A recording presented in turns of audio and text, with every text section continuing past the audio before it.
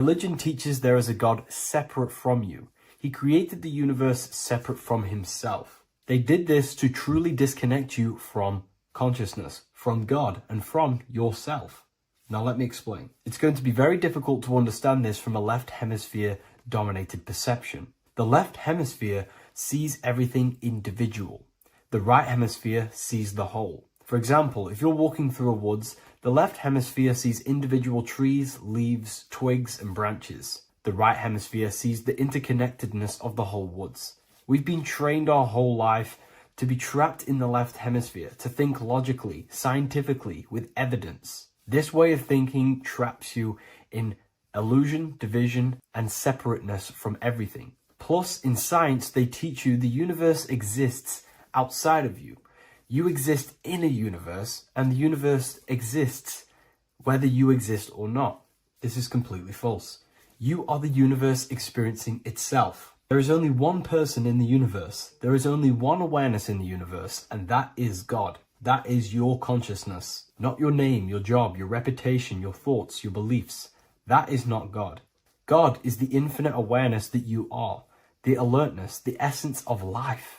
You are an individual. You have a dual nature, an inner world, consciousness, and an outer world, this physical body. The inner world is the immortal, consciousness, awareness. This physical reality is for the immortal within us to experience and enjoy. And the immortal consciousness, the immortal self, the individualized expression of the only thing that is truly real, which is God, consciousness, is seeking a way to understand itself through infinite vantage points. The same consciousness inside of you, inside of the dog, the squirrel, the plants, the stars, the same awareness is in absolutely everything. Only the right hemisphere can see this connection. The universe is one mind separated into the infinite bodies and life forms. This is why scientists tell you that the universe is forever expanding. It's truth in plain sight, because the universe is the mind, and the mind is always seeking more vantage points to understand itself. And the mind is always expanding into new realms of thought. The mind cannot be filled up. It does not exist in space. However, human awareness, human consciousness is very sacred. And the reason why I say that is because humans possess a two-way consciousness, unlike a dog, an animal, or a squirrel, for example. The dog looks in the mirror. It is not aware of itself. It doesn't look in the mirror and see that it needs to improve something. However, humans, we can look in the mirror and say, who am I? Where do I come from? And I need to change this aspect of me. I'm lacking in this area. Dogs do not have this awareness. They function only on their immediate surroundings, on survival and instinct. Human awareness is special because we have the ability to reflect on the self. We can question our consciousness. We can question, who am I? Where do I come from? And where am I going after this? The human mind has no limitation.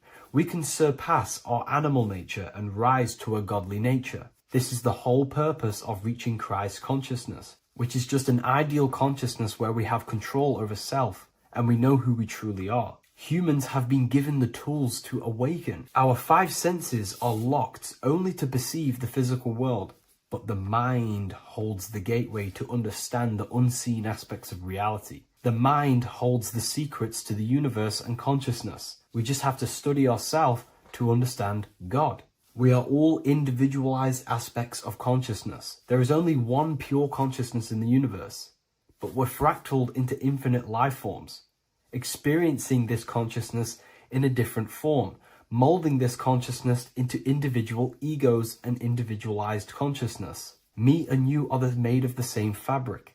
However, I have thought different things, believed different things, experienced different things, which has conditioned my consciousness to be my own individualized aspect of God. And that's what makes me, me, and you, you. God is the creative power within us to turn thoughts into physical reality, to create things. We are a creator. Each one of us is a miniature earth, creating and building in this physical 3D reality. Our consciousness holds power over the 3D reality. We can mold it and create anything we wish. However, we have been conditioned to live like an animal, living in our animal nature, eating, surviving, lusting, and these low-level desires keep us trapped from figuring out our creative power. This is why the ancients always depicted God inside of the brain. Even in ancient Christian artwork, William Blake, Anton Raphael, all depict God inside of the brain. Why is this? Because God is our creative power. The spinal column acts as a type of ladder of consciousness. If you just think about sex and act on sex, eating, consuming, and living in a survival animalistic state, then your consciousness is functioning on the lower end of the spinal column, where your reproductive organs are and your gut organs are to consume food. In order to activate the God within us and to us to truly know God, we have to be aligned with the God consciousness. We have to unlock the God within us so we can truly actually experience God and understand it. However, God exists beyond our personal consciousness, beyond our human identity. In secret societies, satanic rituals and satanic societies, they are seeking a way to escape the human identity through ritual work, meditation, and trance-like states. A trance-like state is like the state that you enter just before you fall asleep, where there is no thought present in your mind, because you are not the mind, you are the observer, you experience the thoughts. And when we escape the human identity through rituals, meditation, or trance-like states, we can actually experience beyond the veil of this material world. However, satanic rituals do this in a negative way. Satanic rituals include ways to make the human mind tap out by pushing the human minds to the limit through pain, suffering, and even torture, to allow the mind to pass out so you can temporarily pass on the veil of the physical world and escape the limitations of the human identity and the human thinking mind. Now, you do not have to do it this way. You can experience the divine and beyond your human identity through many different ways, such as deep, deep meditation, rising above your thoughts, and setting 3 alarms, one for 6 a.m., one for 6:30, and one for 7:30. And when you wake up at these times, what you need to do each time you wake up is allow your mind to stay awake but your body to fall asleep. And you will enter this trance-like state. And you can gain ideas, experience lucid dreams, and maybe even astral project. All of these rituals in secret societies and satanic societies is all about escaping the human identity and experiencing the divine planes beyond the physical. To wrap all of this up, this is all about consciousness. Consciousness is the infinite awareness of the universe, just fractaled into separate bodies. And this consciousness is seeking a way to understand itself in infinite angles and vantage points.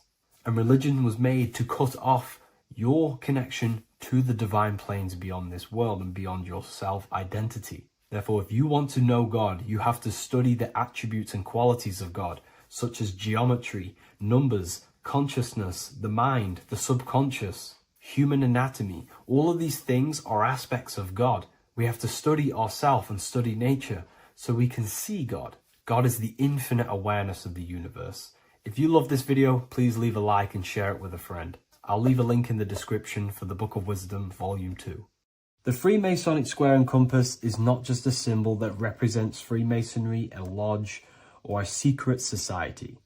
It is a symbol of gaining your own personal power. Now, in this video, I'm going to be breaking down this symbol in the most detail I can possibly go into. Most people live in a state of illusion. They live their life impulsively, acting based on their 5 senses, tasting. They want to feel a certain thing like an orgasm, or they're basically just slaves to external things and their 5 senses, which leads to a very dark path where you'll never actually become a conscious creator and you'll never actually be internally happy. The Freemasonic square and compass reveals some deep wisdom about this. Now let me break this down. If you want to gain your personal power, listen up. The Freemasonic square and compass is a compass which is used to create circles. Now, if you notice something about the circle, they have no beginning, no end. You can't tell where it begins and ends. It's eternal, which means this represents consciousness. Now, if you don't know what consciousness is, if you close your eyes, you have an internal world. You have thoughts, emotion, visualization. This is all consciousness, spiritual. Then we have the square. The square creates squares or lines, which represents matter. It has a beginning and an end. You can quite see where the beginning of the end is, right? So we can even link this to Leonardo da Vinci, the Vitruvian Man. We see the man in the square with the circle. The circle is the eternal consciousness, and the man is the square, limited to the physical world. But consciousness is not limited, that's why it's outside the square. This is eternal, the body is mortal. The body will die, consciousness will never die. If we look even closer at the symbol, we notice in this particular symbol, we have the compass overlapping the square. This is very, very symbolic. This represents spirit over matter, also known as mind over matter, consciousness over matter, the circle over the square. Like I mentioned earlier, most people are slaves to their senses. They go through their day and all they do is chase validation and feelings. They eat all day to feel good, which means they're slaves to their taste. They're slaves to their feeling. They masturbate, which means they're a slave to orgasms and external things. They're literally being governed by the external world controlling their internal world. They're literally living life on autopilot. And don't get me wrong, I was guilty of this too. We're all guilty of this when we join this world because we're not taught this sacred knowledge. Until you actually stop and recognize this, you'll be living life on autopilot, literally not even living. You'll be running off subconscious programs, seeking external validation and being ruled by these five senses. The square underneath the compass represents consciousness on top of matter, which means the internal world is controlling the external world. It is the mind controlling matter and not matter manipulating the mind. In the occult and esoteric world, it's very important that you are conscious of every action that you are taking in your day-to-day life. Never act subconsciously. Always be conscious. What are you thinking? What are you acting? What are you giving your attention? All of this is contributing towards creating because you are a creator. Consciousness is a creative force. You need to make sure that the compass is on top of the square, that your inner world is controlling the outer world and not the outer world controlling the inner. As I've mentioned in many videos before, the internal world of consciousness is what's producing the external world. Your life is just a result of every thought and emotion that you felt in the past. Everything you own, everything you possess, your friends are all reflections of your consciousness. They're all reflections of what you are thinking about. When you change your thinking, your external world starts to rearrange itself. On a basic level, this symbol represents the combination of spirit and matter. You are a spiritual being and a material being. You are heaven, the sky, and earth, the ground. You are heaven and earth, spirit and matter infused into one. You are a bridge between the divine and the earthly worlds. And you can bring down these higher realms of consciousness, thought, imagination, and emotions into a physical, tangible reality. To do this consciously, we need to make sure the external world is not manipulating the inner world. Because if your internal world is being controlled by external circumstances, for example, you have a circumstance happen in your reality, an emotion triggers inside of you, and that emotion is a command to create more of that. And the thoughts that you think are creating more of that negativity. So it's a constant cycle of negative manifestation if you let the external world control your internal world of consciousness. So we need to make sure the compass is on top of the square, that the internal world are commands and not reactions to create your external reality. And not only just to create, but to actually enjoy life. If we let the external world bother our internal world, this means that we have some sort of mental or emotional attachment to the external world. We need to detach from the external world. Why do I say that? Because it's temporary. It's an illusion. We are going to die one day, and none of this will matter. You need to understand that everything in this world is temporary. You have to be okay with losing things, losing family, losing things in this world, because it's guaranteed to be temporary. We need to make sure the internal world is order and not chaos, commands and not reactions. Now, at the back of the Book of Wisdom, Volume 2, the book that I've wrote here, I go over the different meanings of the different arrangements of the square and compass. Sometimes we see The square overlapping the compass, which is the opposite of what we've just broken down.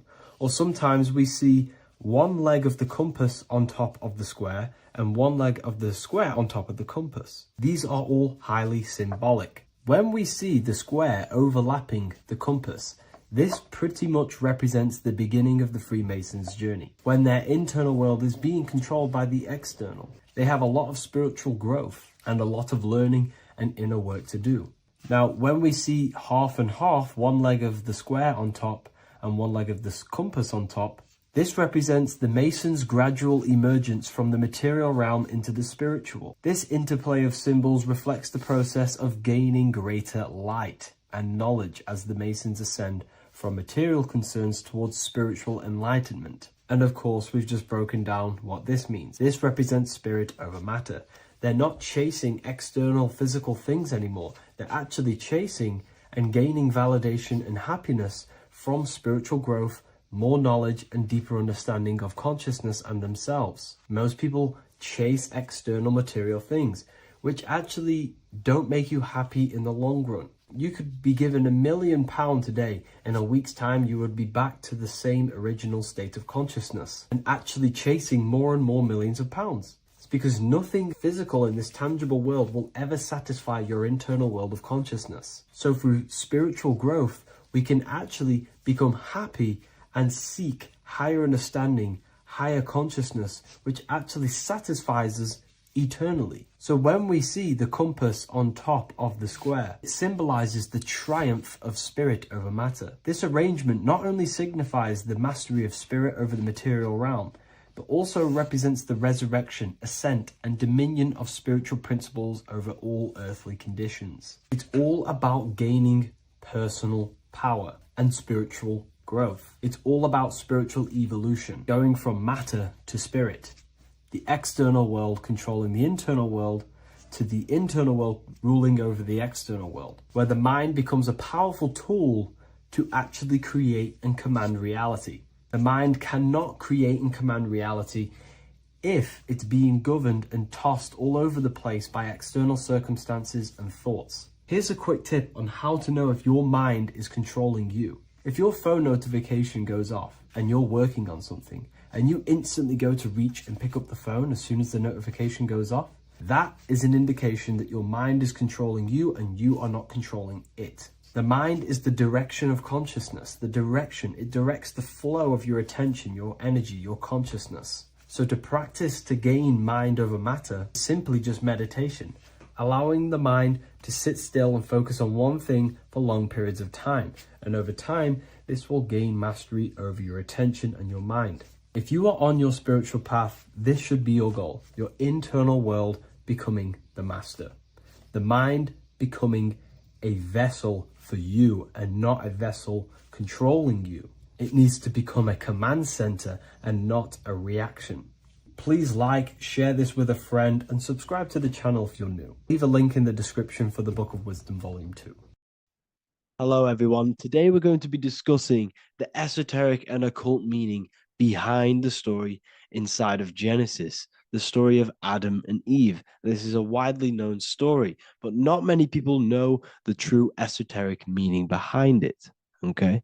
So today we're going to be breaking this symbolism down. Before we get into this, please leave a like and a subscribe on the channel. I would greatly appreciate it.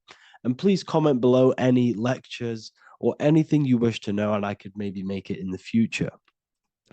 The first thing we must understand about the Bible is that it is an esoteric and occult book. It is written in allegory. It is written in such a way that we understand the book compared to our level of perception. Now, what do I mean?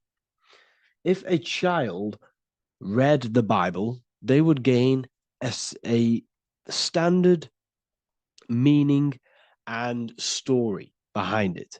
They would gain a normal interpretation of the book, of being good, praise God, and be a good person. However, me, who have studied the occult and esoteric and symbolism for a very long time, when I read the Bible, I see a deeper meaning. I can read between the lines of the allegories, which means the Bible is written in such a genius way that it speaks to your level of intelligence.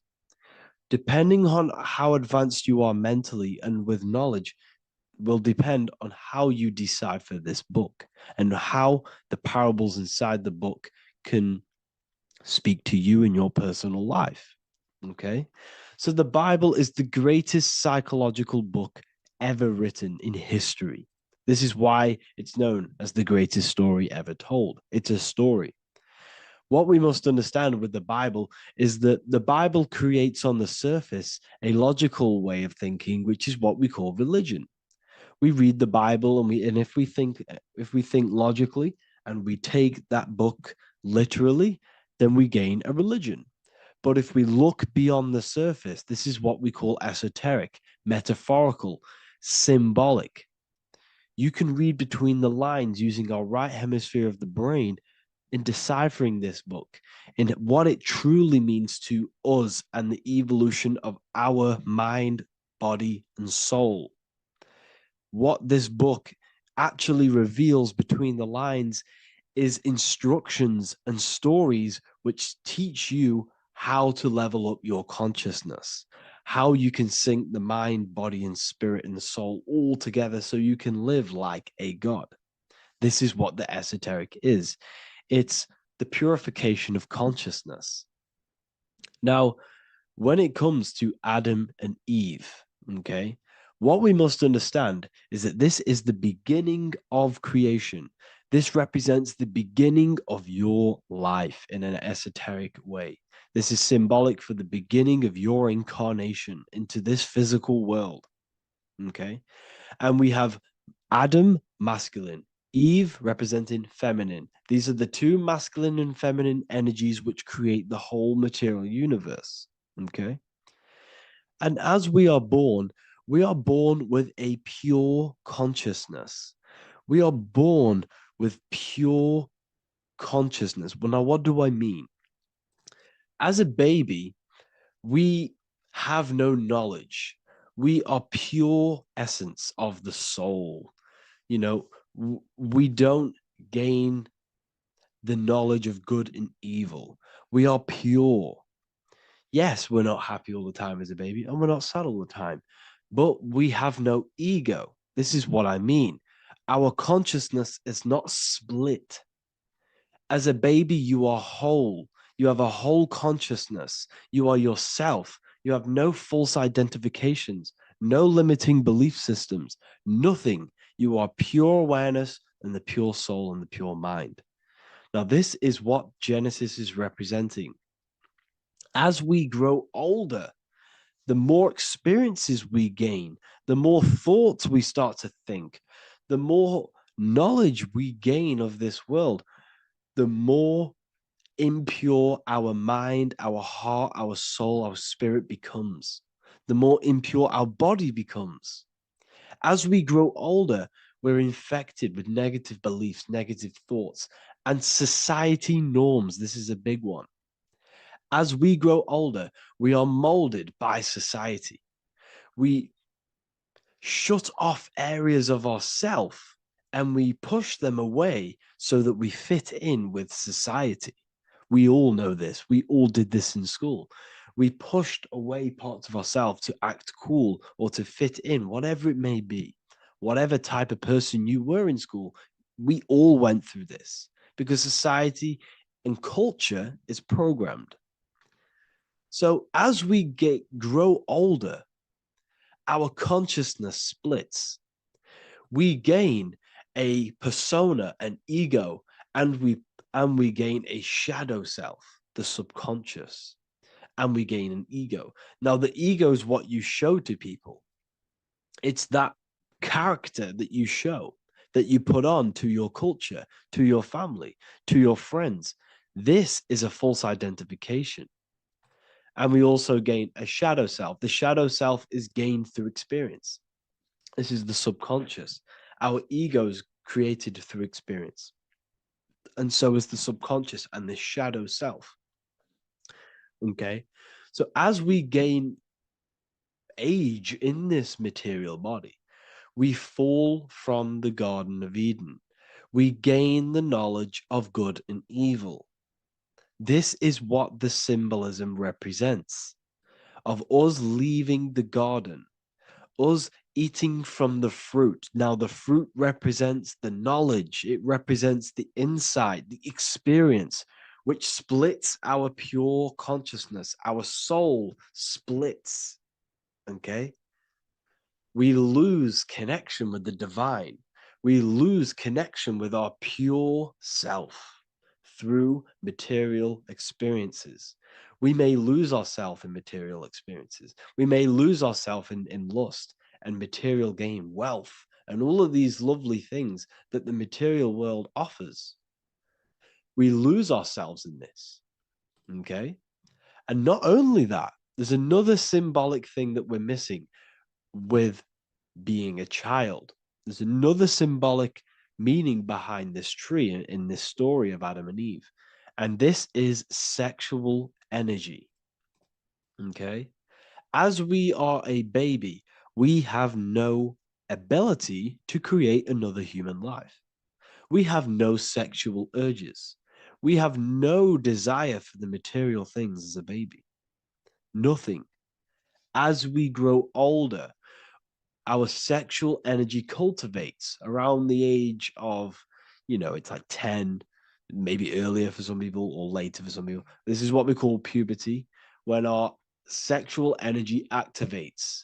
This is when the masculine and feminine energies are present within the body. And we are now given the ability to create human life. We're now given the ability to bring in a soul into the material world. Now, this is what we believe and know in the esoteric world. That is what sex is. You're bringing a soul from the astral into the physical. Okay. So as you grow older, you gain this ability to use the power of creation. You gain this force within you that allows you to open a portal in the astral and bring in a soul to the material. Now, this power can be misused. This power is very powerful and should not be misused. In occult and esoteric teachings, we teach and learn sexual transmutation, how we transmute sexual energy into different areas of our life so we can grow and create. Because sexual energy is creative energy. It creates a whole new human being. So if we retain it, we can transmute it into creativity. So this energy is kind of corrupting us as well. And now I'm not saying growing up is evil, all this thing is evil. This is a natural cycle that we must go through. The soul of us must go through this cycle so that we learn, so that we overcome it, so that we gain mastery over ourselves, so that we expand ourselves. I recommend you watch the Evolution of Consciousness lecture that I did on my YouTube. An amazing lecture. Talks about the evolution of consciousness and how we're on a never-ending cycle of life and death and expansion. So leaving the Garden of Eden is symbolic. You see, Eve represents emotion. She's feminine. Adam represents action. That's why he bit the apple. You see, Eve takes the apple and tempts Adam because she's the emotion. She's the sexual desire. And Adam eats it. He releases, he misuses the power of his creation. He misuses his consciousness because of material illusions and material desires. This is natural. Okay. As we grow older in this life, our soul has to experience sin. We have to experience negativity. We have to experience evil. Okay. And we have to misuse this power within us to learn about it so we can overcome it and gain control over it. Now, this is why the Bible says in Genesis 3:6, for God doth know that in the day ye eat thereof, then your eyes shall be opened. Ye shall be as gods, knowing good and evil. This is very, very, very symbolic. We come into this world to experience a dualistic way of reality. We come into this world to challenge ourselves so the soul can grow, because the soul comes from pure love from God. But we come into this world so the soul may know what it's like to be evil. You see, we are like a seed. Our soul's like a seed. And when that seed grows, okay, and it's planted, them roots must grow to hell in order for the top of the tree and the roots to grow to heaven. In order for the soul to reach the highest states, it must descend down into the lowest states. Good and evil. This is the story of good and evil, okay? And this is the story, a psychological story of how the human mind has functioned in this life. This is what this story is representing of how our soul and mind is functioning, how our consciousness is splitting and growing up and evoluting. Okay. Like I said, snakes represent sexual energy. They represent, snake, when you've been snaked. This is why we say you've been snaked, because it represents a temptation of sexual energy. This is why the Kundalini is symbolized as a snake. This is the serpent within us that we can rise to activate dormant brain cells in our brain. And that's called the Kundalini awakening. I'm not going to get into that into this video, but this is what it symbolizes, the tree and the knowledge of good and evil, because our body is the tree. Our central nervous system is the tree. The snake is our sexual urges and this false temptation that tempts us to interact with sin, the material world, okay, and go against our higher divine self. This is what it represents. Now, it's very, very symbolic. Not everyone is going to agree with this, but this is my interpretation of Genesis based on my research of occultism, symbolism, metaphors, and me studying the Bible. This is my interpretation, and I hope it resonates with you. It might not resonate with you, but this is what makes sense to me, and this is what has made sense to many other occult researchers who are in this space as well. Okay. So please leave a like, leave a comment, leave a subscribe. I'd greatly appreciate if you could, just give me some support on this channel. We're nearly at 100,000 subscribers, which is insane. I just want to say thank you all. And yeah, I will see you inside the university if you join. I'll look forward to mentoring you, connecting with you on the live calls. There's a new symbolism course which is going to be available very, very soon. And yeah, if you join the university, you also get a 30% discount on all of my products, astrology readings, one-on-one calls, all of my books. Yeah, so I hope you gain some insight on this video, and I'll see you in the next video, and I'll see you inside the university. Have an amazing day. Today's topic is the binary code behind the universe. You will learn the fundamentals of the binary code, deeper understanding of reality, which will give you more of a connection to the universe, evidence supporting the existence of this code, and how to use the binary code to shape your reality. This is an important one. We have 0 and 1. This is the binary code of the universe. It underlies everything. It is the source of all creation. The universe is binary in nature, meaning it exists as both something and nothing, on and off, male and female, light and dark. Everything has its polar opposite. At its core, all that exists is 0, representing nothingness, infinite potential, and 1, representing something, order. 0 represents the feminine, vast, formless, and infinite potential. It is the space from which all things emerge, the womb of creation, the receptive and expansive force. 1 represents the masculine, structure, form, and order. It is the active principle, the initiator, the force that defines and shapes reality. Together, they create the fundamental duality that underlines existence, the balance between chaos and order, the void and creation, yin and yang. We see this in the masculine and feminine bodies. This is deeply encoded into the fabric of reality. And once you see this, you will never unsee this. So please leave a like on this video if you love my content and you love the wisdom that I share with the world. So we see this with the masculine genital areas. Remember, this is the genital area. This is all to do with creation. These are the generative principles, the generative organs in the body that allow creation to continually outfold into new life. The genital areas are all to do with the code. The male is the one, the action. He's the initiator. The feminine is the zero, which is the infinite potential, the womb of creation. 0 and 1. This is why we have 10 numbers. 0 and 1. Masculine and feminine. We even see this in the bodies. The feminine body is made out of curves, which is 0, curves. And the masculine body is made out of lines.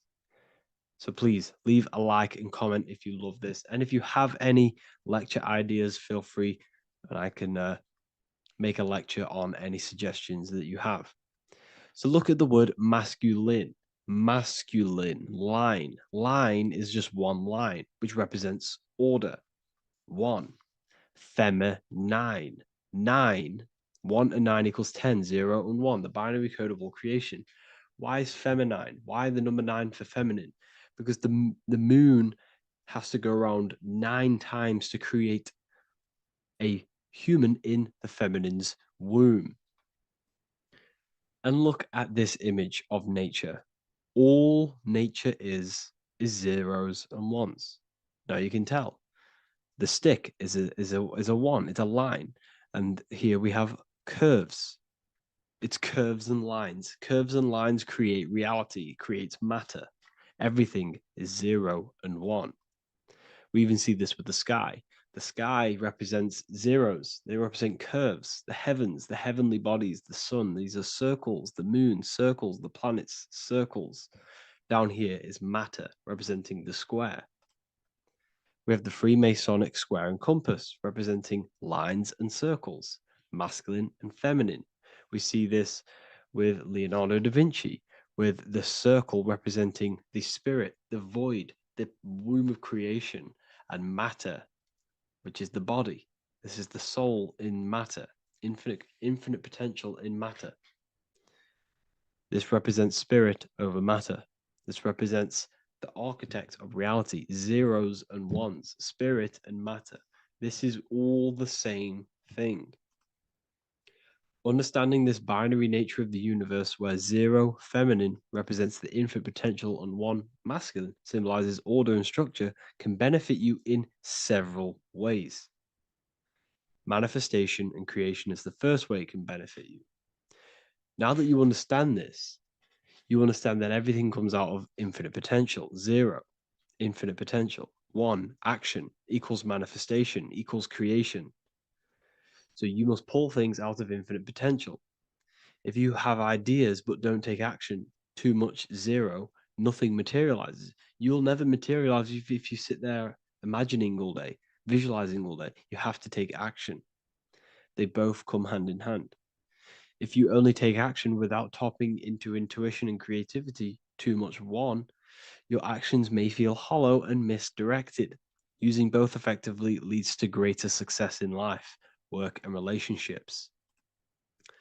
This is the 33rd degree motto, or this is on the 33rd degree of Freemasonry Scottish Rite logo, and it's called Order ab Chaos, order out of chaos.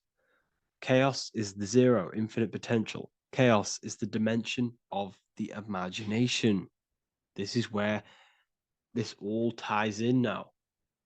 Imagination is the dimension of infinite potential, pure potential, formless creativity, and the realm of infinite possibilities. It is the void, the unmanifested energy that contains all that could ever be. That is the imagination. The imagination is the dimension that you are connected to, and you can pull any idea out of and materialize it into a reality.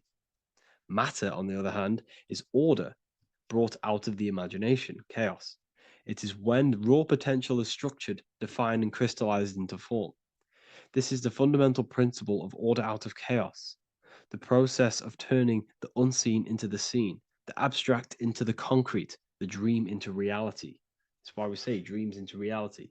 Dreams are in the imagination, infinite potential, and the human mind is connected to higher dimensions of consciousness, which we can pull ideas, things out of, and materialize it into our lives.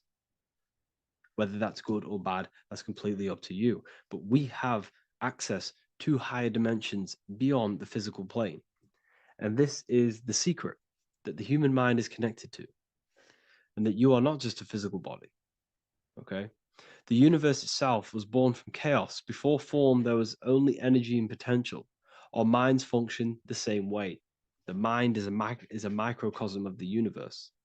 Our thoughts exist in an infinite field of possibility, but they only become real when we take action and give them form. If your inner world is filled with chaotic thoughts and impulsive emotions and negativity, then creating order within is essential for balance, clarity, and growth. What do I mean? Order out of chaos, 0 and 1. All creation comes out of infinite potential. The mind, the imagination, is the infinite potential. The material world is the order, it's the effect.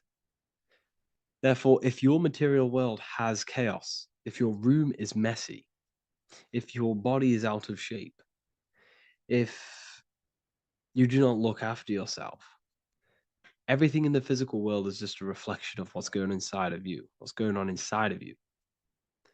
So if you have a messy room in a messy house, this reflects as a messy mind, a chaotic mind, and we must create order in our mind. So this applies to all realms of your life. This applies with your mind, it applies with your emotions, it applies with your manifestation, it applies with the physical world, with the masculine and feminine.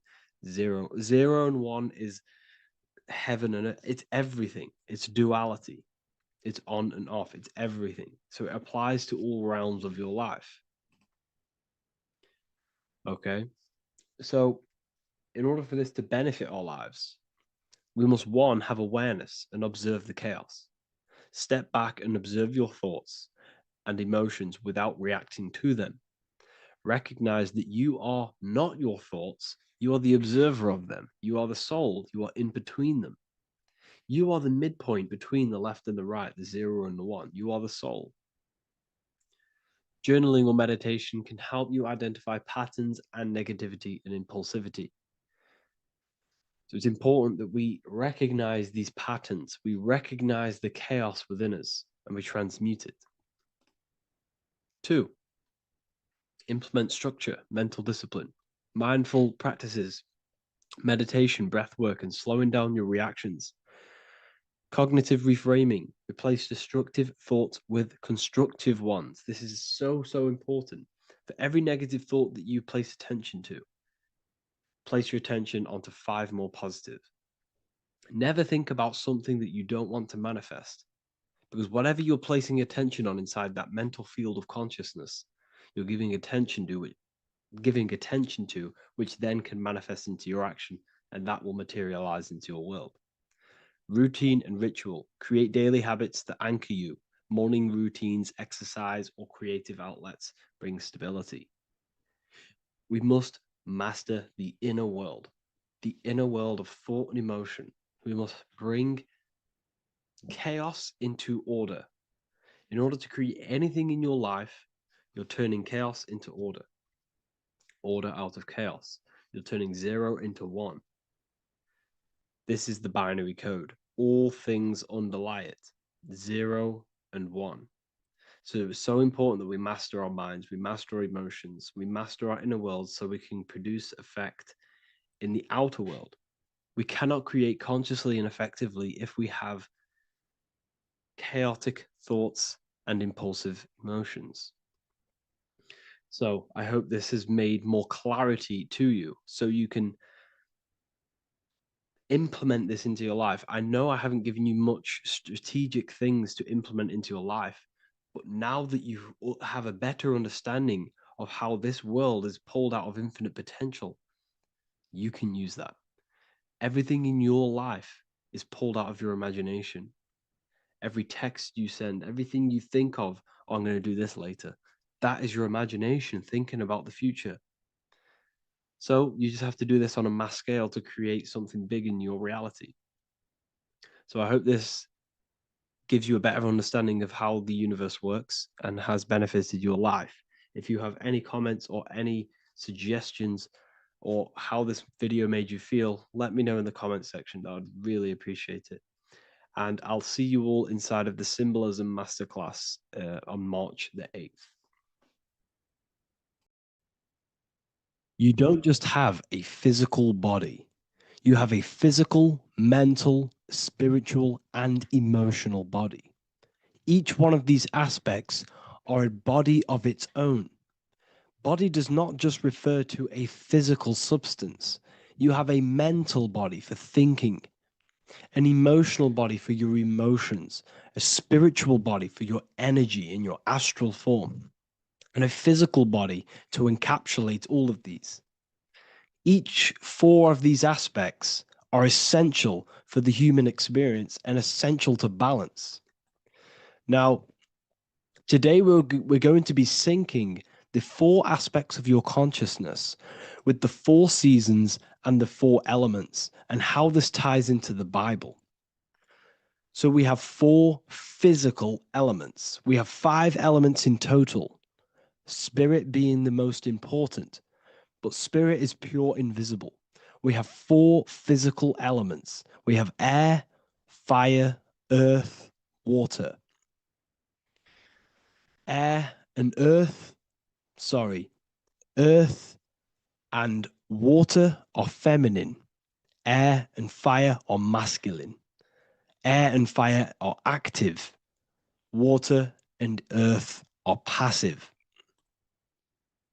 The air corresponds with the mental body of consciousness. This is where your intellect, this is where your communication, this is where your thoughts, intuition all comes from. This is the mental body of consciousness that allows you to think, allows you to process, figure things out, and have intellect and gain knowledge. This is your intellectual aspect of your consciousness, located in the head region.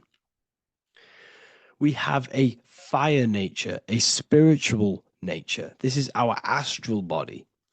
Our astral body is all to do with the subconscious realms, the higher realms of consciousness. This is the body that allows us to be free from the physical body. Our spirit is more of our energy. Our energy. Water is our emotional body. This is what allows us to feel things, that allows us to gain intuitive feelings of conscience. So, emotion allows us to understand what is right and what is wrong. When we feel something bad, we know that this is wrong. When we feel something good, we know that we are doing good. Emotions are a creational force that allows us to feel certain things to bring them into existence. Our emotional body is a creational force and should not be reactive, and it should be controlled. Most actions are stemmed from emotions. Actions bring thought into physical existence. Emotions are the driving power.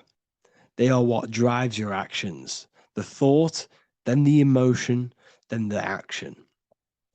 Earth is your physical body.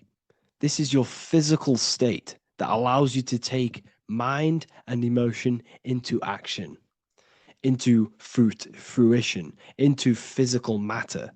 This is what your physical body allows your consciousness, your soul, to interact with the physical world and bring things into physical existence. The physical body, the physical world, is an outcome and an effect of the thinking mind. All physical substance comes from the thinking mind. The pen, the phone you're holding, the microphone I'm speaking into, all began as a thought in the thinking mind, then it was brought into physical reality. Earth is the most dense. So it goes in this order: body, emotions, spirit, mind. The higher you go up, the more lucid and fluidic it becomes.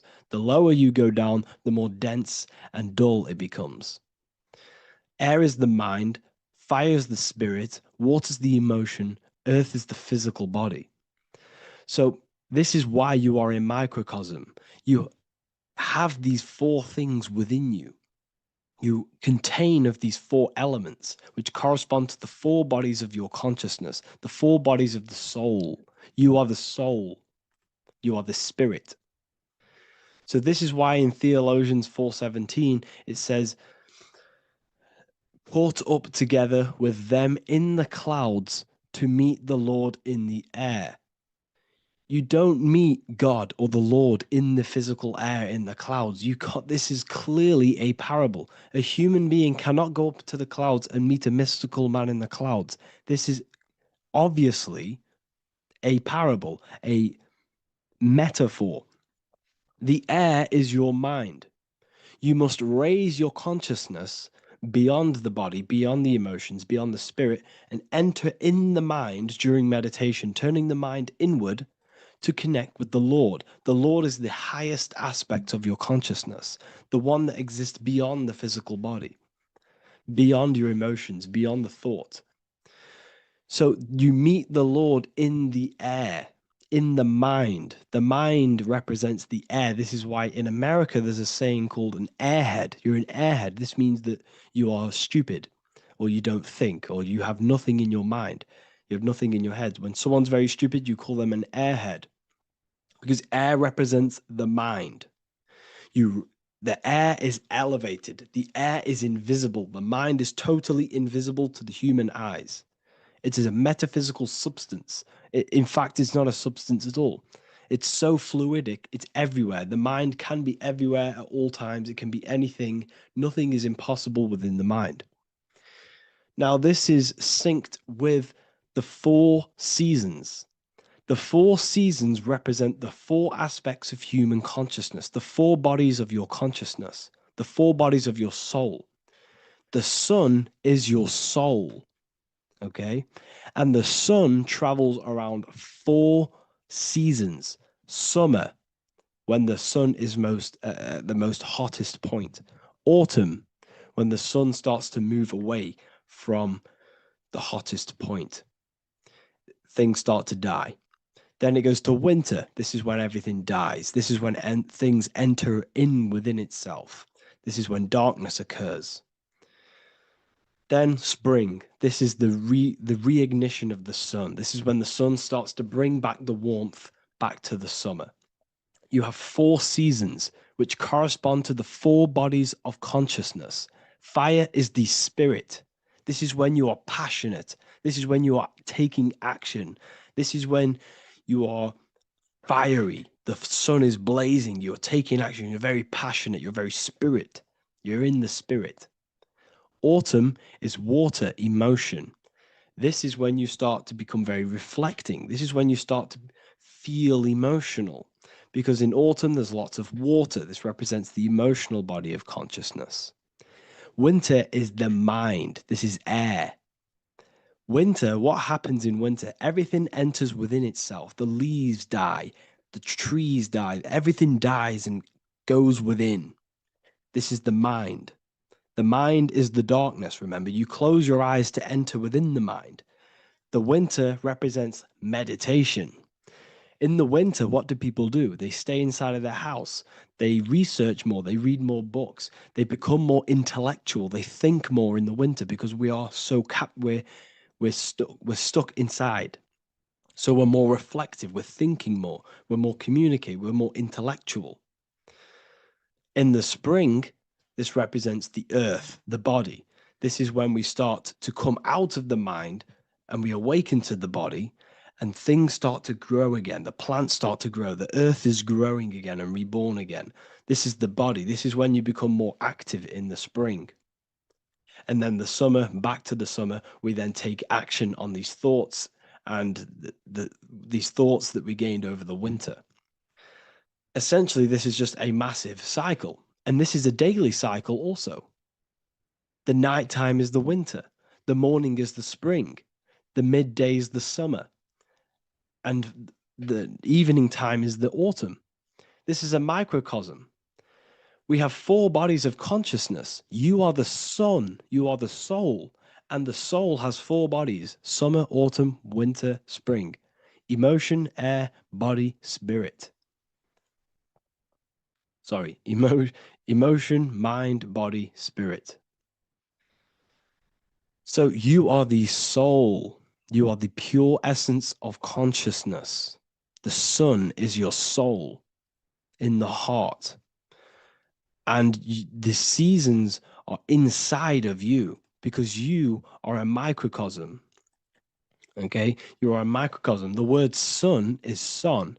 The Latin word for sun is sol, which is soul or solo, because the sun is solo. It's on its own. You are the soul, and the soul has the four different bodies of consciousness. So before we move on any further, if I've blown your mind, please, if you can, leave a like, a comment, a share, and a subscribe. Let me know what videos you want me to make in the future. Please drop a like. It definitely will help me.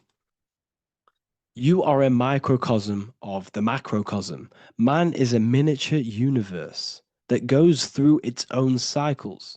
The seasons of the summer, winter, spring, and autumn do not occur merely outside of him, but within him as well. The summer is within you. You feel different in the summer. You feel different in the winter. You feel, depending on the body of consciousness, your soul's interacting with. So the sun in the sky is your soul inside, and the sun goes through these cycles, which is affecting your bodies of consciousness, because the cycles represent your bodies of consciousness. Now, this ties in with the Bible. This is why we have four gospels. This is why Matthew, Mark, Luke, and John are always seen with the four different zodiac sign animals or symbols. So you always see each one of the gospels. If you just type in on Google Matthew, Mark, Luke, and John, type in ancient pictures, paintings, or pictures of them, and you will find these four zodiac signs are always standing with each one. Taurus, the bull; Leo, the lion; Scorpio, the eagle. An old symbol for Scorpio was the eagle, and a man for Aquarius. Here you see very, very ancient paintings and artwork. Here we see Matthew, the man, Aquarius. Here we see John, the Scorpio. Same here. We also see it on the tarot cards, on the world card. We see the four fixed zodiac signs. Here we see it as well. These are called the four fixed zodiac signs. Now, when we look at the zodiac, we're no longer looking at the sky, because what you must understand is as above, so below. What is above you is inside of you. What is above is what is below. What is outside of you is within you. The zodiac is inside of you. The zodiac revolves around the sun. The sun is your soul. These are different energies of your soul. Like I said earlier, the four seasons are the four bodies of your consciousness. And in each body of consciousness, you have these different energetic energies that you can work with. Okay, so this is the true astrology. This is the true astrology, the internal esoteric astrology. You can't find much information on this at all. Very hard to find. So what we're looking at are the four bodies of consciousness.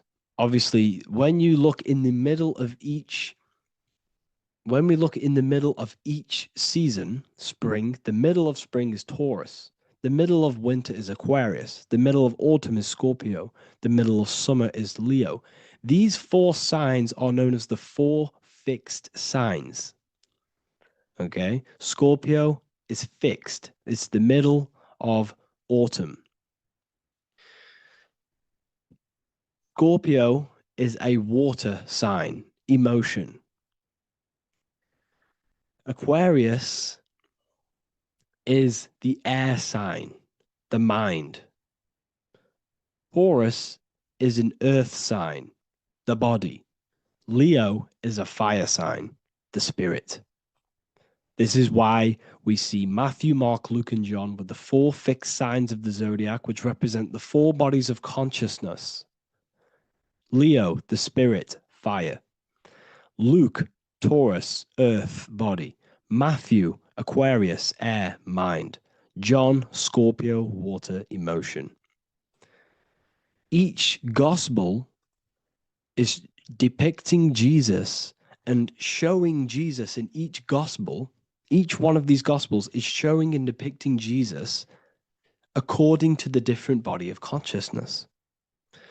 In John, this is when Jesus starts to turn water into wine. Water is emotion, wine is transmuted emotion. This is when he does miracles with his emotions, water into wine. Aquarius, which is Matthew, air, the mind. Inside of the Gospel of Matthew, this depicts Jesus as an intellectual person, a person who's communicating and using his mind, his mental body a lot inside of the Gospel of Matthew. Go and read it, and you will see this. Luke, Taurus, earth, the body. Luke shows and depicts Jesus according to the body of consciousness, the physical body. He shows Jesus as a human, being a human being, helping people physically and helping people's physical needs, like giving away food and doing all sorts of good things for other people. Leo, Mark, inside of the Gospel of Mark, this shows Jesus as a spiritual teacher, a passionate person who is taking action. Each gospel is showing Jesus according to the different body of consciousness. And Jesus represents you, the Son. That's why it's called the Son of God, the light of the world. Jesus represents your soul, and your soul has these four gospels, the four bodies of consciousness, the four fixed signs, the four elements, and the four seasons. These things all correspond to your consciousness. So this is Leonardo da Vinci showing you the exact same thing. Jesus is the I am, the Son, the soul, in the middle, on his own. Luke, spring, earth, body. There are three people in each group. There are four groups, and there are three people in each group. 1, 2, 3. 1, 2, 3, 1, 2, 3, 1, 2, 3. Fall, winter, summer, spring. These are according to the four bodies of consciousness. Here we see Aries, which rules the head region. He's on the head of the table. Gemini, he's holding up the two hands because Gemini rules the two hands, the two arms. Gemini is the two twins, which is the two arms and two hands, and the two lungs. Here we see the beginning of summer, which is Cancer. You see the big knife here. Cancer, him here, this gray-haired guy, holding a knife for the crab. Cancer, they pinch. You have a knife, symbolizing the crab. Leo, the middle of summer, showing dominance. The sun is very dominant. He's got his elbow on the table, showing dominance. Virgo has no Adam's apple. Cancer here is pointing at this woman's neck, saying there's no Adam's apple. This is Virgo, the virgin, the only woman. Jesus, the sun. This is Libra, the balancing. He's holding his arms out, balanced, showing the balancing of the sun. Because when the sun enters Libra, the sun is balanced between winter and summer. So it's balanced. This is all astrology, but this is internal. Okay. This is Ezekiel's vision. Ezekiel had a vision in the Bible, and he saw the face of a man, the face of a lion, the face of an ox, and the face of an eagle.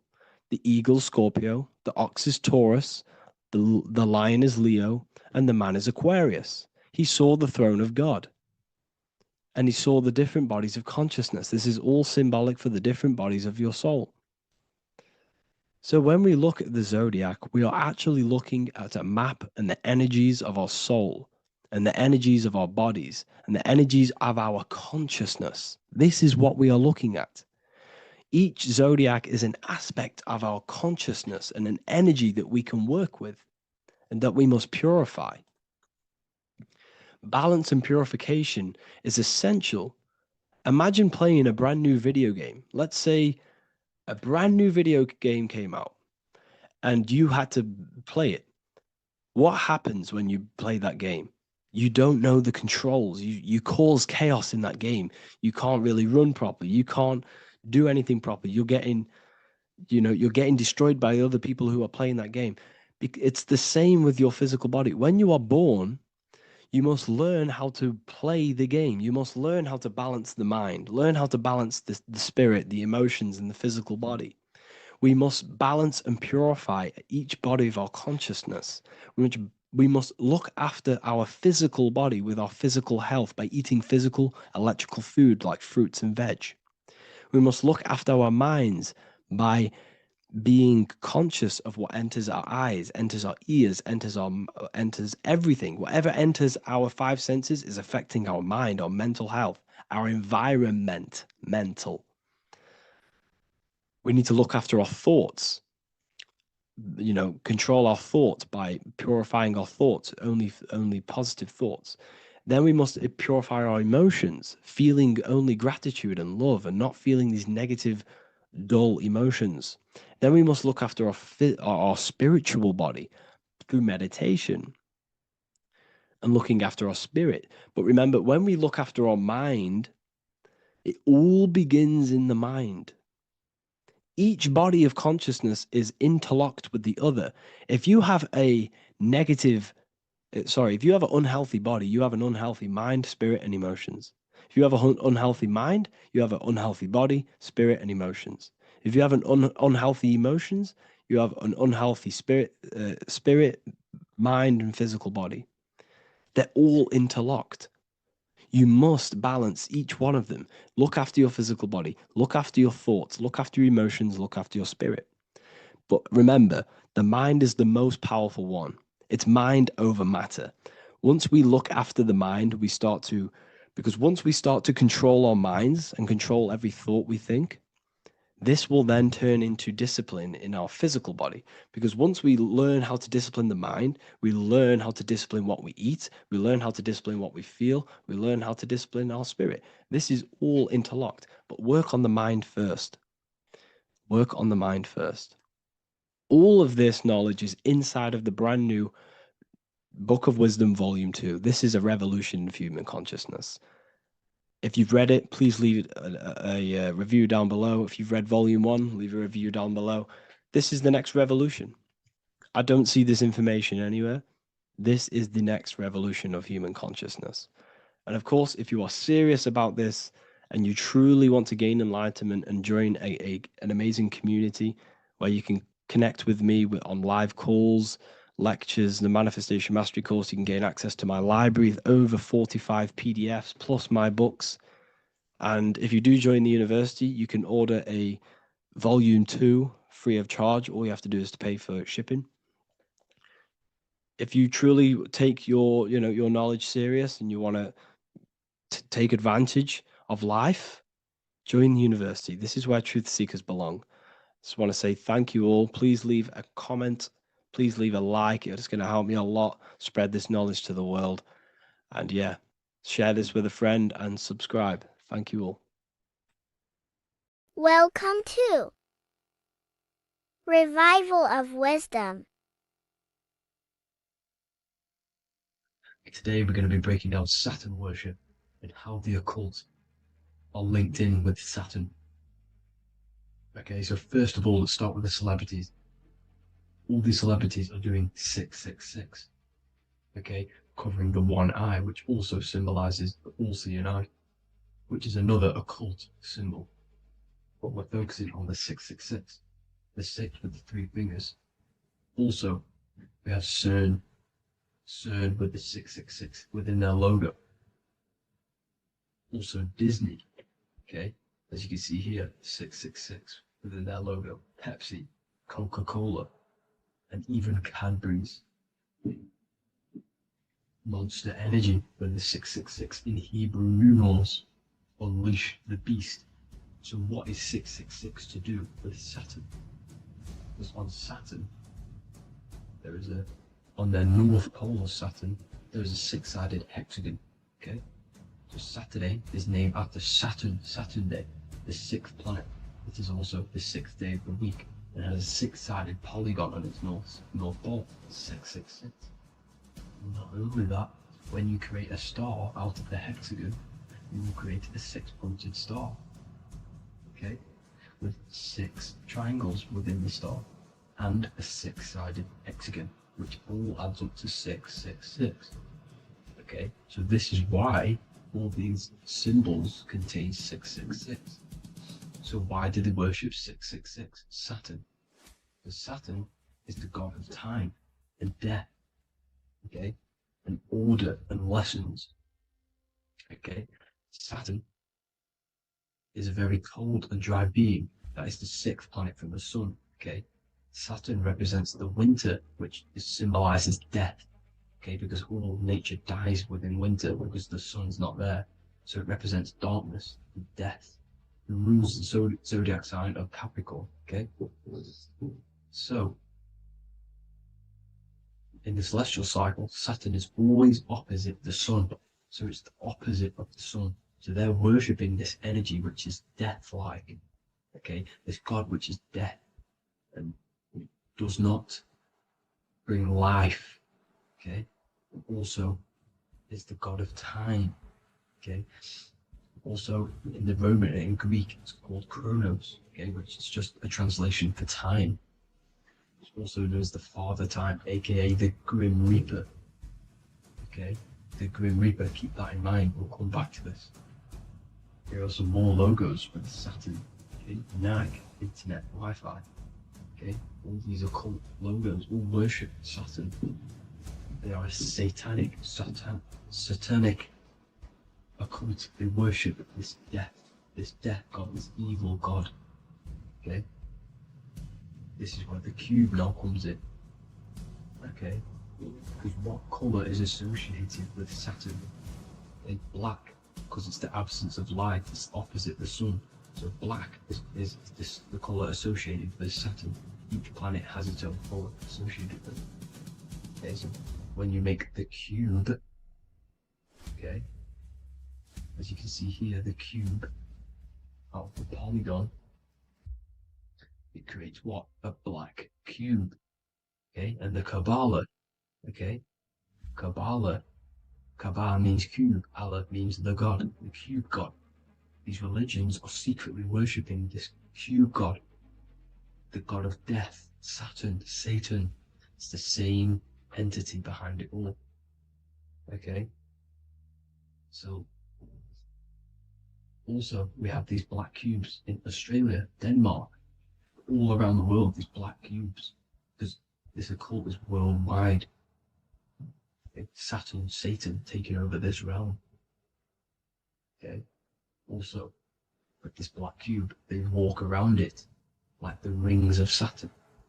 It's around the black cube of Saturn with the rings, they walk around in circles. What are circles? Cycles. What is a cycle? Time. The time god.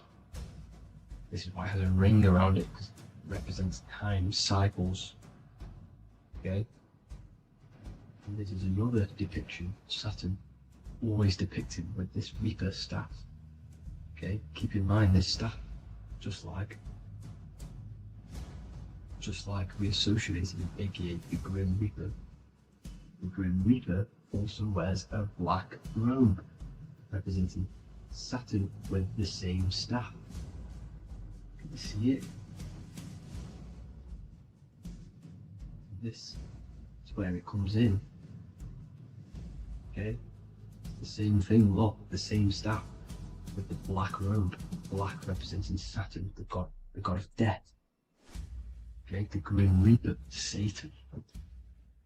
Okay, also when you graduate from university, what do? You wear a cube on your head, a black cube with a black robe. This is Saturn worship. See, this is how Saturn, Satan, has tricked the world into worshipping him, not God, the sun, which represents God. So what is a corona? Because a corona is a crown, a circle, okay? A set of concentric circles of light seen around a luminous body. So Saturn. So this is why they used to worship Saturn by wearing crowns in ancient days, and we still do to this day. The king or queen has a crown, a corona. Also, corona, the dream. Corona adds up to 666, just like Saturn is 666. But like you see in the corona, you see the staff.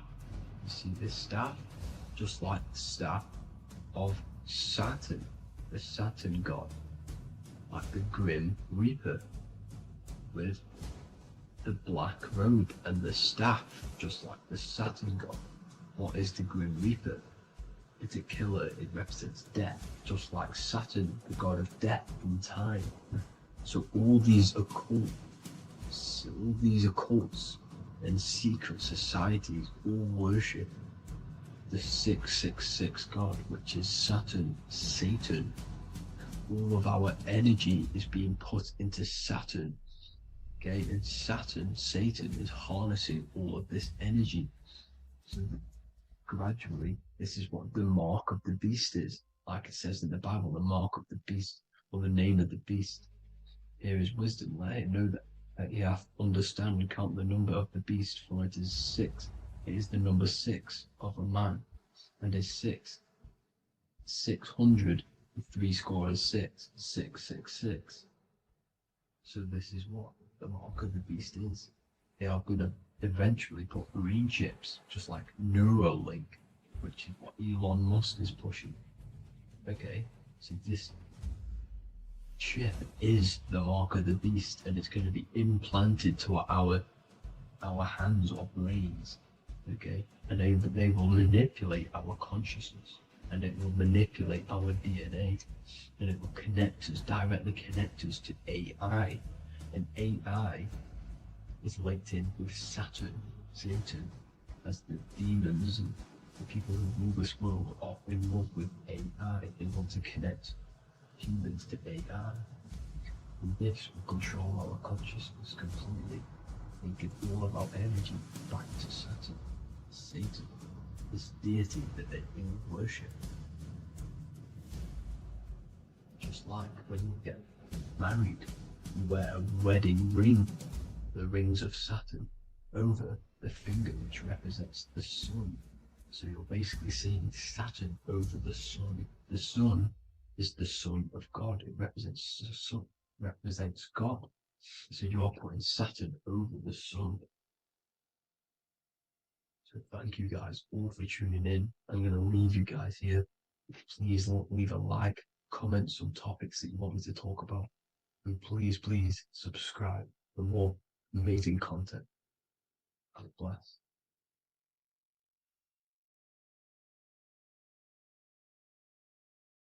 What if I told you that reincarnation is real and that there is a metaphysical, spiritual science behind this?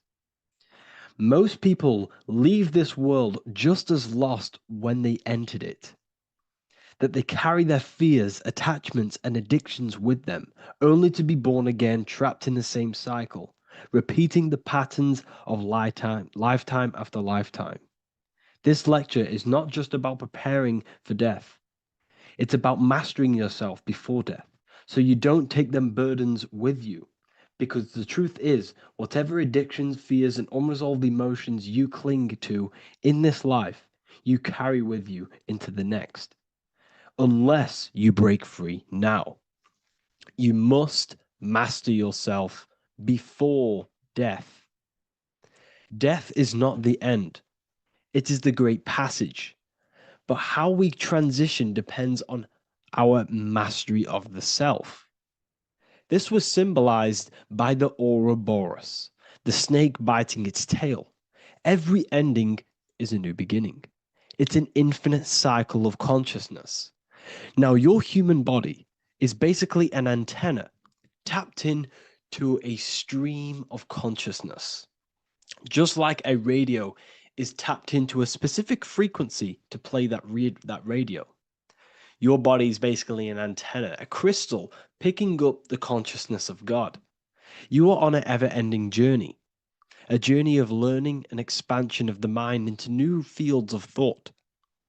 This was symbolized as the Ouroboros. When you die, it is a new beginning. It is transitioning, not an ending. Everything is eternal in this universe, as consciousness is formless and constantly transforms into new forms of life. Let's break down the word death. Death contains the word ether. Now, the ether can be found in the word heart or earth. Ether.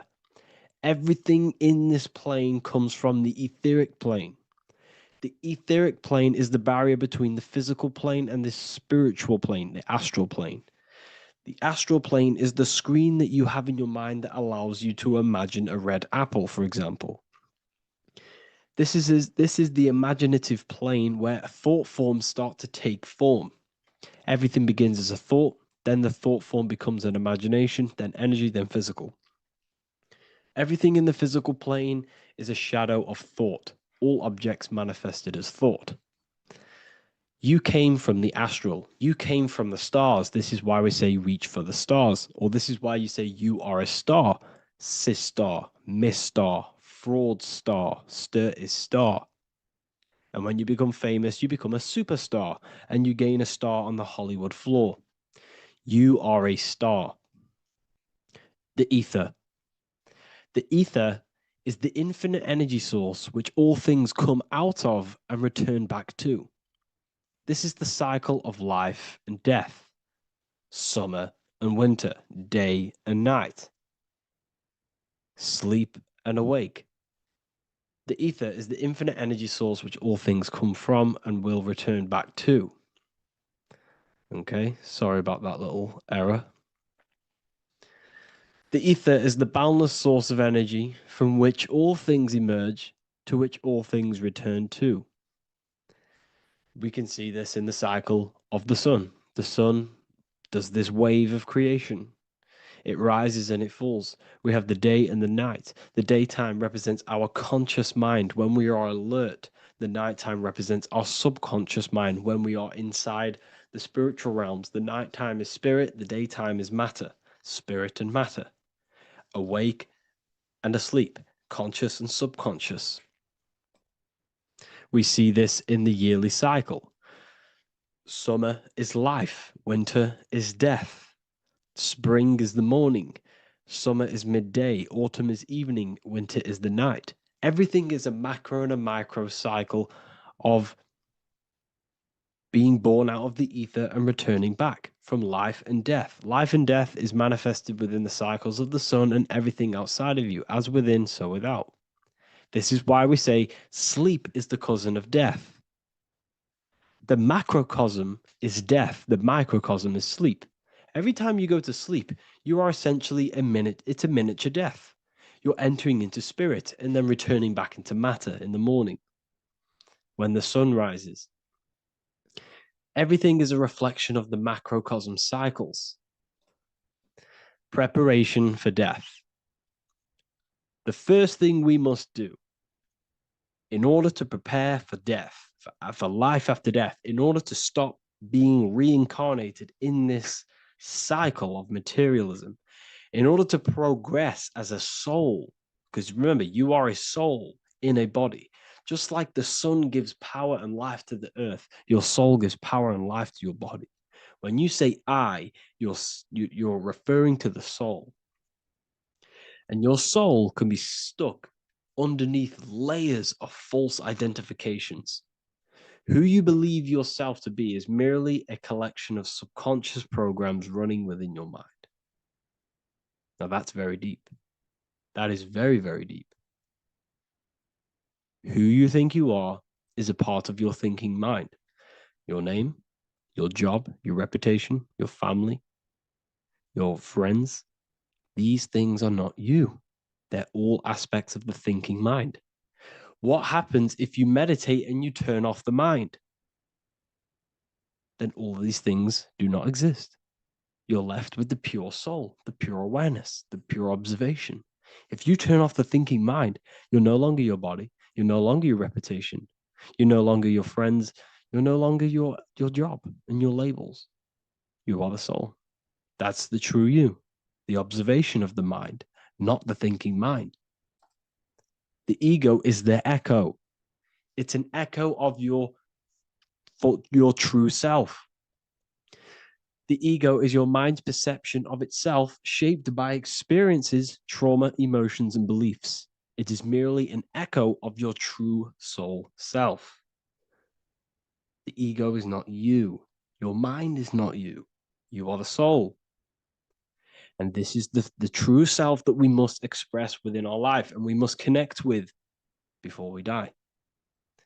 Because when we die under the echo, under these false layers of the emotions, the traumas, the experiences, the addictions, the emotional attachments, when we die underneath all of this, when we don't know our true self, the soul is still hidden.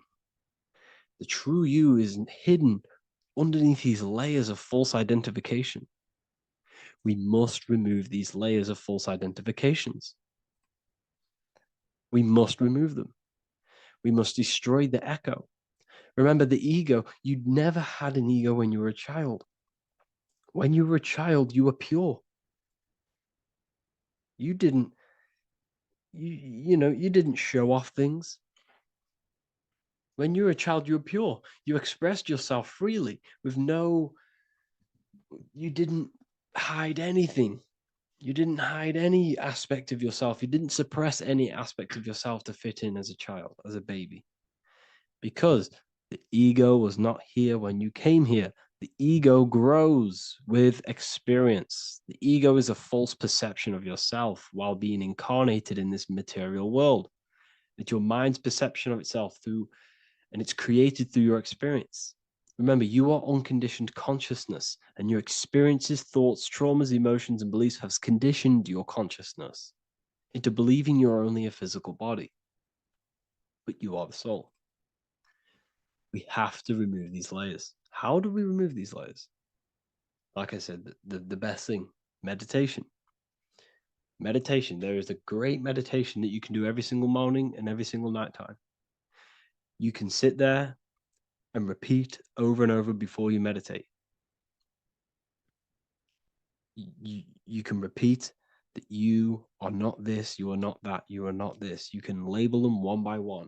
Start with, I am not my body, I am not my job, I am not my name, and then detach from absolutely everything until you are left with nothingness. And when you start to meditate, detach from everything. Nothing matters. I am here right now. And what will be left? The only thing that will be left is the language that your mind is using. Now, this is very deep. Not many people will tell you this, but I've lingered in meditation many times. And I can tell you from experience that the only thing left once you detach from everything is the language that your mind is attached to. So whether that's English, Italian, French.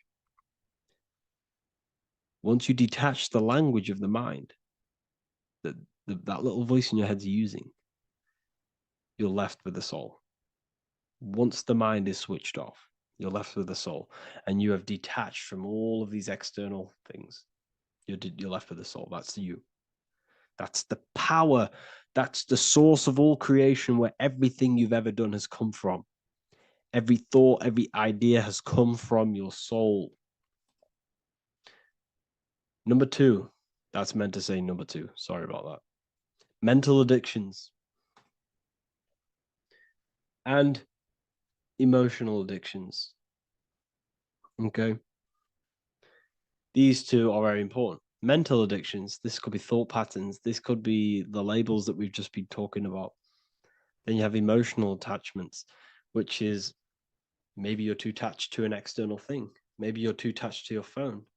Maybe you're too attached to family. Maybe you're too attached to loved ones. Yes, I'm not saying don't love them, but what I'm saying is do not rely on anything in this world to make you happy, to fulfill your emotional needs. Everything is found within you. You must look within, and if you're looking without, if you're trying to find yourself in the outer world, you'll never find yourself. You'll constantly be looking around in loops. Because you cannot find yourself in the outer world. Nothing will give you long-term validation. Seeking validation in the outer world will leave you soulless, leave you feeling empty inside and sad and depressed. You have to find yourself within. You have to detach from everything you are relying on to give you emotional stableness. You have to detach from all. Yes, love your children. Yes, love these people, but do not rely on them. Because everything in this world is temporary. Do not conform to this world. The Bible tells you this. Everything in modern society nurtures the body, but neglects the soul. They keep you addicted to as many things as possible. Smoking, you have to detach. Drugs, you have to detach. Alcohol, detach. You cannot rely on anything. This is why this path is very, very difficult to walk. But I'm showing you the way. These are the things you must do before death. You have to detach from absolutely everything. If you die and your mind and soul is still addicted to these worldly things, then you guess what? You're going to reincarnate. You're going to reincarnate because your mind is still thinking about these material earthly things. And if you are operating in that vibration, you're going to project that vibration and come back here. You have to detach. You have to master the soul and master the mind. Like I said, the matrix is designed to keep you addicted to as many things as possible. Your phone, food, smoking, drugs, alcohol, clubbing, all of these things.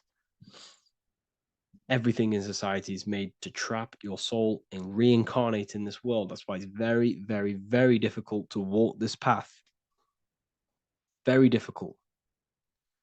Matrix, matter tricks. John 2:15 to 17. Do not love this world, nor the things it offers you. For when you love the world, you will lose God. Do not love this world, nor the things it offers you. Do not conform to the pattern of this world, but be transformed by the renewing of your mind. Great quote. Do not conform to the pattern of this world, but be transformed. Let this world transform you. Learn from this, expand from this, but do not be mentally and emotionally attached. Okay? What good will it be for someone to gain the whole world yet forfeit their soul? Like I said, everything in the Bible is telling you the truth. You just got to read it correctly. This is spirituality. This is spirituality. The Bible is spiritual. It's a spiritual text. We must disconnect from everything outside of us and connect with the true soul. Here we have the Egyptians showing you the soul leaving the body. Here we have the soul here. Here we have the Masons showing you the soul coming out. The soul is real. You are the soul. And when you leave this physical plane, you will go into the astral plane. That's where you came from. You came from the astral. You came from the stars. You incarnated into this physical body.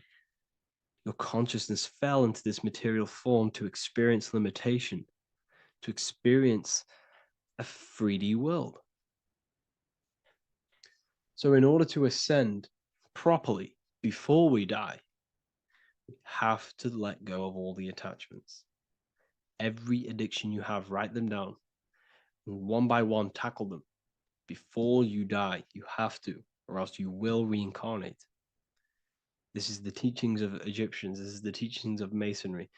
All of these addictions contribute towards life after death. Everything must be controlled, and we must be attached to the soul. I'm not saying I'm perfect. I'm not saying I'm perfect, people. We're all not perfect. We're all under psychological operation by the government. We're all in a very difficult situation with this awakening.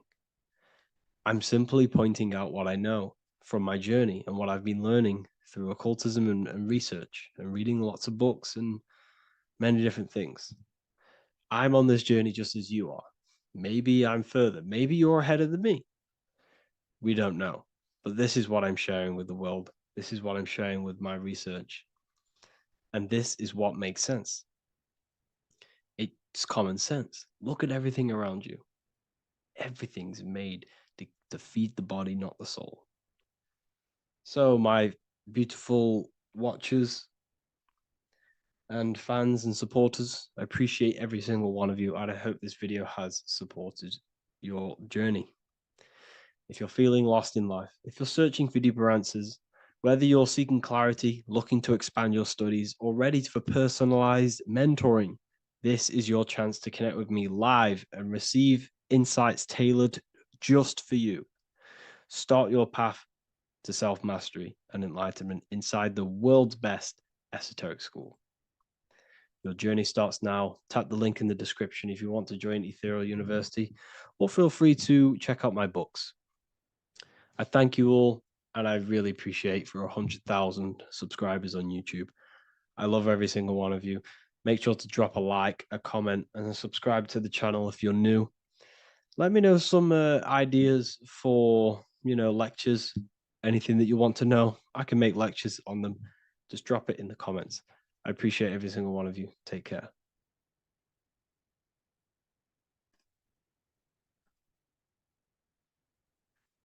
In this video, we're going to be talking about the evolution of consciousness. You are born human, however, you possess consciousness, which is the awareness behind your being, the awareness behind your thoughts, the experiencer behind your five senses, the experiencer, the observer behind your thought, emotions, and senses. You are an eye, an invisible consciousness looking through a lens, which is your body.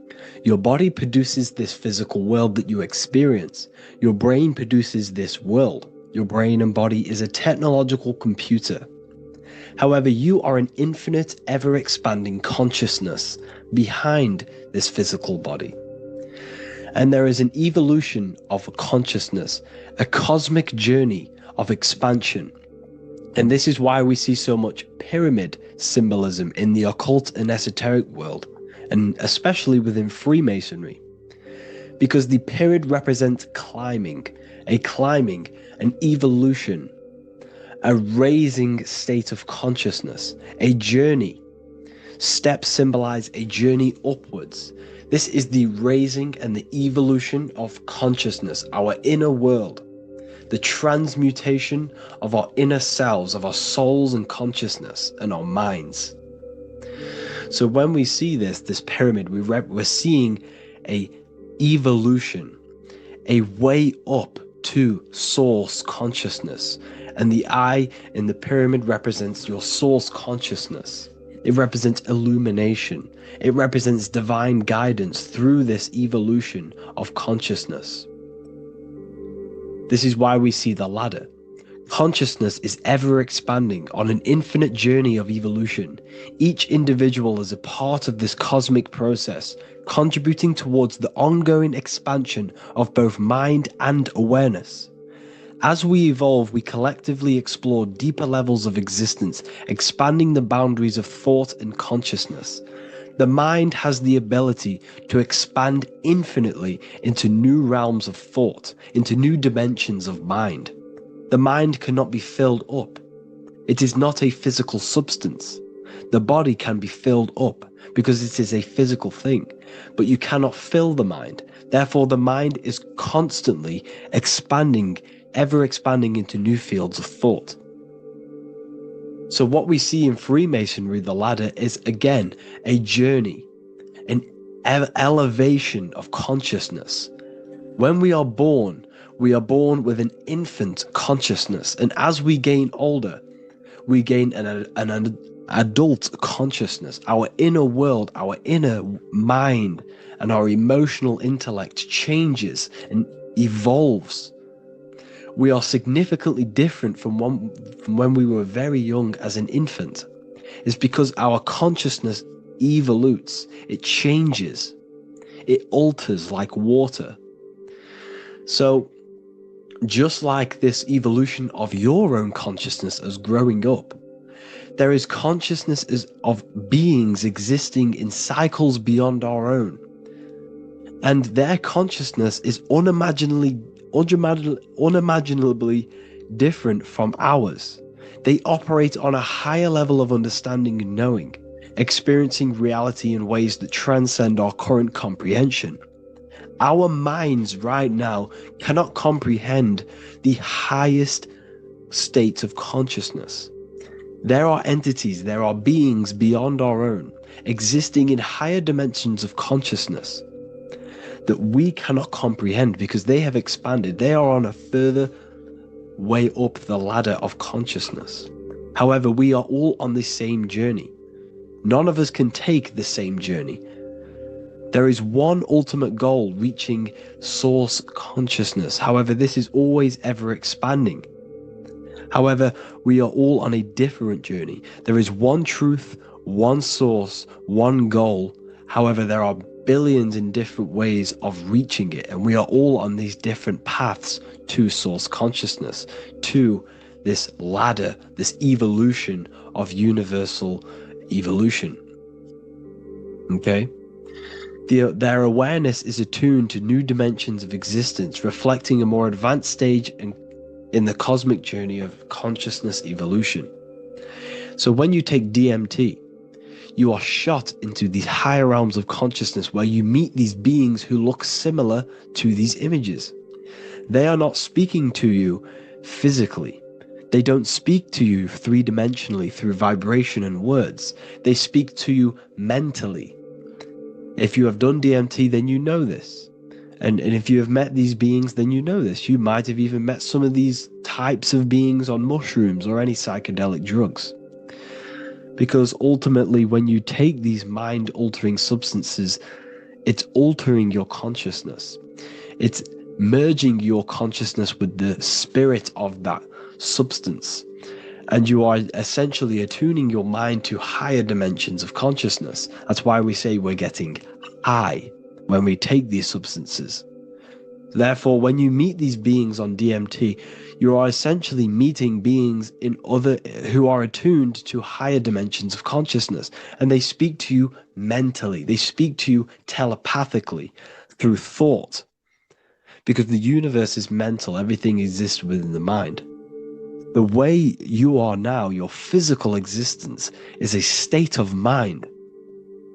Mind, thought creates matter. Spirit and matter are two opposing ways of thinking. If we have a very spiritual mind, we have an expanded mind, we are a spiritual person through the mind. However, if we have a very low state of consciousness where we think about food, sex, lust, and all physical things, then we have a physical consciousness. Matter and spirit are two opposing forces, two ways of thinking. The mind attunes itself to different levels of understanding in different dimensions. So, essentially, this is what we're looking at. The body is a vessel for the fluidic, formless consciousness, a temple that houses the essence of our awareness. While the five senses are limited to perceiving only the physical plane, the mind transcends these limitations, capable of perceiving the full scope of reality.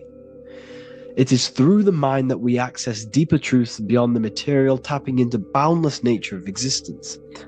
Physical existence is a thin band, a thin layer of reality. It's like 0.001% of reality. And your five senses are only tuned into this layer of reality. But the five senses are, by design, only allowed to perceive physicality. But the mind has the power to expand beyond this physical five-sense state. The mind has the power to expand and evolute. It is a conscious decision whether you want to take this path or not. You can stay in a three-dimensional way of thinking, or you can expand your consciousness from within. It's not an external journey. There is no God going to save you. You must save yourself. Therefore, behind every single one of these eyes is the same source consciousness. However, we are all different cells in a different journey. The organs in your body, the cells in your body are all alive. They all possess same consciousness, universal consciousness. However, we are all on a different journey of evolution. As above, so below. As the baby is in the mother's womb, When the baby becomes conscious, there is a world outside of its mother. What does it do? It presses and seeks a way out to be born in the other world outside of its mother. It is the same with your consciousness, your mind. When your mind becomes aware that there is realities beyond the immediate surroundings, it seeks a way out. And this is exactly what I'm doing to you now. I am now expanding your mind and telling you there is other ways of reality. There is other dimensions of consciousness which you can access through inner transmutation, through different ways of thinking, spiritualism, and meditating and connecting with yourself and detaching from external things. We can upgrade our consciousness. Your body is a womb. Why Jesus says you must be born again to see the kingdom of God, because you are born physically and then you must be born again spiritually, awakening your inner consciousness. So like I said, as the baby is in the womb, it's the same principle, as above, so below. You were a baby, you were in your mother's womb, and you figured out there is a world outside of your mother, so you seek to way out your mother to be born in another world. It's the same now. You must do this now. This is your spiritual evolution. This is the evolution of consciousness. It's ever expanding. When you die, this is a transition. You must learn to not fear death. This is another part of your spiritual journey. You must master death. Therefore, like I said before, the mind has limitless capacity to expand into new realms of thought, continuously exploring uncharted ideas and concepts without boundaries. The mind can ever expand. It can never be filled. It can never ever know everything. There is infinite fields of knowledge, infinite fields of thought. Your current state is just one stage on an infinite pathway. You won't remain human forever. The human experience is a crucial phase where we learn to balance polarities, master the fundamental laws of the cosmos. It is a period of growth and transformation, preparing us for the next stages in our cosmic evolution. The goal is to strive for perfection, yet the true perfection is unattainable. It's like a tunnel, and there is a light at the end of the tunnel. And as you walk through this tunnel, the light is ever moving backwards. You should forever seek to meet that light, but you will never meet that light because consciousness is ever expanding. You should strive for perfection, yet knowing that perfection is forever unattainable. The journey is endless, with each step revealing deeper layers of understanding and experience. The pursuit of growth and expansion is itself the essence of our evolution. You can find all of this knowledge in the amazing book that I have read for years. I have read this book, The Emerald Tablets of Thoth, the Atlantean, by M. Dorial, translated by M. Dorial. I'm telling you now, this book, now that I've told you this, you have some context on the book. The whole book is about evolution of consciousness. He's talking about higher dimensions beings. He's talking about how you can transcend this physical plane. It is truly the most amazing book you will probably read. One of the best spiritual texts you'll see. It's hard to understand, so you must read it over and over again. And the more your mind progresses, like for me, I read this every couple months. And the more I learn about consciousness, the more I expand my own consciousness. And every time I read this book, I pick out something new that just completely blows my mind, because you can only understand this book to your level of consciousness, to your level of understanding. So now that I've told you all this information, go and read this book and it will absolutely blow your mind. And so will the Book of Wisdom Volume 2, which is now available. I released it the other day. I'm just going to read a page out now. This page is called Spirit and Matter. The Earth is not merely a dense, lifeless rock drifting through space. It possesses spirit, a living essence that animates its form. But what do we mean by spirit? Spirit in esoteric terms refers to the energy, the life force, animating the principles infused in matter. So essentially, what this page is talking about is how everything has spirit, consciousness within it. You are the middle, you are spirit and matter. You have the ability to expand your mind to the God self and raise above our animal instinct, our material self, and know the divine and expand. Animals cannot do this. Animals are not self-aware. Humans possess self-awareness. We can observe our consciousness. We can say, why do I exist? We can look in the mirror and know that we need growth. And this is what Anunnaki means. Anu means above. Anu was the supreme god of the sky, which is a metaphor. He represents spirit above, heaven. Anu came down to earth and married Ki, the goddess of the earth, which represents matter. It's a myth, it's an allegory. Anu married Ki and gave birth to the Anunnaki. Spirit came down and infused with matter and gave birth to the human, which is you. You are spirit infused in matter, Anu and Ki, Anunnaki. You are the Anunnaki. And this is what just one of the teachings in my book. Honestly, this book is absolutely amazing. If you truly, truly want to expand your consciousness, give this book a read. And obviously, if you're inside the university, I give you this book for free, a paperback version. If you join the university, follow the steps inside of the general chat, you'll be able to download this book. Or, sorry, not download it. Order a paperback for free. All you have to do is pay for the shipping. You'll also gain amazing knowledge inside of my library, where your mind will just be overblown with the amount of esoteric books. There's over 45 rare occult books, plus you get a PDF of the Volume 1 and Human Health Guide. You get reoccurring updates where I expand on symbolism, occultism, where you will just feel absolutely amazing once you understand esotericism in yourself. You'll also learn how to create the dream reality that you want with the Manifestation Mastery course, where I teach you how your consciousness creates reality. You'll have a real lectures where I post lectures on symbolism, occultism, esotericism. There's a conscious community and live calls and Q&A where you can ask me questions and I'll answer your questions. I just want to say thank you to everyone who has joined the university. Thank you for even liking and watching this video. Any support I just appreciate every single one of you. Please, if you can, leave a comment and a like on this video and let me know any videos you want me to make in the future. And I will start uploading a lot more to the YouTube. So yeah, thank you all for tuning in today. Have an amazing day. Hello and welcome to another lecture from Harry B. Joseph, also known as Revival of Wisdom, the author of the Book of Wisdom series from revivalofwisdom.com. In this lecture, you will learn how to decode Freemasonic symbolism, gain a deeper understanding of yourself, expand your awareness of consciousness and reality, and receive guidance to navigate life with greater clarity.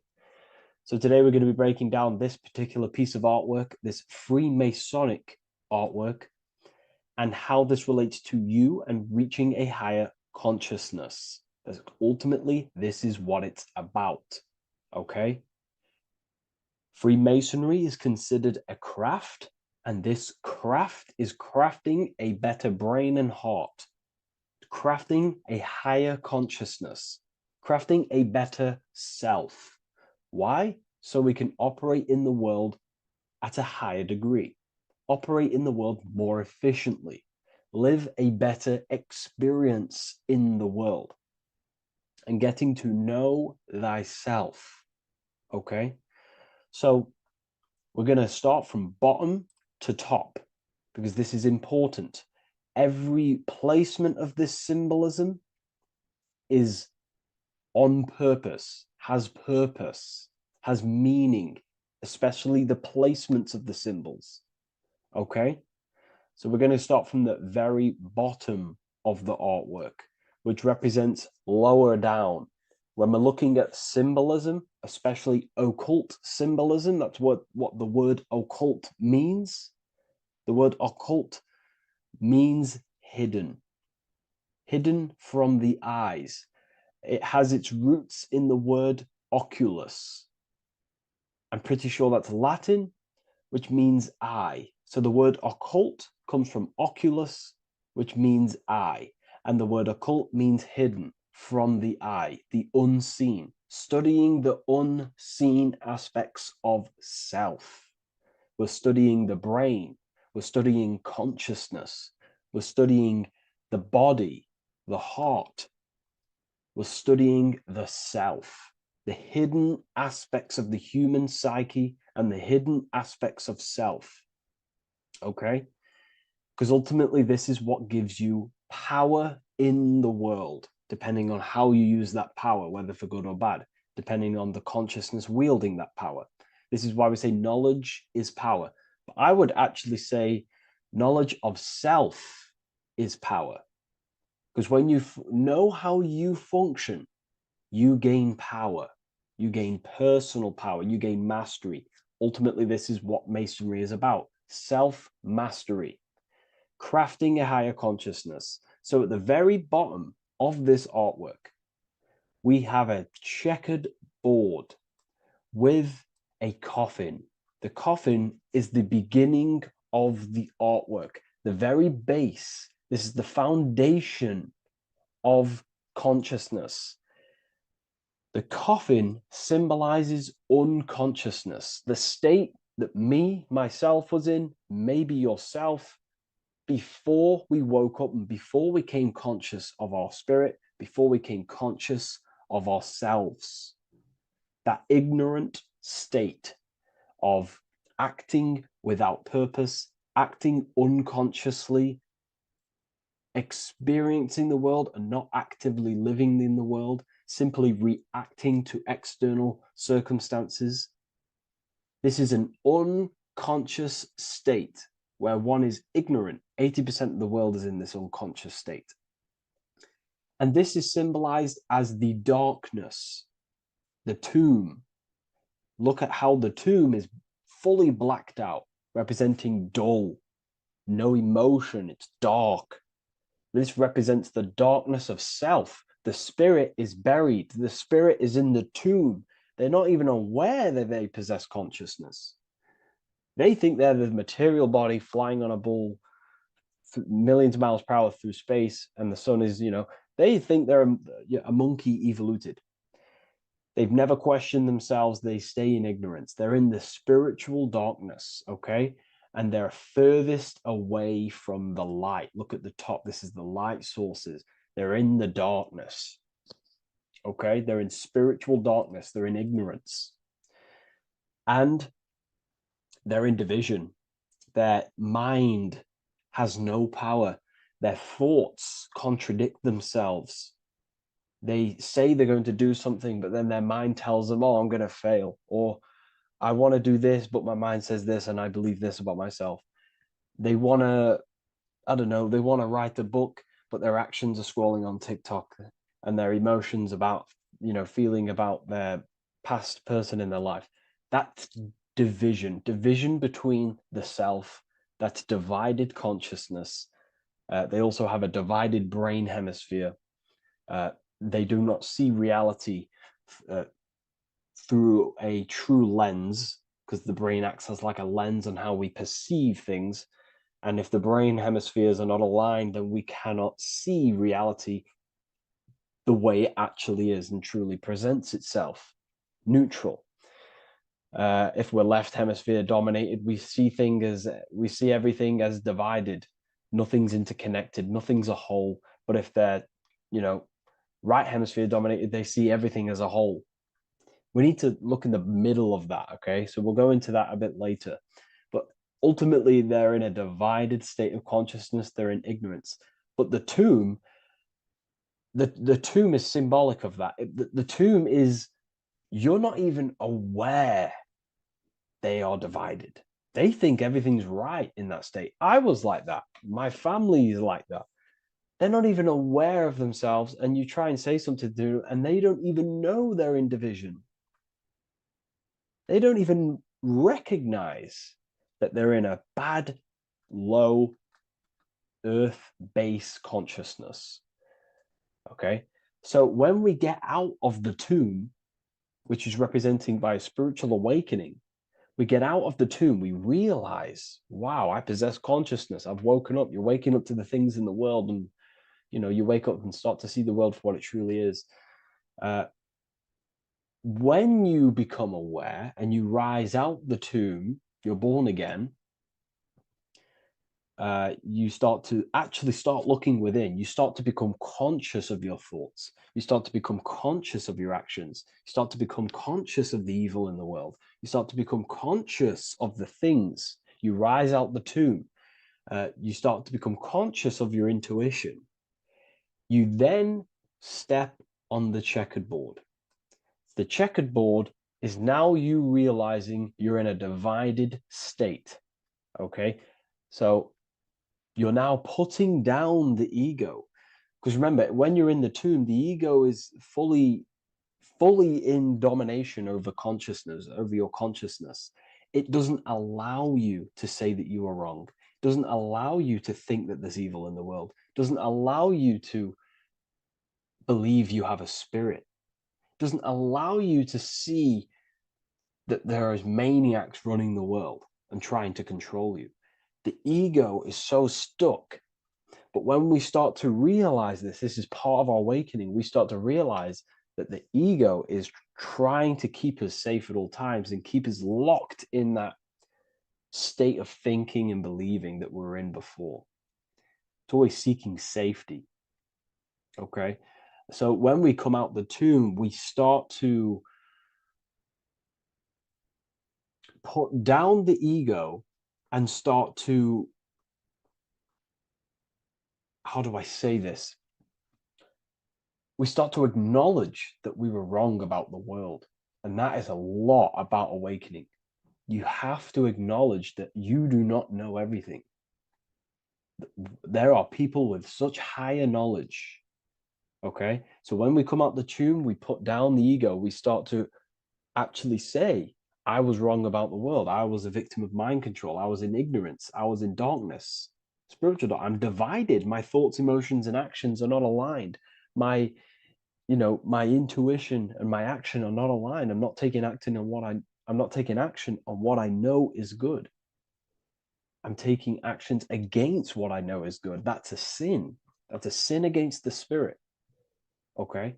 So when you acknowledge this, you acknowledge you're in division, you then take the first 3 steps, which is the Freemasonic Blue Lodge degrees. These 3 steps. Okay? Ultimately, this checkerboard represents illusions as well. You're in an illusion.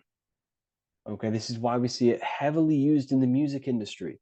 It represents base consciousness, base level awareness, 5 sense thinking. It represents you versus me thinking, walking down the street and thinking everyone's trying to hurt you, and it's always you versus me, judging people in your own mind. That's low thinking, lower thought.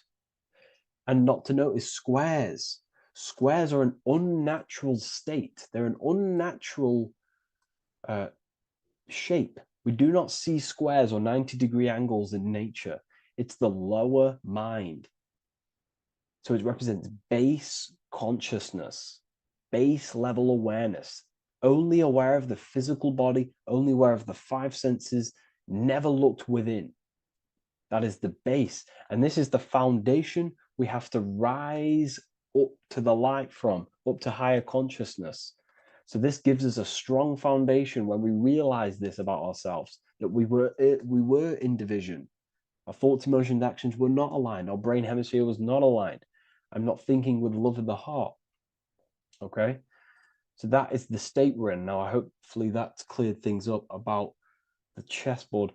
Before we move on, please leave a like, maybe a comment if you wish for me to discuss anything in the further lectures.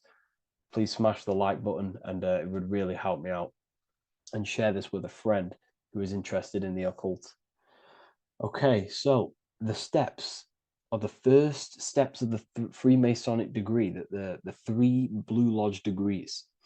Now, this can be represented as the number 3, a very powerful number, a very symbolic number. Number 3 is the 3 expressions of consciousness. How do we express consciousness? How does consciousness express itself? Well, there are 3 ways. We think, Consciousness thinks, consciousness feels, and consciousness acts. They are the three expressions that we express our awareness and consciousness. So we're looking at thought, emotion, action. We're also looking at the three brains: the reptilian brainstem, the mammal limbic brain, and the neocortex. The reptilian brain governs basic functions of the human body: breathing, surviving, scanning the environment for threats, automatic responses, eating, scanning for food. Base consciousness, that's the reptilian brain. That's what most people operate their lives in, including myself before I woke up. I'm not trying to sound big-headed, but this is the truth. Ignore my tone of voice, ignore my voice, focus on the words I'm saying.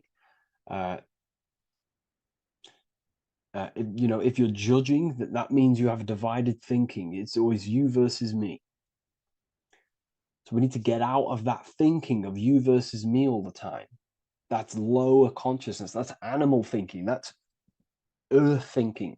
We're unified. We need to reach a higher consciousness and do not waste our mind's potential on low-level earth divided thinking. Okay?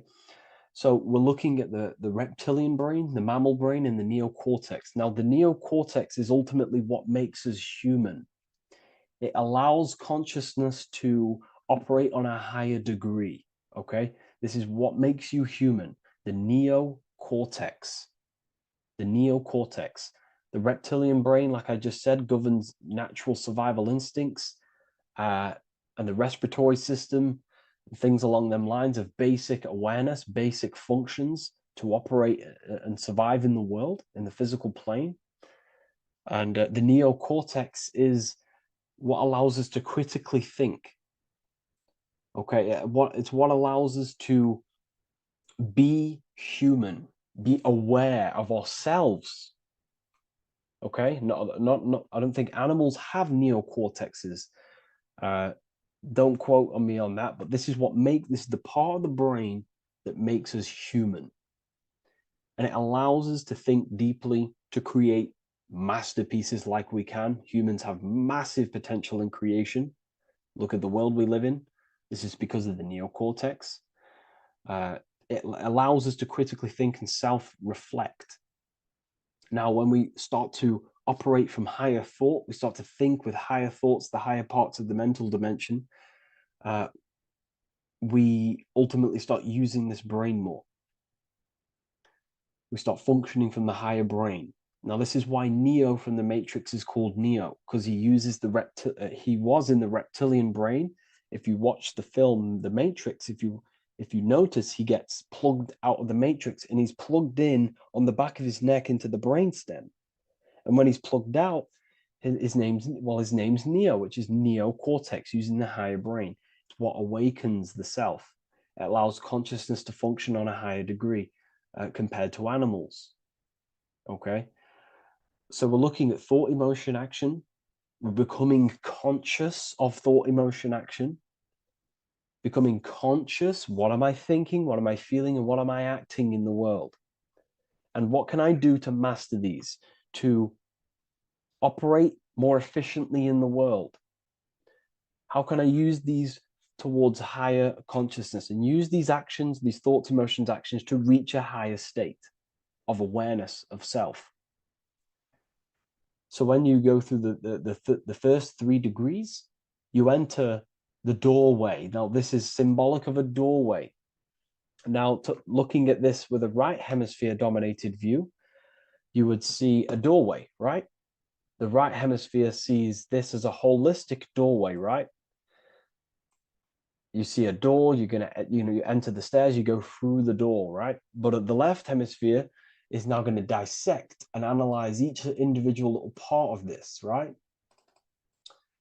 So the right hemisphere sees the trees, the left hemisphere sees the woods. So to dissect this down on a right hemisphere, going back to the right hemisphere, we're entering the door. The door is symbolic of entering the unknown. You're entering a higher consciousness. You're entering the door. You're going beyond. See, this is the earth here in the background. This is the darkness. The darkness represents the abyss, the unknown. You're entering in the self. Okay? This door represents entering in the self, questioning internally. Most of us think externally. We have to, obviously, to operate in the world, but we never give time to think and question and reflect internally. What do I mean?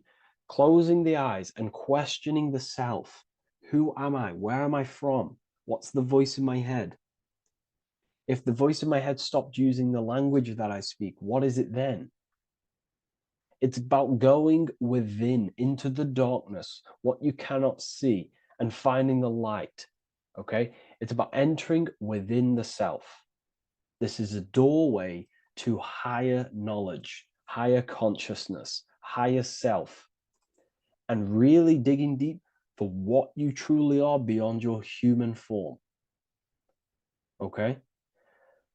So we have, most importantly, I'm not going to go over every single one of these symbols here. I'm going to go over this on a basic, well, not a basic level, a very detailed level, but it's not going to go over every single symbol. We have a left pillar and a right pillar. The left pillar has the sun next to it. The sun is more electrical energy. It's very dominant. It's a very powerful masculine force. This represents the masculine quality of consciousness. The masculine qualities. We have many masculine qualities, such as actions, physical actions with the body. We have thinking. Thinking is a very masculine force. We have the left brain, analyzing brain, the brain that's very logical, that's trying to figure things out. That's the masculine pillar. Okay. So this is the masculine qualities of consciousness. It also represents what we can see, the sun. The sun allows us to see, to visually see in the world. So the sun represents the external world, the world outside the self. When we close our eyes, we have a self, an internal dialogue, an inner voice. We have an inner world, outer world. This represents the world we take physical action in, the material external world outside you. Okay? The world we can see. And then on the right pillar, we have the moon, which is associated with feminine qualities of consciousness. Now, the moon is in the night, what we cannot see. The moon is the nighttime.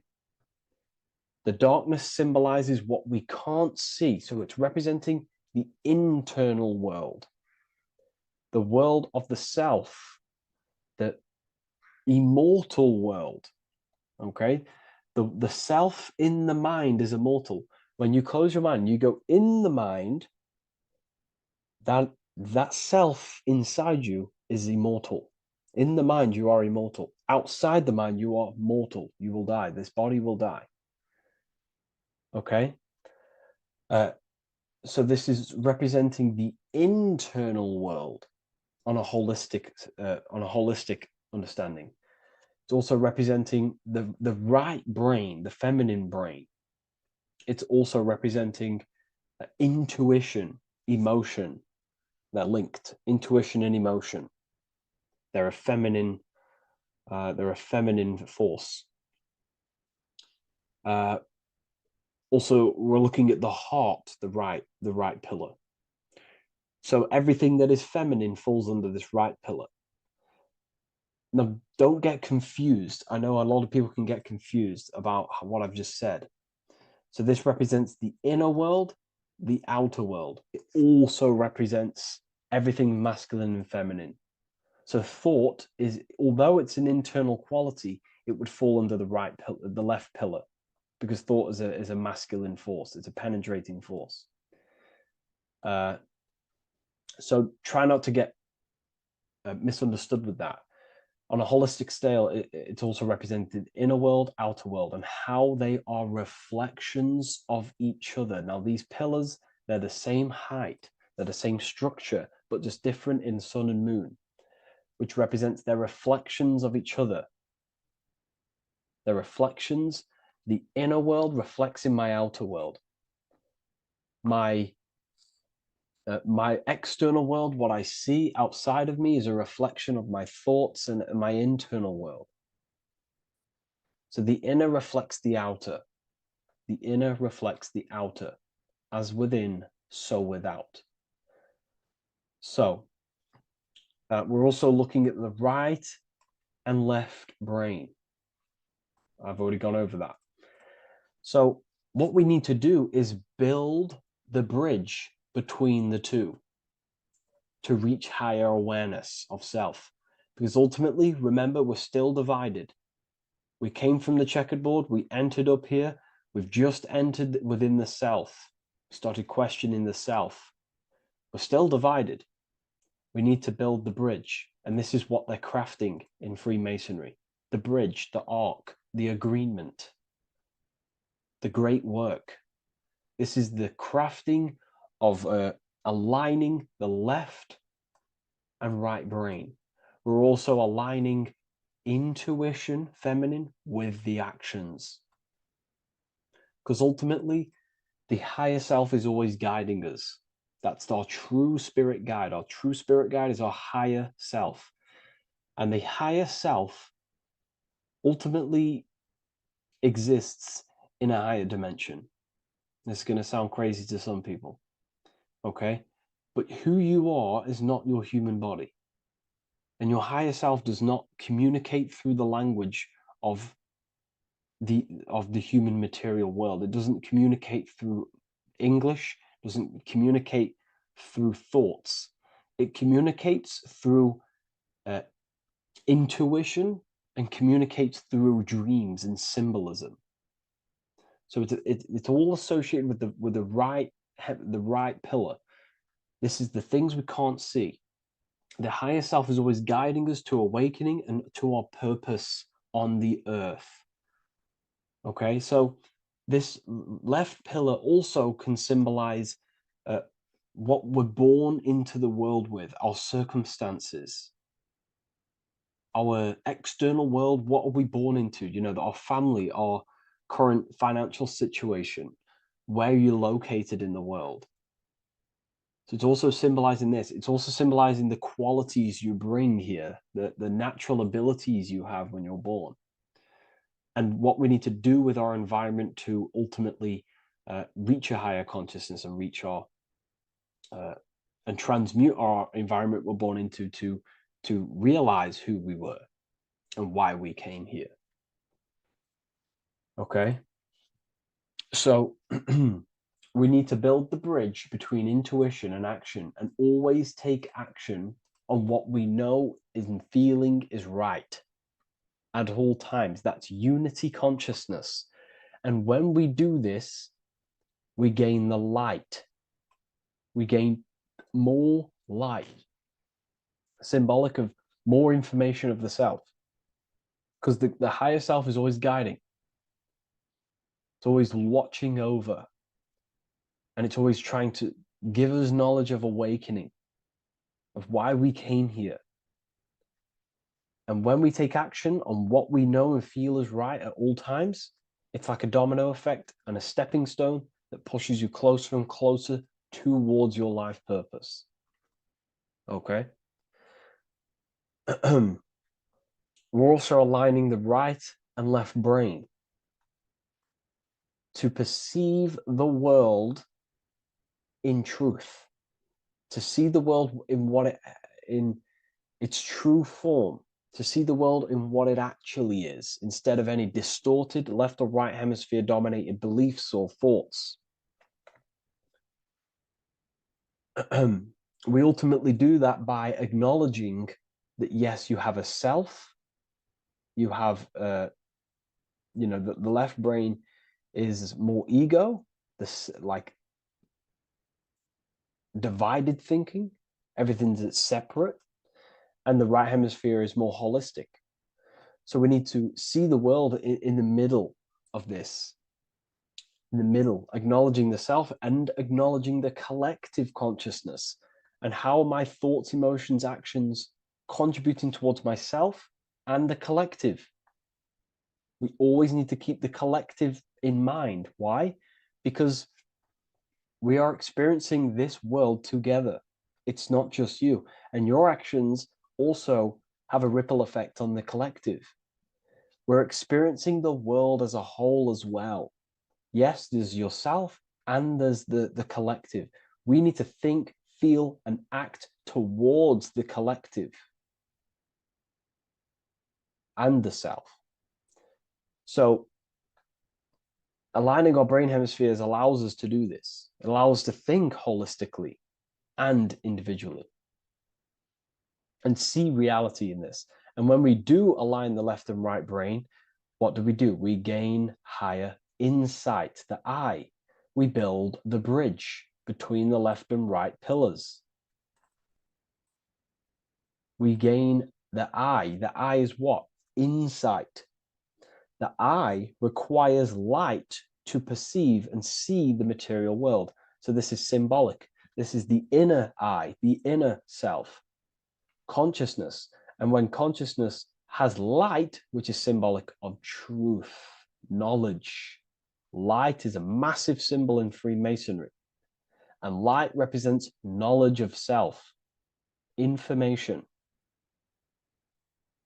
And when we gain information and knowledge of self, when we align our left and right hemispheres, our actions take action on our intuition, we gain higher light, higher knowledge of self, ultimately. And this is why we also have the square and the compass. Okay? We have a square and compass here. The square and the bottom, base consciousness, also representing masculine qualities. This is the masculine qualities because squares are masculine. And the compass creates circles. So we have the circle on top of a square. Circles are divine. This is oneness. The circle is one line. The square is 4 lines. It's divided. So we need oneness over division. We need to unify the masculine and feminine qualities. Masculine and feminine qualities, okay? This is in the middle because the compass would fall on the right pillar and the square would fall on the left pillar. And it's unifying. It's representing unification of these 2 pillars of masculine and feminine qualities of self to ultimately rise towards this light, out of the darkness and into the light. Okay? Let's go back. The G. This is very important. This is one of the most important teachings I could possibly give you about the G. The G is the generative principle, is what generates things. And the force within you that generates things is care and the heart energy.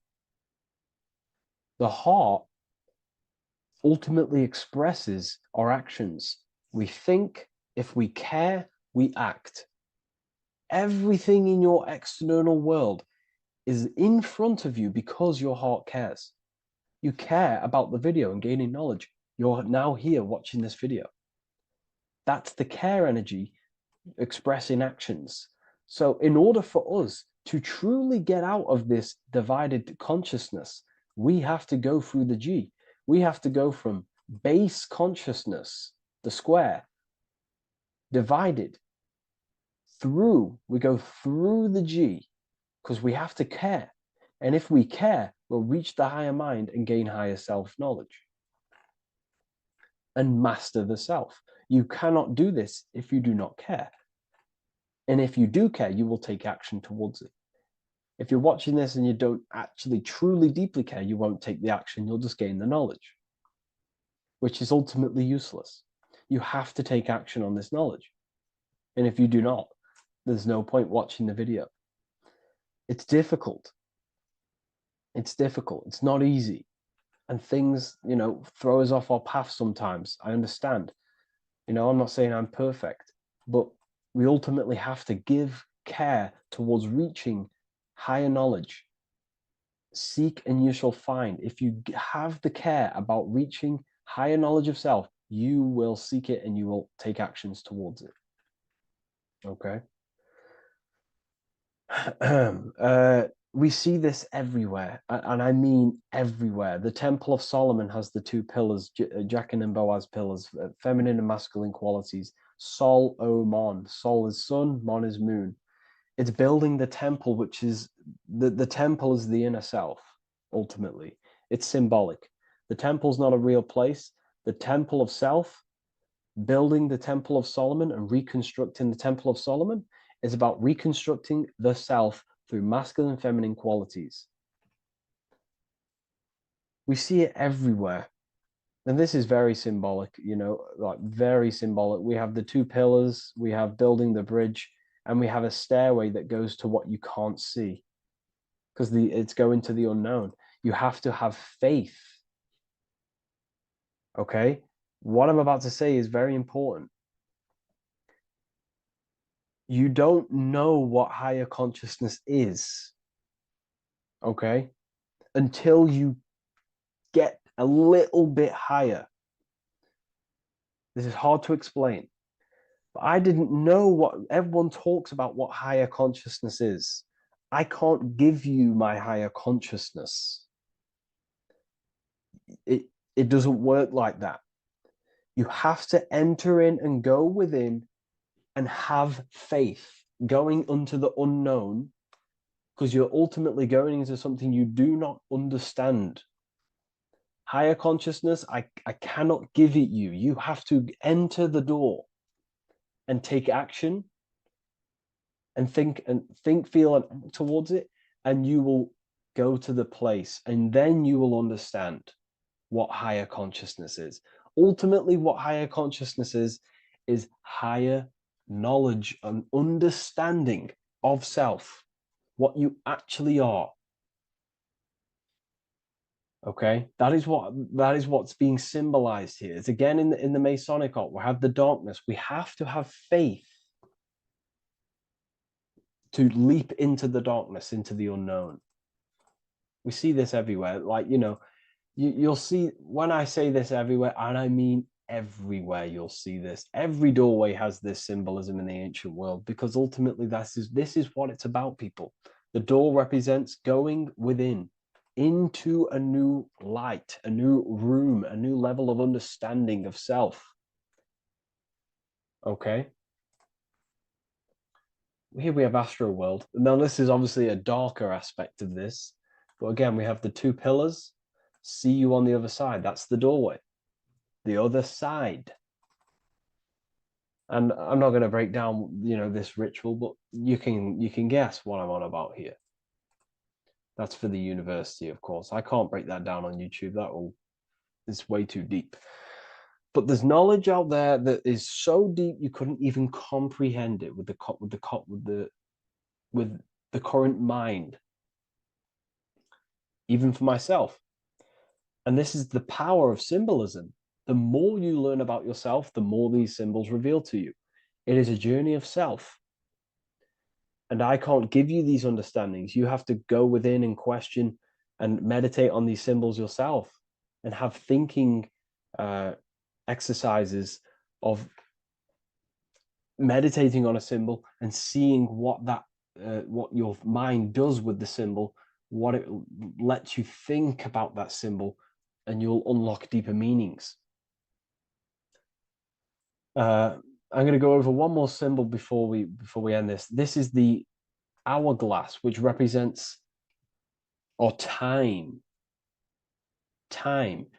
a very overlooked thing in today's world. We do not have unlimited time in this body. You have limited time. You will die. You will die. You have limited time in the external world. This is why it's on the left pillar, located on the left side, the external world. You are limited. The scythe represents you will be harvested. Your body will die. It'll be harvested. You will die, and you need to fulfill your mission here. You came with a purpose. You have to find that purpose by going within the self and questioning and taking action on what you know and feel is right. Unity consciousness, aligning thought, emotion, action. So if you wish to learn deeper insights, gain exclusive lectures, astral projection, self-mastery, I've just started a new section on mind control methods and how people are using this in society and becoming conscious of it. I've now opened 5 spots at a limited special price for Ethereal University. Use the code MIND, all capital letters, MIND, all capital letters at the checkout. And there's only 5 of these codes. Whoever uses them gets them. It's ultimately going to give you 20% off the university for as long as you're subscribed to the university. We go so much deeper in the university. Remember, social media is just the tip of the iceberg. Tip of the iceberg information. There are certain things I can't talk about, but I'll see you inside, and I hope you enjoyed this video. Please leave a like, comment, and a subscribe.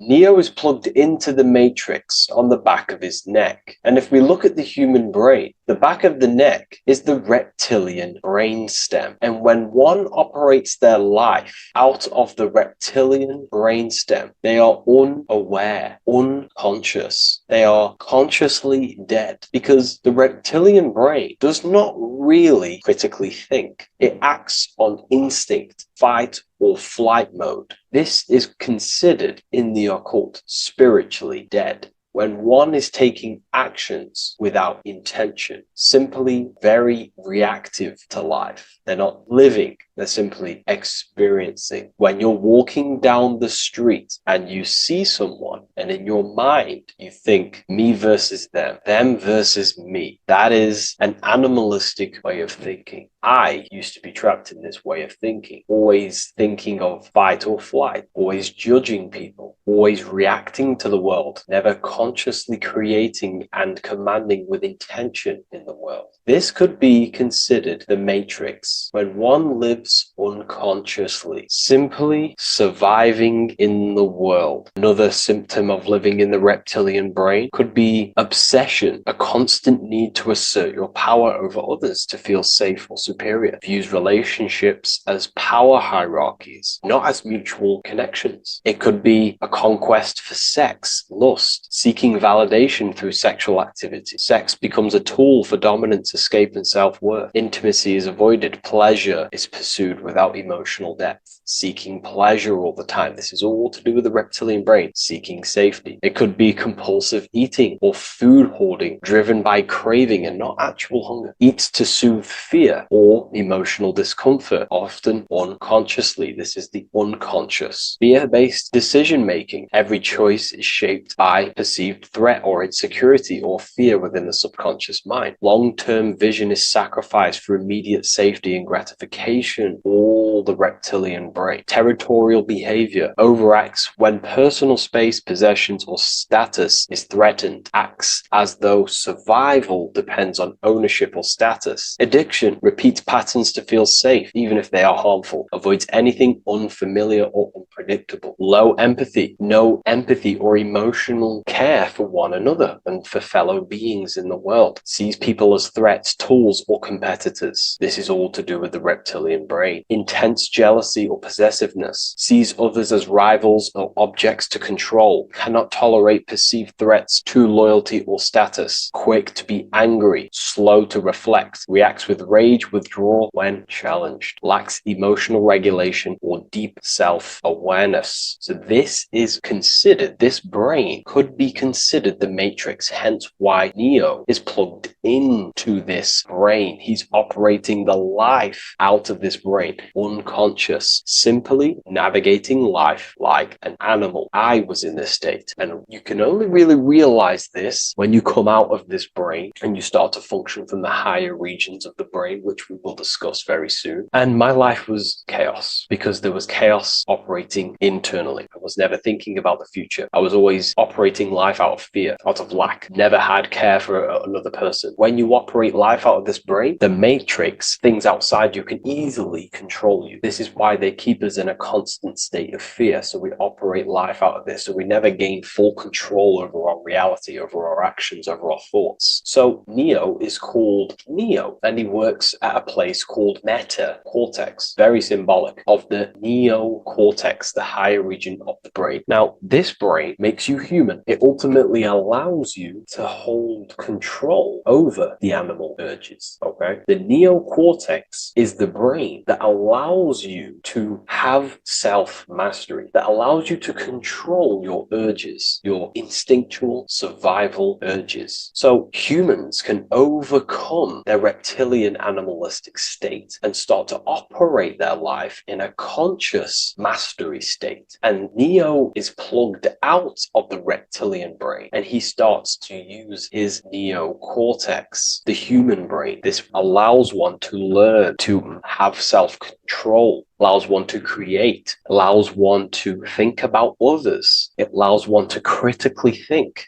deeply. It allows one to be self-aware. Who am I? Where did I come from? And where am I going? This is ultimately the brain that has shaped the world. We look at humans. We built technology. We built all of these amazing things. They all come from the neocortex. This is the higher region of the brain that allows consciousness to function on a higher degree. It allows you to truly become a creator and have self-control instead of living in a reactive animal state. You see, animals are only aware of their five senses. They're only aware of surviving. If you notice, look at animals, they're always looking around. Even in their home, they're always looking around, sniffing around. That's because they operate in an animalistic brain. Humans have the neocortex. This is a higher region of the brain, which if you wish to master yourself, this is the brain that you will be using. This allows you to operate life on a higher degree. We see this reptilian brain symbolized everywhere. See it as reptiles. Reptiles are symbols of this brain. We see the Egyptian god Osiris with the green skin representing a reptile, a crocodile. Sometimes we see Osiris depicted in Egyptian artwork with crocodiles or reptiles, if you do a little bit of research on that. And also, if we look at the overall symbolism of Osiris and his story, we notice that he is the god of the dead or the underworld. This is not literal, but the dead or the god of the death,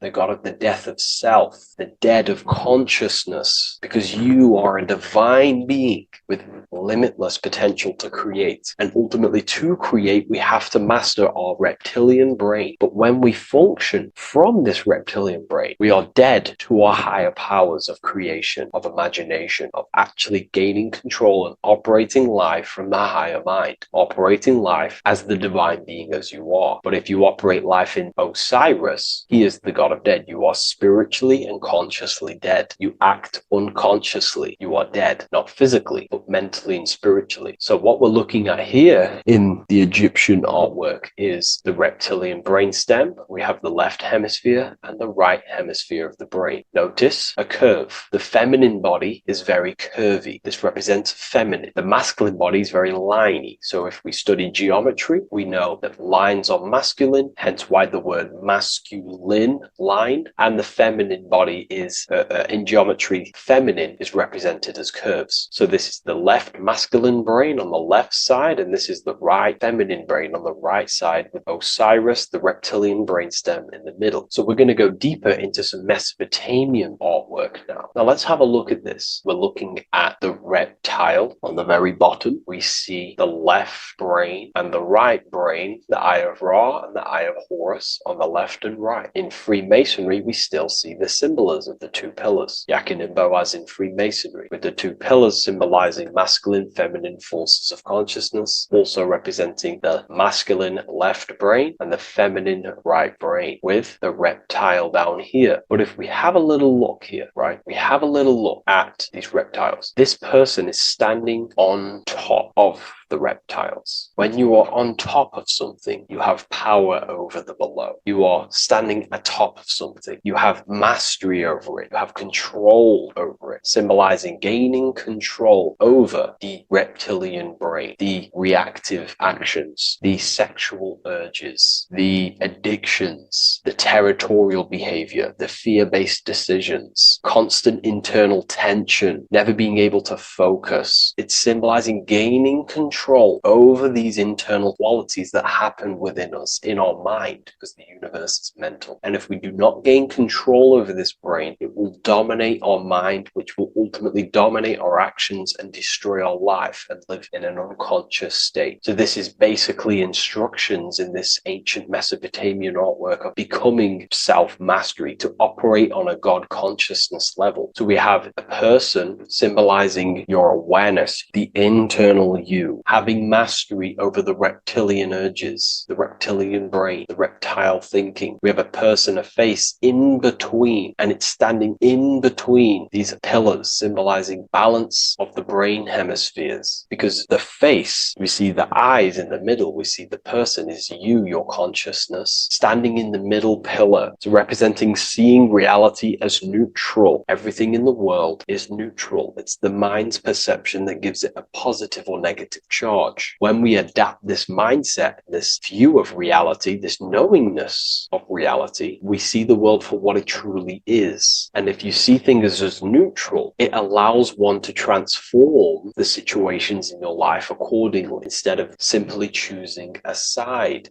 This is a major problem in society, and this was a problem within myself also. We like to choose sides, and choosing sides can keep your consciousness locked in a certain mindset, in a certain belief. And belief is what is ultimately destroying humanity. It's about knowingness, and knowingness is in the middle. We want to seek to know things. Knowing things allows you to go out there, directly experience it, and know it for yourself. For example, I know I'm not on a spinning global ball flying through space. Why? Because my senses tell me I'm not doing that. My senses tell me I'm not going 1,000 miles per hour and 360,000 miles per hour through space while spinning around the sun. I know that because I know myself. I know I'm not my body because I've had direct mystical experiences beyond the physical body. So we should seek to know things, and that's what we call gnosis. Direct knowledge obtained through direct experience, knowingness. And that is a middle pillar quality. So in Freemasonry, we see the middle pillar. The matrix is designed to give you two wings all the time. Democrats, Republicans, feminism,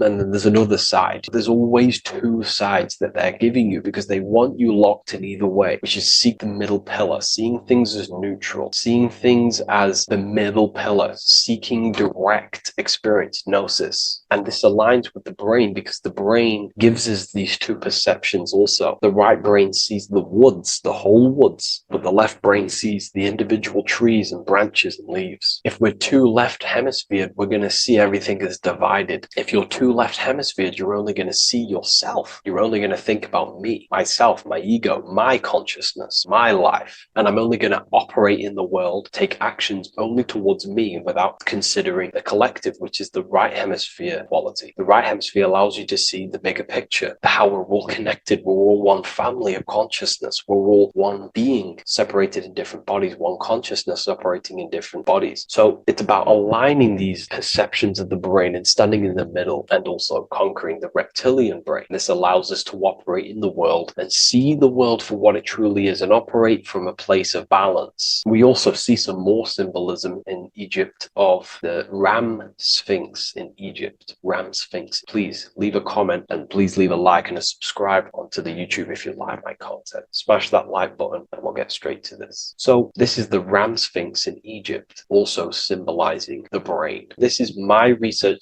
These are my conclusions. You can take this this with a pinch of salt and go out and do your own research. This is what makes sense to me based off my information I've gained, my symbolism that I can read. So take what you can from it. I'm not here to obstruct anything. I'm not here to place anything in your mind. I'm simply here expressing my research. Never take anything off anyone as solid truth. I've never have said everything I say is solid truth. This is my research. If the research aligns with you, that's great. Maybe it doesn't with some people, that's fine. Simply take things with a pinch of salt, go out and collect as much research and information from many different sources and place together your own understanding of symbolism and your own perspective on reality. But like I say, seek to know and not believe. So this is the Ram Sphinx in Egypt. This is a more powerful symbolism of the brain. We have Osiris here, the god of the dead, which is the reptilian brain, and an Aries symbol here symbolizing the hippocampus in the brain. So this is the reptilian brain stem, heavily aligned with the reptilian brain stem here. We can see the connections if we look closely. So this represents the dead of consciousness. This is the dead of self, living in impulsive animalistic state, the symptoms that I listed earlier. I'm not going to go over the symptoms again. And Aries symbolizes the hippocampus in the middle of the brain. This is the hippocampus. And Aries is a symbol of a state of being. Why? You see, ancients and the ancient Egyptians, according to my research, Freemasons still use this symbolism today. So what they do is they use the path of the sun to symbolize a state of consciousness or a journey in consciousness. So what do I mean? So Aries here is the transition from the winter arc. So this is the winter arc from Libra, Scorpio, Sagittarius, Capricorn, Aquarius, Pisces. This is when the sun is dead. This is when the electromagnetic waves of the sun are not very present. This is the winter. This is when there's more darkness in the world. However, from Aries, Taurus, Gemini, Cancer, Leo, Virgo, and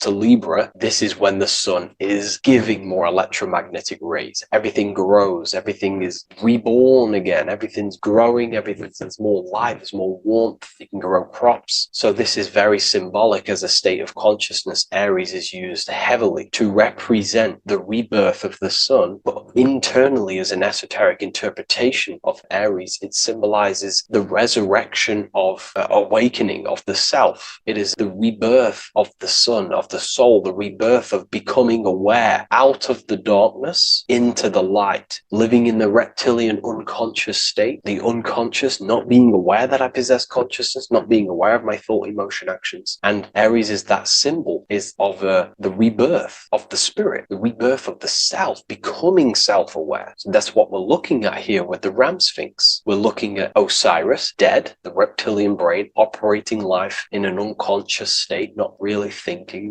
not self-aware of thought, emotion, actions, not aware of the soul, not aware of good and evil, not aware of the laws that are in the heart of love, not aware that there's always an intelligence in the heart telling us what's the right thing to do at all times, not aware of anything, just simply reacting to the world. But then we have a symbol of Aries above, which is the resurrection of self. So again, this is symbolizing by the Egyptians to me and my research, going from darkness to light. This is the resurrection of consciousness when we start to deepen our self-awareness, which is ultimately what I'm doing to you in these videos. Hopefully I can awaken some people's minds and make people think deeper. And that process of internally what's happening within you that's what Aries represents when you're starting to say, wow, my mind's going deeper and deeper into the self, and I'm realizing more. That is what Aries symbolizes. When the sun returns, it's also a symbol of a sacrifice, because obviously when the sun returns back to Aries, we're sacrificing the winter, when we're transitioning, and all transitions require sacrifice. So in Aries, the Jews celebrate the Passover. It's the Passover of the sun, and what do? They eat lambs in the Passover Aries, because it's all symbolic of this internal process. In Aries, Christians celebrate with the Easter, which is the resurrection of Jesus, the resurrection of the sun. Remember, it goes deeper. There's deeper layers to this. It's the resurrection of the self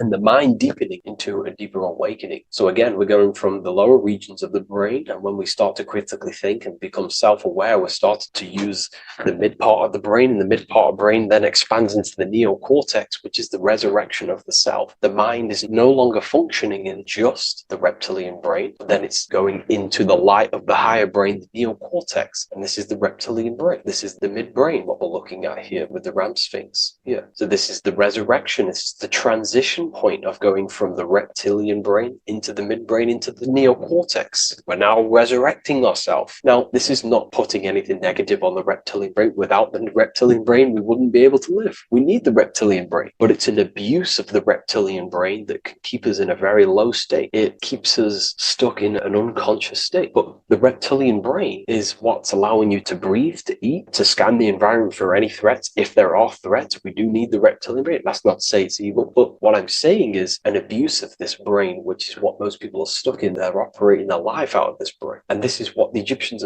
I think, are symbolizing, trying to tell us to resurrect ourselves, to become self-mastered, to become the highest version of yourself, to actively create in the world. Because when we are only operating from this brain, we're unconscious, well, then other people can use you as a vessel to create their reality. This is how the world is at the moment. The ones who know how to use the mind are controlling the other ones who do not know how to control the mind. So I hope this makes sense to you. Let me know if you have any video recommendations, and I'll see you inside Ethereal University. If you wish to take your research to the next level, I have things inside of there that are very powerful. We happily invite you. I'll see you inside of Join. If not, I'll see you in the next YouTube video.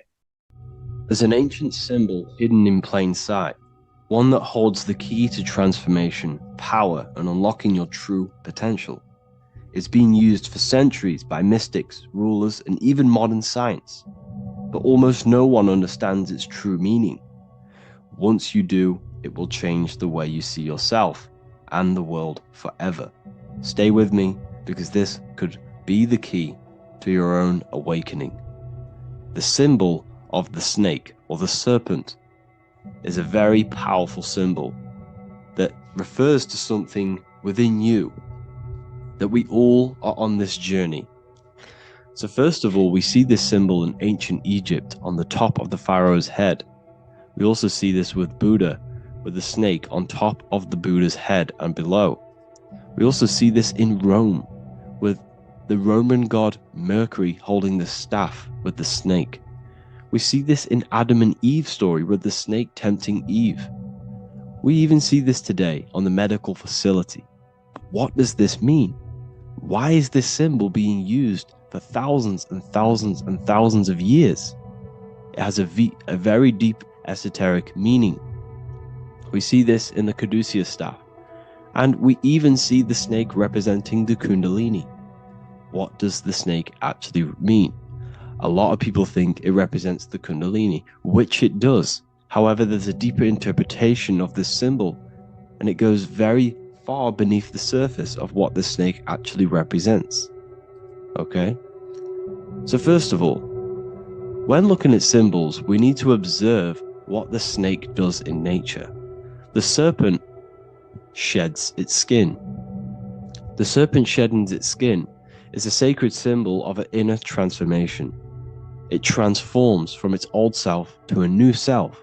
It sheds layers of itself. As the snake discards its old exterior, it mirrors our own journey of realizing outdated beliefs and patterns, paving the way for a renewed, authentic self on the esoteric path of awakening. Essentially, it represents transformation, but not transformation of our physical bodies, transformation of our inner world. Now, this is where things get a little bit tricky and you may become a little bit confused, but I'm going to make this very clear for you. The snake symbol, or any symbol, can be used for different contexts. For example, the Kundalini. We see the snake representing the Kundalini. We all know that energy can't be destroyed, only transferred. Like I said, this is a transferring of energy. It's a changing, a transforming, shedding its skin. It represents transformation. Sexual energy is energy, and we can transform the sexual energy into a Kundalini awakening to activate dormant brain cells in our brain, and to activate the human light body, which is the spirit. We can cultivate, save, and retain our sexual energy, transmute it up the spine to activate the brain. This is a symbol of transformation, of energy in this context. However, when we go to the emergency services, this does not mean the same thing as the Kundalini. The snake in this context represents transformation of health. When we are picked up by the emergency services, we are looking for a transformation. We are unwell and now we need to transform to well-being. This is why they use this symbol. It represents transformation, especially with the pole and the snake climbing. It's climbing, it's transforming from the bottom to the top, shedding its skin, shedding old layers, transformation. We see this in the Bible with the snake tempting Eve to eat the apple of the tree of knowledge of good and evil. Well, what does this mean? Where's the transformation in this? Well, this is a very hidden one. The transformation takes place in Adam and Eve's consciousness and their mind. They go from a pure, whole state of consciousness, from being tempted by the snake, and they eat it and they transform into knowing the good and evil, into the dualistic ways of thinking and the dualistic meaning of this world. Let me rephrase that. They understand the dualism of this world, and they now understand the two good and bad ways of thinking. They know the knowledge of good and evil, of duality. They shifted from a whole state of consciousness into their consciousness being split into good and evil. This represents the journey of every single soul that incarnates into this world, including yourself. When you were a child, you were whole. You had no understanding of good and evil. But as you grew older, you eaten the fruit. You grew to understand the knowledge of good and evil. Your consciousness split from a whole into a separate and divided way of thinking and divided understanding of the world. We suppressed aspects of ourselves to fit in with society norms. And we just limited ourselves with limiting belief systems. We knew the knowledge of good and evil. Our consciousness split from a whole state. This is what Adam and Eve is symbolic of. We see this with the Roman god Mercury, with the snake. Mercury represents intellect, communication. He's always flying in the air, which represents the air, the mind, the intellect. He's holding the snake to represent transformation of the mind. This is what we call mental alchemy, turning base metals into gold, turning the unenlightened aspects of our mind into enlightened ones, turning our negativity into power and control. We see this with Buddha, and Buddha is all to do with transformation of the inner world, transformation of the mind and the soul and the emotions. And it also represents the Kundalini. We see this in ancient Egypt. We always see the snake on the head, representing the place where the third eye is, representing the intellect or the mind, the mind's eye, the third eye, whatever you want to call it. This is the place of the invisible intelligence within us. This is our mind or intellect. And this is the transmutation of the mind. This is why the snake is on the head, representing the transformation of the mind, going from the unenlightened into the enlightened, going from the uncontrolled to the controlled mind, so that we can control the very fabric of reality. I've kind of just given that away. Why is this important? Humans are creators. We're the architects of creation, endowed with the divine power to channel the fourth dimension, which is the imagination, into reality. Each thought and intention is a seed. When nurtured with focus and clarity, transforms the unseen into the tangible experience. This creative process bridges the gap between the ethereal and the material. Humans are creators. It's impossible for you not to create. Whether you're doing this consciously or subconsciously, you've been creating your whole life, turning non-physical thought into physical reality. We are creators. However, the mind cannot create in a state of chaos. The mind cannot create with limiting beliefs. The mind cannot create with thoughts that come and destruct our minds.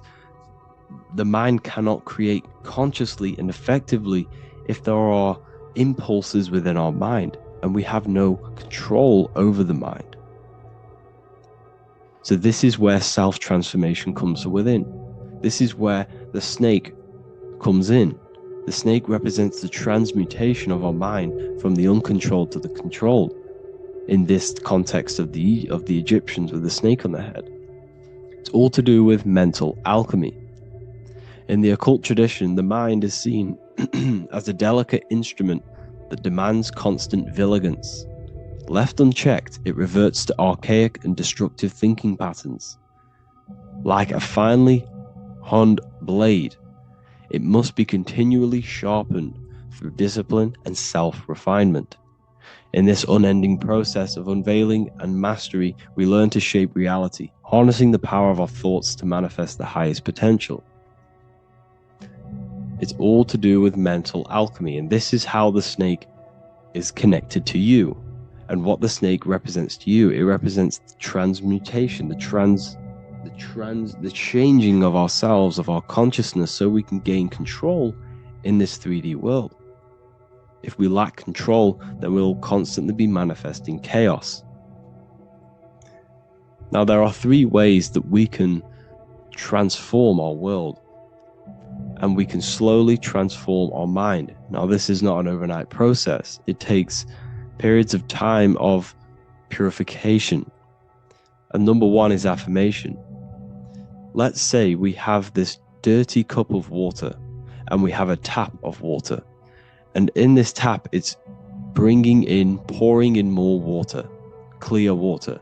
Over time, if I keep pouring clear water into this cup, it's going to slowly purify this cup. And then in the end, it will look like the cup on the right. It's the same with your mind. The cup represents the limiting beliefs, the negative thoughts, the negative mind, the uncontrolled mind. But if we keep repeating affirmations over and over and over again, such as I am disciplined, I am powerful, I am limitless. Over time, this can purify our subconscious, and we can gain control over the mind, and we will become conscious of the thoughts that we are giving attention to. The second way is meditation. Meditation allows one to develop an off switch for the mind, providing a sense of control over it. Over time, we gain the ability to filter our thoughts and become more conscious of the ones we choose to engage with.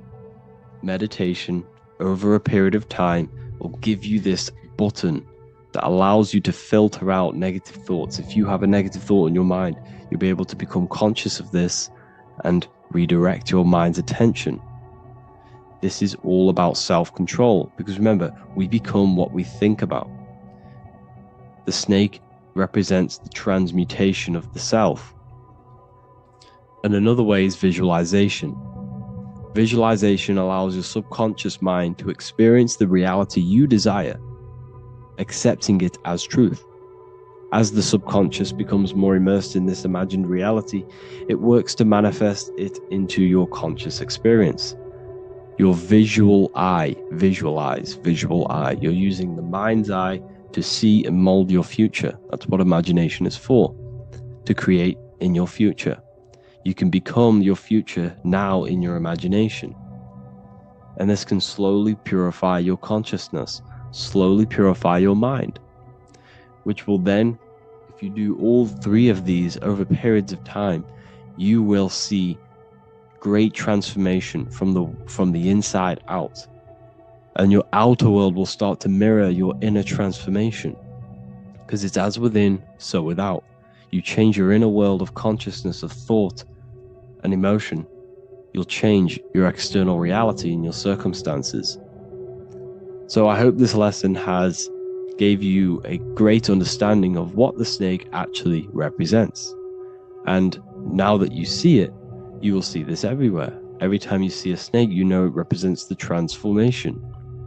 So please, if you can, leave a like, comment, and subscribe, and turn on the alerts to make sure you never miss a video. And if you have any video suggestions, feel free to make a comment and I can make a lecture on it. I appreciate you all watching this video today, and I'll see you all inside my university if you're inside, and I'll see you all in my Telegram if you join, and I'll see you in the next video, of course. Thank you and take care. There is a massive mystery around the Freemasonic G, and in this video we're going to be discussing it. Some people call it geometry, God, gnosis, Genesis, generation, but in fact it's all of these things, and all of these things relate back to one concept that links them all. And in this video, you will be discovering this secret force, which pretty much creates everything in your reality, in your life, and has done unconsciously, whether you are aware of it or not. The Freemasonic G is the 7th letter in the English alphabet. This is important because the number 7 has many mysteries inside the esoteric and occult traditions. Some people say the number 7 represents the 7 colors of light, the 7 major planets, or the 7 musical tones, 7 days of creation. The number 7 is a massive mystery, but what we have to understand is that in the context of Masonry, Freemasonry is all about building the self. Every day we wake up, we are either building our prison of our mind or freedom of our mind. Everything inside of esoteric Freemasonry is about building the self and reconstructing our consciousness, our inner dialogue, the inner voice. We're transforming the mind from low awareness to high awareness. This is why Freemasonry uses the allegory of stonemasonry, stones, chipping away at stones. The stone is in fact you, and we are perfecting the stone, which is your very own mind. Because the universe is a mental construct. Life is happening to us inside our minds. We are all the universal mind expressed and clothed in a different body. Therefore, now we understand that everything is about the internal inside of Masonry. This G relates to something inside of you. Hence why you see the G inside of the square and the compass. It's something internal in you. G is the 7th letter of the English alphabet, and the number 7 symbolizes the 7 cognitions of the mind. In esoteric and initiatory traditions, the 7 psychological cognitions of the mind refer to the 7 distinct modes through which human consciousness perceives, interprets, and transforms reality. Different schools use different names, but across Hermetic, occult, Gnostic, and mystical systems, the same underlying pattern emerges. The mind has 7 functional powers, each representing a layer of awareness and a stage of inner development. Number 1 would be perception. The first cognition is the raw reception of sensory and subtle impressions. It is the gateway where the outer world enters the inner world of our minds. Perception involves learning to see without distortion, to notice the symbolic dimension behind ordinary appearances in an occult interpretation of perception. The second one is interpretation. After perception comes the act of making meaning. The mind organizes impressions into patterns, beliefs, and judgments. Esoterically, this cognition determines whether a person interprets life through the ego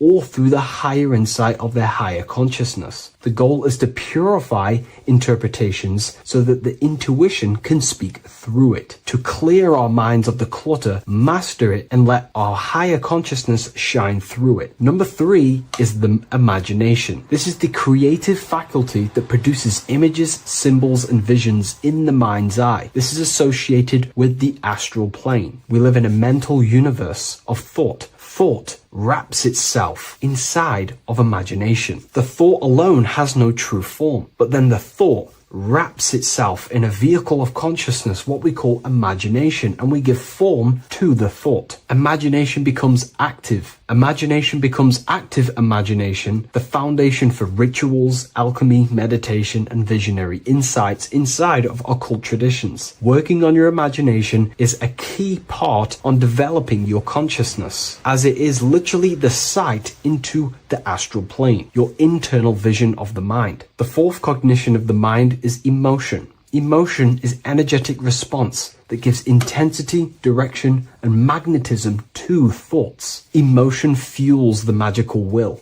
Unrefined emotion binds us to lower impulses. Refined emotions become devotion, compassion, and the inner fire to transform thought into a tangible reality, to become a conscious creator. The fifth cognition is will, the faculty of intention, decision, and directed energy. Will is the power that aligns personality with the higher self. It is the driver of discipline, transformation, and the capacity to act consciously rather than react unconsciously. Most people walk through life as an unconscious zombie, living day to day, running off subconscious programmings, never actually using their conscious mind. We develop our will and try to align our will with the highest will possible so we can align our will with our higher mind. So the higher mind can manifest through us in the material plane. The sixth cognition of the mind is memory, the storehouse of experience, impressions, and archetypes. It shapes identity, determines how one repeats and transcends past patterns. Memory includes not only personal memory, but also a deep strata of the subconscious and the collective subconscious field, what we call the Akashic records. Memory is a massive quality that you must work on inside the Masonic system. You are required to remember certain rituals and certain things so that you can regurgitate them to pass on along the degrees. Based off my research, I myself personally am not a Mason. The seventh cognition of the mind is intuition, the highest cognition possible. It's direct knowing. It bypasses the linear reasoning and reveals truth as the inner illumination. Intuition is the voice of the soul. It is the guiding force, guiding our physical vehicle of consciousness through this physical experience, providing revelations, insights, and even sometimes gnosis and higher understandings. They are the seven principles and cognitions of the mind that we should work on. Sometimes they're symbolized as seven luminary planets, because lumen is light. The planets are light. Light is consciousness. Consciousness is light. Now moving on to the true understanding of the G, the higher understanding of the G, as I mentioned previously. This is what we call the generative principle, the care principle, the human heart principle, the female aspect of consciousness within yourself. All creation is built upon a care. All action is built upon a care. You only act on what you care about. You care about paying the bills and staying inside your house and looking after your family, for example. Therefore, you take the action to generate the reality and generate money to pay the bills. Them actions are driven by the force of care. If you care about a plant, you take the action to water the plant and it grows. If you care about your partner or relationship, you give them attention and care and love, and you grow the relationship. As soon as you stop providing care, watch the relationship crumble and the reality destroys itself. Care is the generative force of reality. This is the generative principle that generates your experience in this world. We are in a continual state of becoming. Each cause gives birth to an effect, and that effect gives birth to a new cause. The G is the generative principle that drives creation in the present moment. Reality is creating, unfolding in the present moment, and the G is the force inside of you that generates your experience. You're watching this YouTube video right now because you have a care in your heart for the information I have provided in the past, and you have a care about watching this video. As soon as you don't care, you take action to do something else with your time that you actually care about. The G is the generative force of the heart. It is the love energy. You only take action on what you love or care about. The whole world is built upon this principle. This is why we say money makes the world go round, because the whole world has a G or a care for money, and it's making everyone wake up in the morning, take actions, and make the world go round. It is the G, the care for that principle or money object to generate that reality. It is the force that drives you, hence why the G is sometimes surrounding with light rays, because it represents a force, emanation, something that is invisible but driving the physical body. The G is the internal force that focuses thought into an action. We can think many thoughts, but the thoughts you don't care about, you don't take action on. But the thought you care about, that you have a G for, intensifies that thought, focuses and directs it into an action to generate that experience and reality. The whole world is built upon this principle. The sun is a perfect example of the generative principle. The sun gives all of its life, light, never asking for anything back, making everything grow and generate on the earth. Everything in your life is built upon this principle, and gaining control over your care gives you control over your actions and your reality and what you generate. Once you see this, it is truly beautiful that the world is actually built upon love. This is why they say love is the force of God. It is.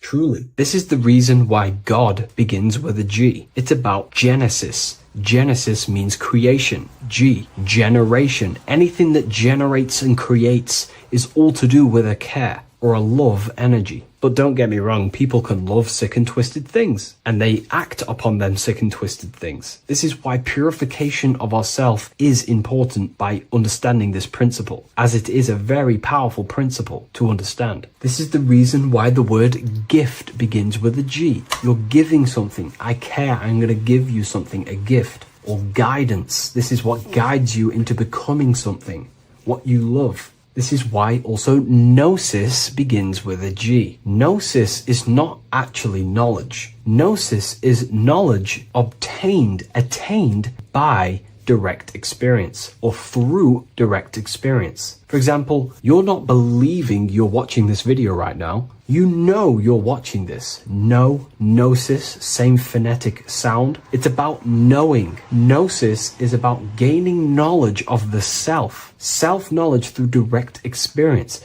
Instead of believing in God, I seek to know God through direct experience by altered states of consciousness, transcendent meditations, understanding human anatomy, understanding the laws that govern my mind, understanding creation. That is direct gnosis, knowing that God exists instead of believing he exists. By going within the self, questioning the self, and gaining a deeper relationship with the inner observer, you start to gain gnosis, self-knowledge through direct experience. And in order to gain gnosis, you have to care, because gnosis requires action. It requires you to meditate and go within yourself. It requires you to study yourself. It requires you to go within yourself. And in order to do that, you have to care. If you don't care about knowing yourself, you won't take the action to generate the gnosis. If we take a look at this piece of Freemasonic artwork, we can see a whole lot going on here.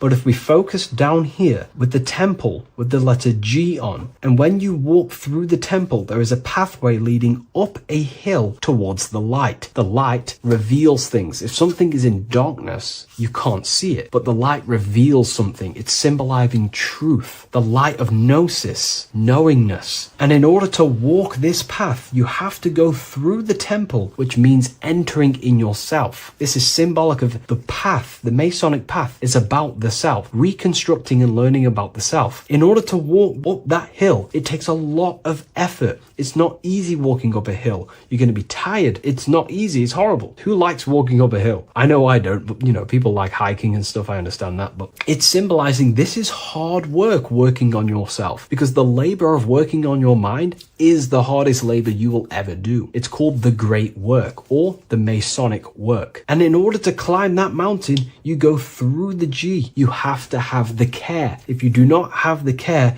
you will not walk up that mountain. You will not generate the gnosis. You will not get close to the light. You have to have the G to walk that path of self-mastery and working on your mind. This is very, very important. If you want to gain the light, you have to have the G inside of you. You have to have the care to generate a higher consciousness. If you want to earn more money, you have to have the care, or else you will not take the action necessary to generate that reality. This is why we have to master ourselves and write down everything you love. It could be even the bad things. It could be lust. It could be anything you're wasting your care energy on. Try and remove them one by one. Master them and become disciplined. And then you'll have more G energy, care energy to direct towards something else in your life to generate and grow that experience or reality. Again, the word grow, G. It is a growing force. What you place your love and care into grows and expands. What you have a G for is what you spend your time and attention on, your two spiritual currencies. So this is the Masonic G, and I hope you gain a deeper understanding of this. So that is pretty much everything about the Masonic G that you need to know, and hopefully this has helped you. If you wish to learn more and gain guidance through your life and understand yourself on a deeper level, the book I've used today is called The Book of Symbolism. I'll leave a link in the description.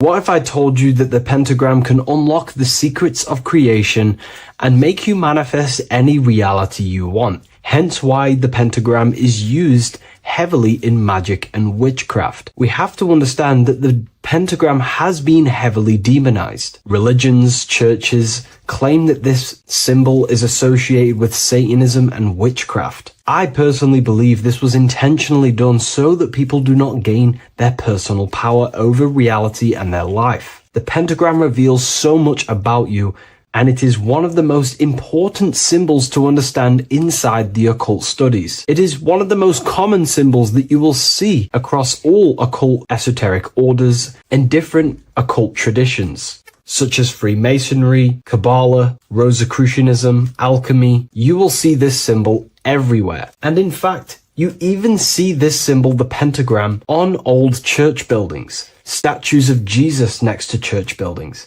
You will see this symbol used by Christianity itself, which is very contradicting about the church. But I'm not here to tell you to think anything. You can simply take this information with a pinch of salt and see if it benefits you. The pentagram used by the early Christians was said to symbolize the 5 wounds of Jesus on the cross. But this goes much deeper in an esoteric explanation. The pentagram ultimately represents the 5 elements of creation. All creation falls within these 5 elements. We have spirit on the very top, then you have air, water, earth, fire. This is the correct placement and order of the elements. Air is always on the left, water is always on the top right, earth very bottom left, fire bottom right, and spirit placed on the tip point of the pentagram. It's a 5-pointed star drawn with one continuous line. But this actually reveals much deeper things, and we're going to be going into how to use this symbol for magic and creating your reality towards the end of this video. But now we're going to give you a basic understanding of the pentagram. It's showing you the 4 physical elements symbolized as triangles and spirit symbolized as a circle. The 4 physical elements are made out of the base element, spirit, or what the ancients call ether. Ether is the underlying base of all physical matter. This is the substance that animates physical matter with life force. All physical matter has its origin in the etheric substance, or spirit, what we want to call it. It is simply the life force that animates the physical thing.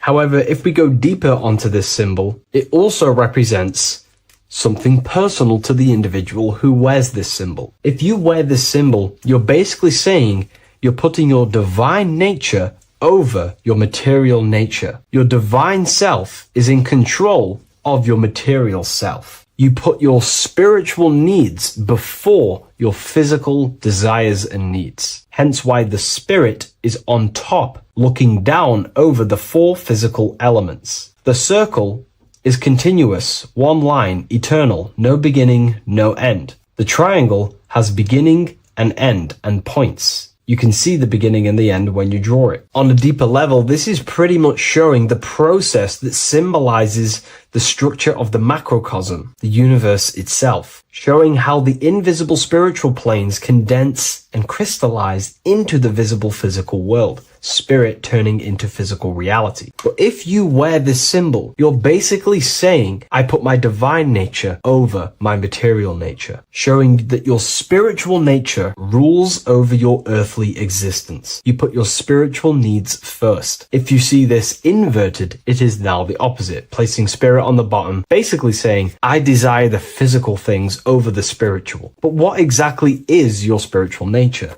Well, your spiritual nature is simply your internal self. You chase things that are immaterial, such as knowledge, love, experience, expansion, gnosis. These are the qualities of spiritual things that the spiritual person likes to chase and desire, instead of desiring the things that are temporary in the material world and never actually lead to fulfillment. True fulfillment is by chasing spiritual things. God, the nature of creation, the self, gnosis, knowledge. But if we go even deeper, this symbol ultimately represents how reality is created.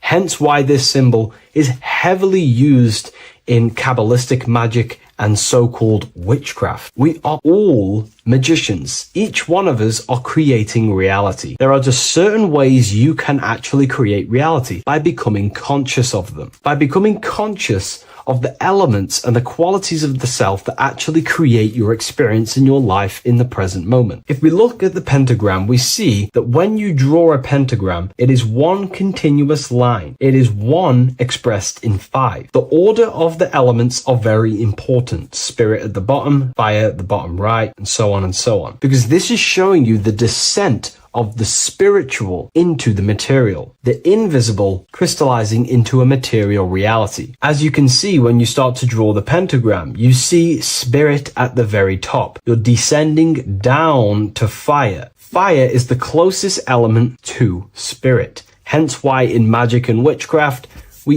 people like to use candles. So you're descending first into fire, then into air, then into water, then into earth, then back into spirit. Because of course, the cycle of creation unfolds itself. When you die, you return back to spirit, and then you reincarnate yourself back into physical reality if you wish and desire to. Everything is under this process of matter spiritual. In the daytime you wake up, you're in your material body. When you go to sleep, you enter your astral spiritual body. Everything's in this continual process, renewing itself in spiritual, then material. But the reason why this is associated with magic so heavily is because each one of these elements corresponds to a different body of consciousness, a different vehicle of consciousness. Consciousness has many different vehicles it uses to create the tangible self, the physical reality. For example, consciousness has a spiritual nature. The spirit element in this case symbolizes the emanation, the descent of the one power, the one force that we are all using. Each one of us is using this one power, the power of the source consciousness,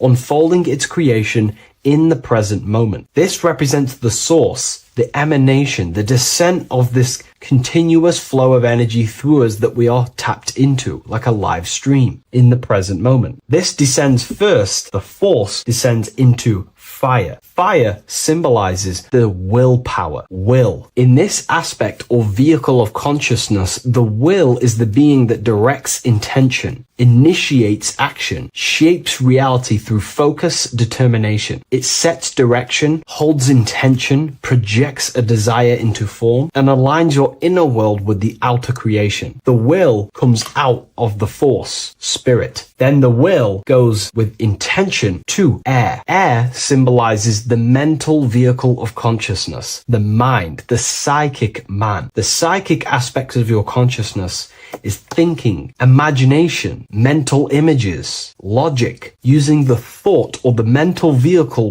body of consciousness. Then that thought has an emotion, which is then water. So it goes from the force to the will to the intellect to the water, the emotional body of consciousness. The emotional vehicle of consciousness amplifies the thought into an emotional desire that you want to take action on. No one takes random actions, and if we do, we say we're very bored and we don't care. The water is the energy, the emotion you have to fulfill something. And that emotion then descends into earth, which is the physical body to take the physical action in the present moment, to fulfill that desire, to fulfill that will, that thought, that desire. And that is how reality is created all the time. Now, there is much more that you can go into with the pentagram, because true magic is about changing consciousness at will, not casting random spells. It's the ability to change the direction of consciousness using the power of the will to direct these forces to create change in the internal world so it can project outwardly in the external world. Because consciousness creates the external reality. What happens within us, we see change outside of us. So true magic is about manipulating the forces and the vehicles of consciousness that exist within our own mind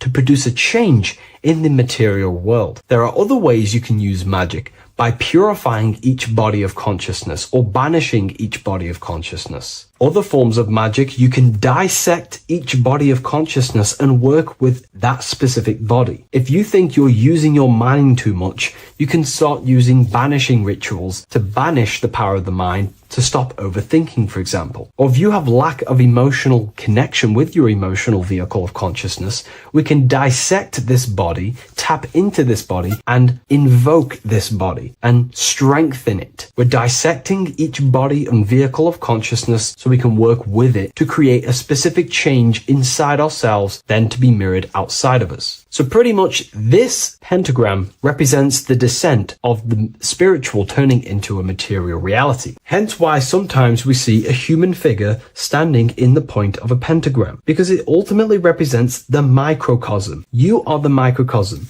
You represent the entire process of spirit into matter, the invisible into the visible, the formless into form. The pentagram, drawn in one unbroken motion, captures this divine act of creation, showing how consciousness flows downward through the elements or the vehicles of consciousness to bring forth the material reality. The Book of Symbolism will teach you all about this. It was released November 17th. A lot of people have taken advantage of this. You also gain a free ebook with this copy. Every order comes with a free ebook. And if you wish to get your copy of the brand new Book of Symbolism, you can find it in the description or revivalofwisdom.com. Thank you, everyone. I'll see you in the next video.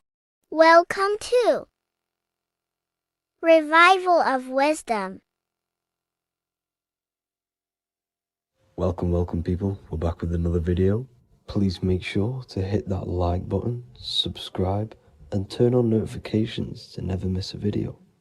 The Earth is a giant torus field consisting of a positive and a negative pole. The Sun being the cathode with a positive charge and the Moon being the anode with a negative charge. This is why the Sun rules over the day, giving you lots of energy, and the Moon taking your energy from you, making you go to sleep. Now, the plane that we live on is called the plane of inertia, and at the center of this plane of inertia is the North Pole. This is where the two electromagnetical energies meet. Now, this is where the most electromagnetic energy is stored.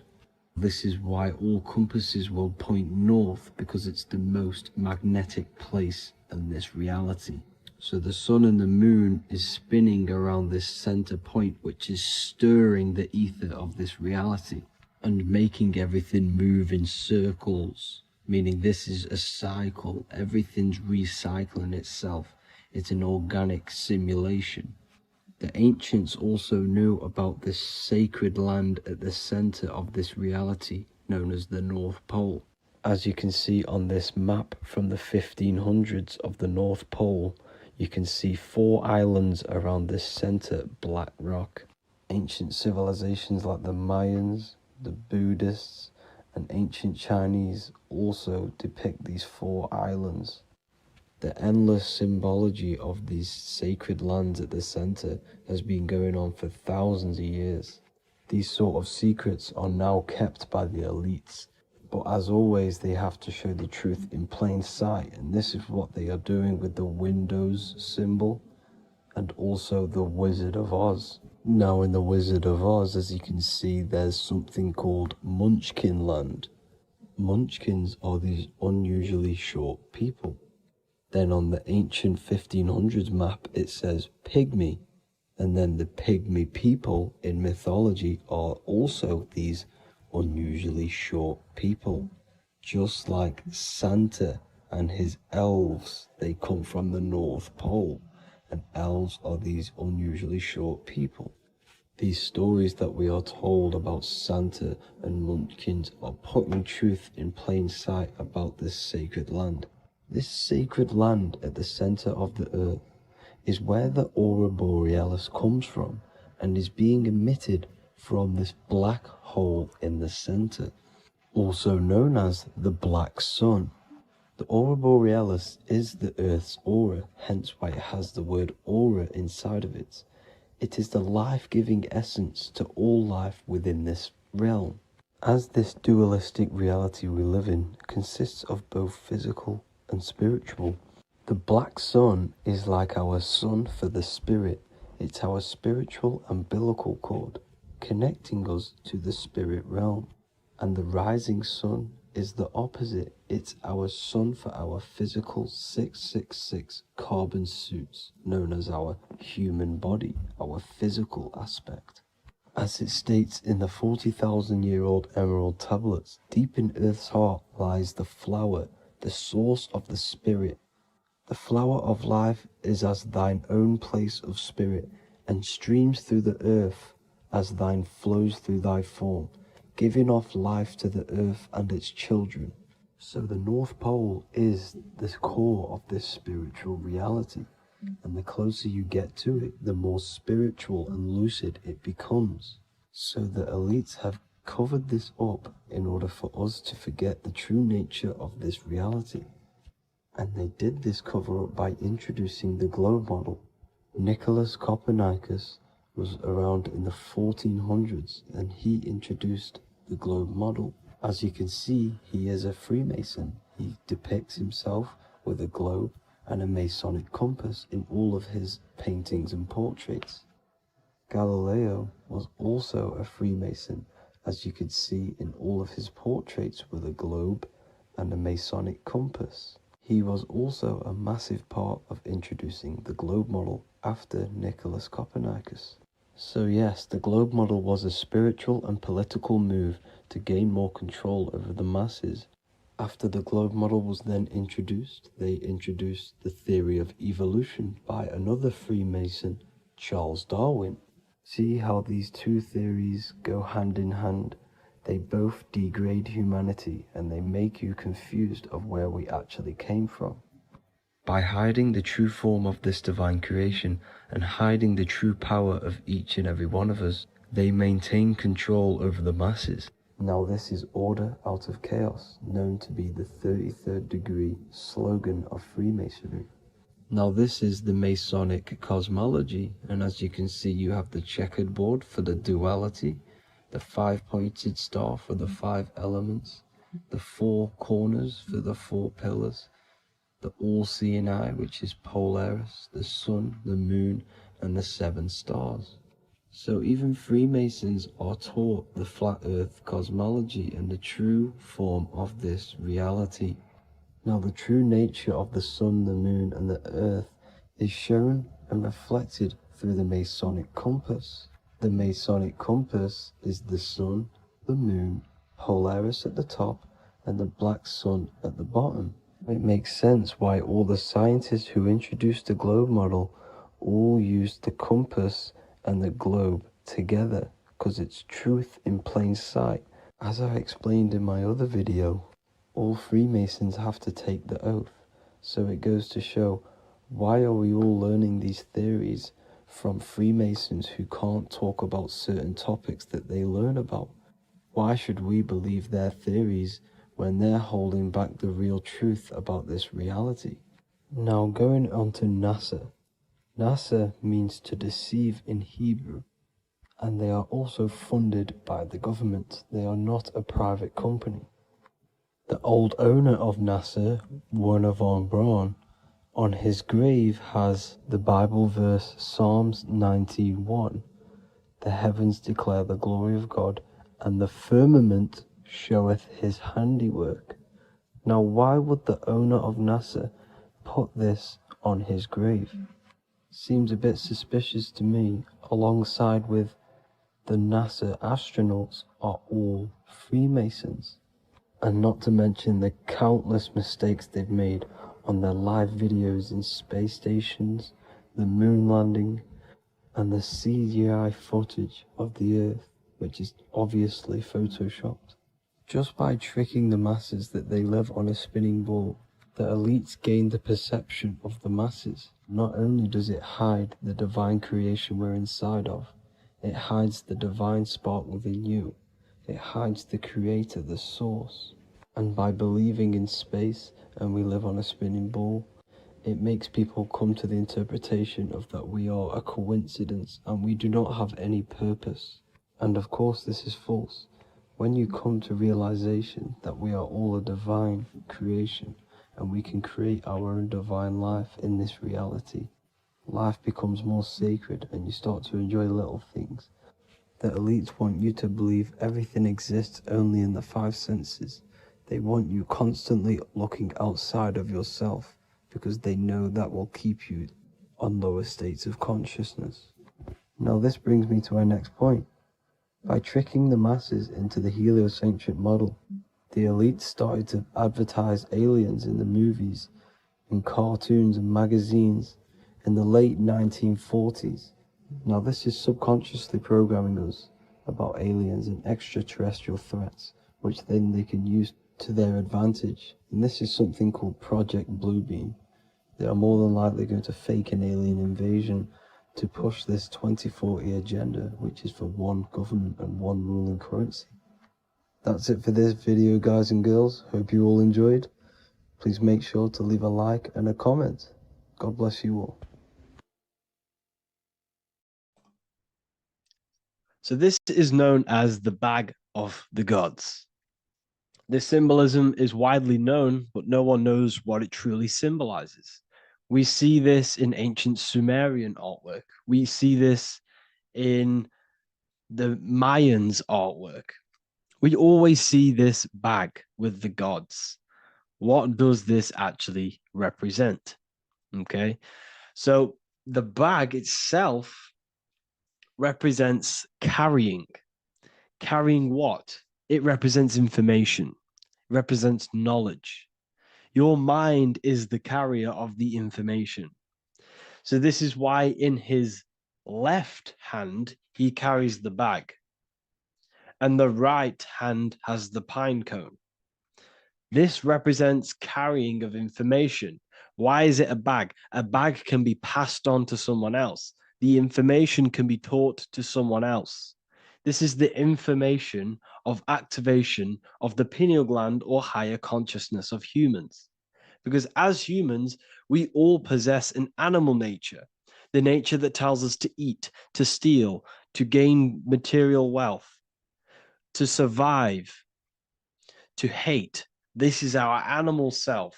This is our animal behavior. But we also have a divine nature of consciousness, which we have access to, the higher planes of consciousness, the planes that manipulate this material world and create all things in this material world. The human mind has access to. The animal does not.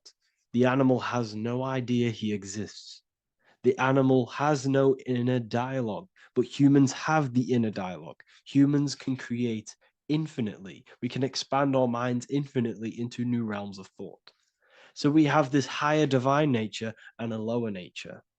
This bag of the gods is basically just representing the knowledge they possess of higher consciousness, of the higher aspect of life. Okay? Which is the activation of the pineal. The pine cone. The pine cone is in his right hand. The right represents wisdom. The left represents intellect, knowledge. Knowledge and wisdom are two separate things. Wisdom is applied knowledge. It's a feminine aspect. Knowledge is just gained information that you know, which is masculine.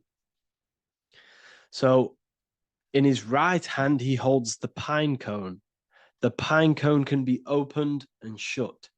The shut pine cone represents the asleep human being, the human being that exists in his lower nature, that just basically survives, lives on eating, consumption, material lust, living in chaos with his emotions, living in a place of hell. This is the animal nature. Then we have the awakened human, the one who has consciousness of himself, the one who looks within himself, the one who knows there is more to him when he looks in the mirror. He is far more than just the physical body. He is a divine spiritual being, a divine being who has limitless potential of creation into the material plane. So this represents the awakened. This represents the asleep. This is why he carries the pine cone in his right hand. It represents applied knowledge. This is the information. This is the intellect he possesses. And this is the applied knowledge of the awakening, of activation of the pineal gland. Because remember, The pineal gland is not your consciousness. The pineals, the same root word. Pine cones were always symbolizing the state of consciousness one was living in, whether he was asleep or awake. We see this at the Vatican. We see the pine cone over the two pillars. This is the two pillars of Freemasonry, and the dome. This is the Royal Arch of Freemasonry. This represents your head. This is the two pillars, the two hemispheres, and the pine cone in the middle, which is the pineal gland. What is the pineal gland? The pineal gland is not your consciousness. It is not the third eye, and it is not the mind. It's not the mind's eye. The pineal gland is a radio receiver. This is your body. Your body is an antenna. Most people think they are this body. This body is nothing but a receiver and a downloader of consciousness. Your brain does not produce consciousness. You are not this brain in your head. This brain is a downloader of consciousness. Consciousness comes from a way higher divine plane, which is what this image is showing here with the clouds. The mind is light. Consciousness is light. And this light is coming down into the material plane, and your body is basically a crystal antenna which is receiving and downloading this consciousness. So you can experience a three-dimensional reality. So God can experience himself in a divided, separate state. This is what this represents. Now, the pineal gland can be activated, okay, and stimulated, because the pineal gland has phytoluminescent crystallized jagged-shaped cells on it. And obviously, these are crystals. Crystals are on your pineal gland. And what do crystals do? Radios use crystals. Your phone uses crystals. They tell you that crystals are woo-woo and pseudoscience because they don't want you to know the power of crystals. Your body is basically a giant crystal. Your pineal gland is a radio receiver for your consciousness.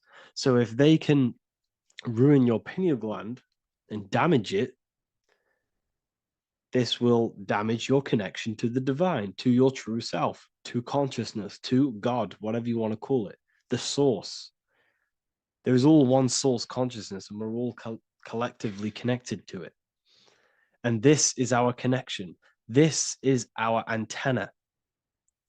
So what a radio does, a radio has an antenna, and the frequencies are all around us because all the radios are playing in your ear right now. But what the antenna of a radio does is tune into a specific frequency to pick up that frequency and play that frequency. It's the same with your consciousness. You're all a fraction of God's consciousness. So that is essentially what we are looking at here. We're seeing knowledge, intellect in the left hand, and applied knowledge, activation of waking up to higher consciousness, to the higher human form. Because we can reach beyond our physical form. We can turn our animal self into a divine being, into one of these so-called gods. These gods are nothing but human beings. The Anunnaki were not gods. They didn't come from the sky. These are normal, regular human beings who activated their higher consciousness. This is what we have here. This represents spirit. Birds represent spirit. So do we have any questions? I'll take some questions now. That was just a short lecture on what that symbol truly means. Okay, so if we have any questions, feel free to go ahead and ask some questions.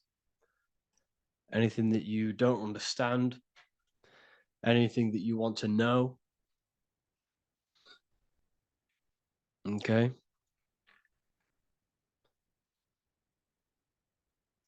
So base reality would be where source resides. Yes, the base reality is your consciousness.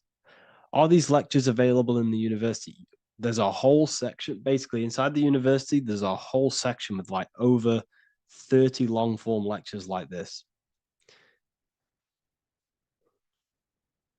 So the base reality is where the source resides. Yes, the base reality is your inner world, your consciousness. That is the only thing that exists. Your outer world is just an effect of your consciousness. Your consciousness, everything that has gone on within the mind and emotion, is pushed outwards into your reality. You have thought and felt your way into your external circumstances. Your life is a direct correlation of every thought you thought in the past. Therefore, your inner world of consciousness is creating and molding your outer world.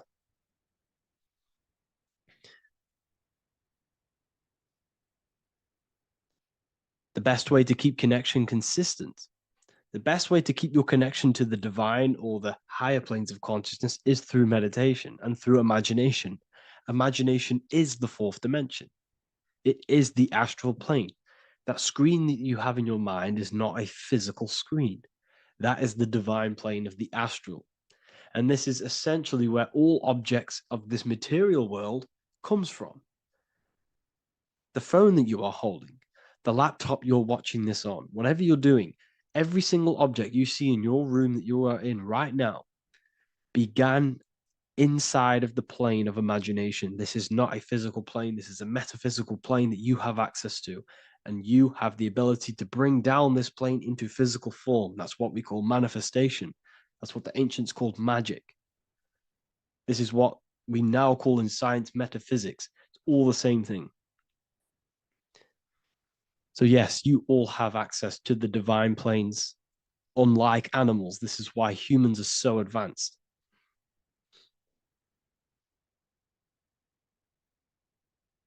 Okay. Is the pineal able to constantly activated, or is it just a temporary experience? I don't fully understand that question, unfortunately. Maybe you could word it in a different way. The real meditations on the university legit, y'all, yes. In order to connect to consciousness, you need to sit in meditation and turn off your feelings, and the feeling of unity will come. Do I understand correctly? Yes, that is correct. So when you sit in silence and in stillness, I highlight the word stillness because stillness, when you are still, no information from your nervous system is being decoded by the brain. So when your body is still and does not move, your nervous system starts to relax and comes to a balanced state. Your brain starts to relax, it comes to a balanced state. The left and the right brain stop working, the nervous system stops working.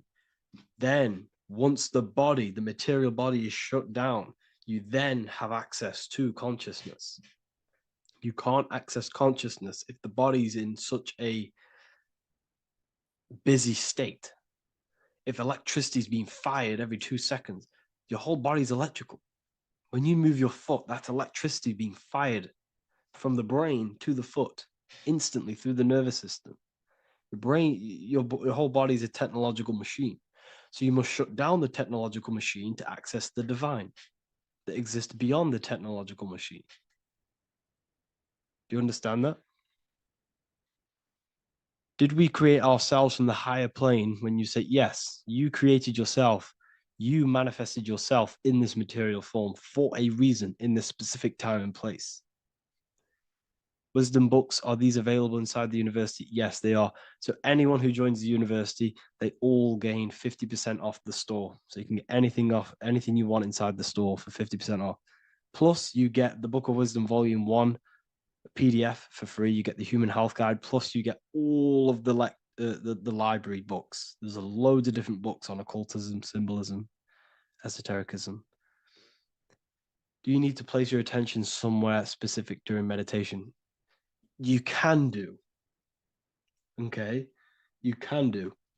So if you struggle, when you first start to meditate and you struggle to turn off the thoughts, think of the back of the brain, the back of your head. Don't think of it, place your attention on it. Okay, so when you place your attention on the back of the brain, this now shuts off thought because the back of the brain doesn't have any activation to do with thought. The front brain does, the neocortex. That's all to do with activation of thinking. So place your attention on either the back of the brain or your breath. What's more important, creating yourself or finding yourself? It's balance of both. So in order for you to create fully, you must have awareness of self and awareness of thought and control over the mental dialogue, the inner voice inside of you. Okay. When you control that inner voice, that is when you gain power. That inner voice is what brings commands into physical reality. Before you kick a football, there is a change in consciousness. There's a decision made in consciousness before the body takes the action. Therefore, every physical manifestation is a change of inner consciousness before it's a physical reality. You can have the reality you want through consciousness before physically having it. That's the secret to creating. But you must believe it like you know the sun is going to rise in the morning. That's how much you should know that you have that reality in consciousness through feeling and thought and imagination. And that's how you can truly create in your reality. Shrooms help with consciousness or ego. I can't really talk about that because I'm maybe uploading this to YouTube, unfortunately. But we need to clean our pineal gland first from calcification. Yes, definitely. You should go on a detox the body. Because you can't really connect with consciousness if your body is in such a dirty state. Because the brain is, your nervous system is in a state of fight or flight, trying to fight off all these toxins. So when you meditate, you're probably going to be having thoughts all the time because your brain's firing, your nervous system's being attacked through toxins. So you must detox to have a true connection with the divine. Your diet plays a big role in your spirituality and mentality. What is the most optimal food for pure consciousness? Fruits and vegetables. They possess consciousness. So when you place them inside of you, they're syncing with your consciousness. How to check the cleanliness of your body, your skin, your teeth, your tongue, your mouth. If your skin has spots, different colors on it, you're not clean because your skin is a reflection of your inner organs. Coffee's not the best for you. Coffee gives you fake energy. Okay. So what coffee does, that buzz you get off coffee is actually the toxic effect of the chemicals reacting with your body. If I'm inside the university and wanted to buy your book, you said it would be 50% off because we are your student. Is that automatic or we need to have a code? You will have a code. Yes, I'm going to releasing a code for all the students after this. Caffeine equals neurotoxin. Yes, it fries your brain, it fries your nervous system, it fries your dopamine receptors. Will the Q&A last week about money symbolism be posted? Oh, I didn't post that. That's my bad. I totally forgot. I will post that after this. Thank you for reminding me. How to detox the body. The best way to detox the body is going through a week cleanse of fruit. So only consume fruit, sea moss, and cayenne pepper, and lots of freshly pressed juice. Do that for a week or 2 weeks, depending on how you feel, and then start to fast. You will lose weight, but you're not losing weight. You're losing impurities. It's good to do this every couple of months to just go on a raw fruit diet, cleanse the body, push everything out, and then start to fast while consuming sea moss and having lots of freshly squeezed juices. What is an alternative for coffee? Something with high energy levels. Okay. We're not taught the most simplest thing about the human body. It is an electromagnetic machine. It's electrical. It runs off electricity. The only energy you need is electricity, and that is found in fruits, vegetables. If you want energy, drink pure, fresh, pressed juice. That will give you more energy, more electricity than coffee. Can we cleanse ourselves through oil pulling? Do you recommend it? I do oil pulling every day with coconut oil in my mouth. Celery juice is a good one, very good one. Yeah, celery juice.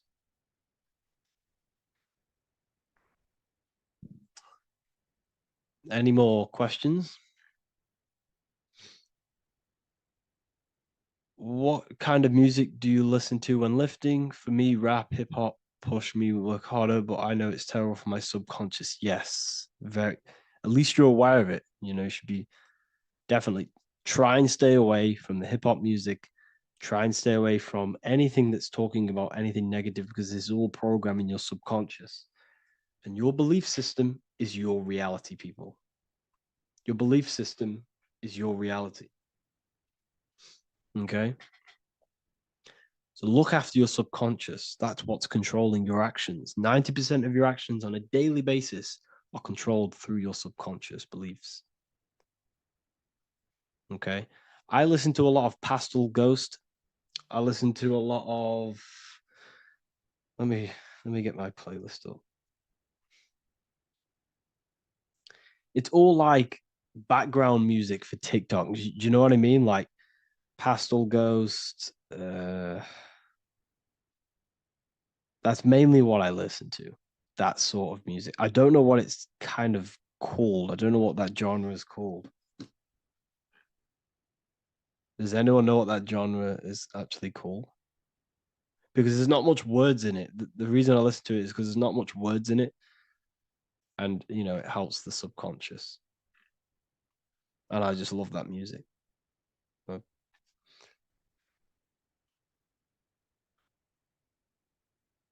Like Lofi, yeah, a bit of Lofi.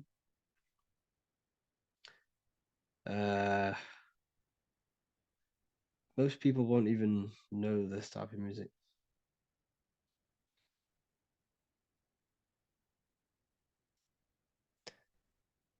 Can you tell us how you use cayenne pepper? So I mix it with freshly squeezed orange juice every morning. So the first thing I have, empty stomach, I have a teaspoon of cayenne pepper, mix it in and just down it every morning. And sometimes at night. The feeling you get in your stomach after putting cayenne pepper on an empty stomach is absolutely amazing. It tingles in your stomach. It kills parasites. It kills all horrible organisms.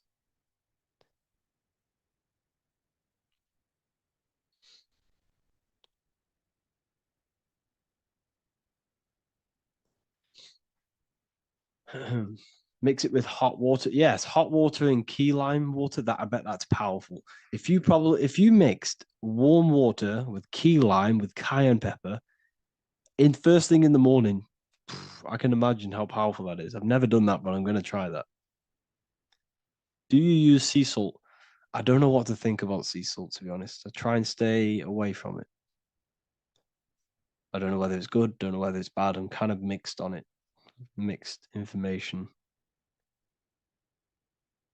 You know, I've heard people have benefits. I've heard other people say stay away from it. So I don't know. I just stay away from it. Just I'm not too sure on it.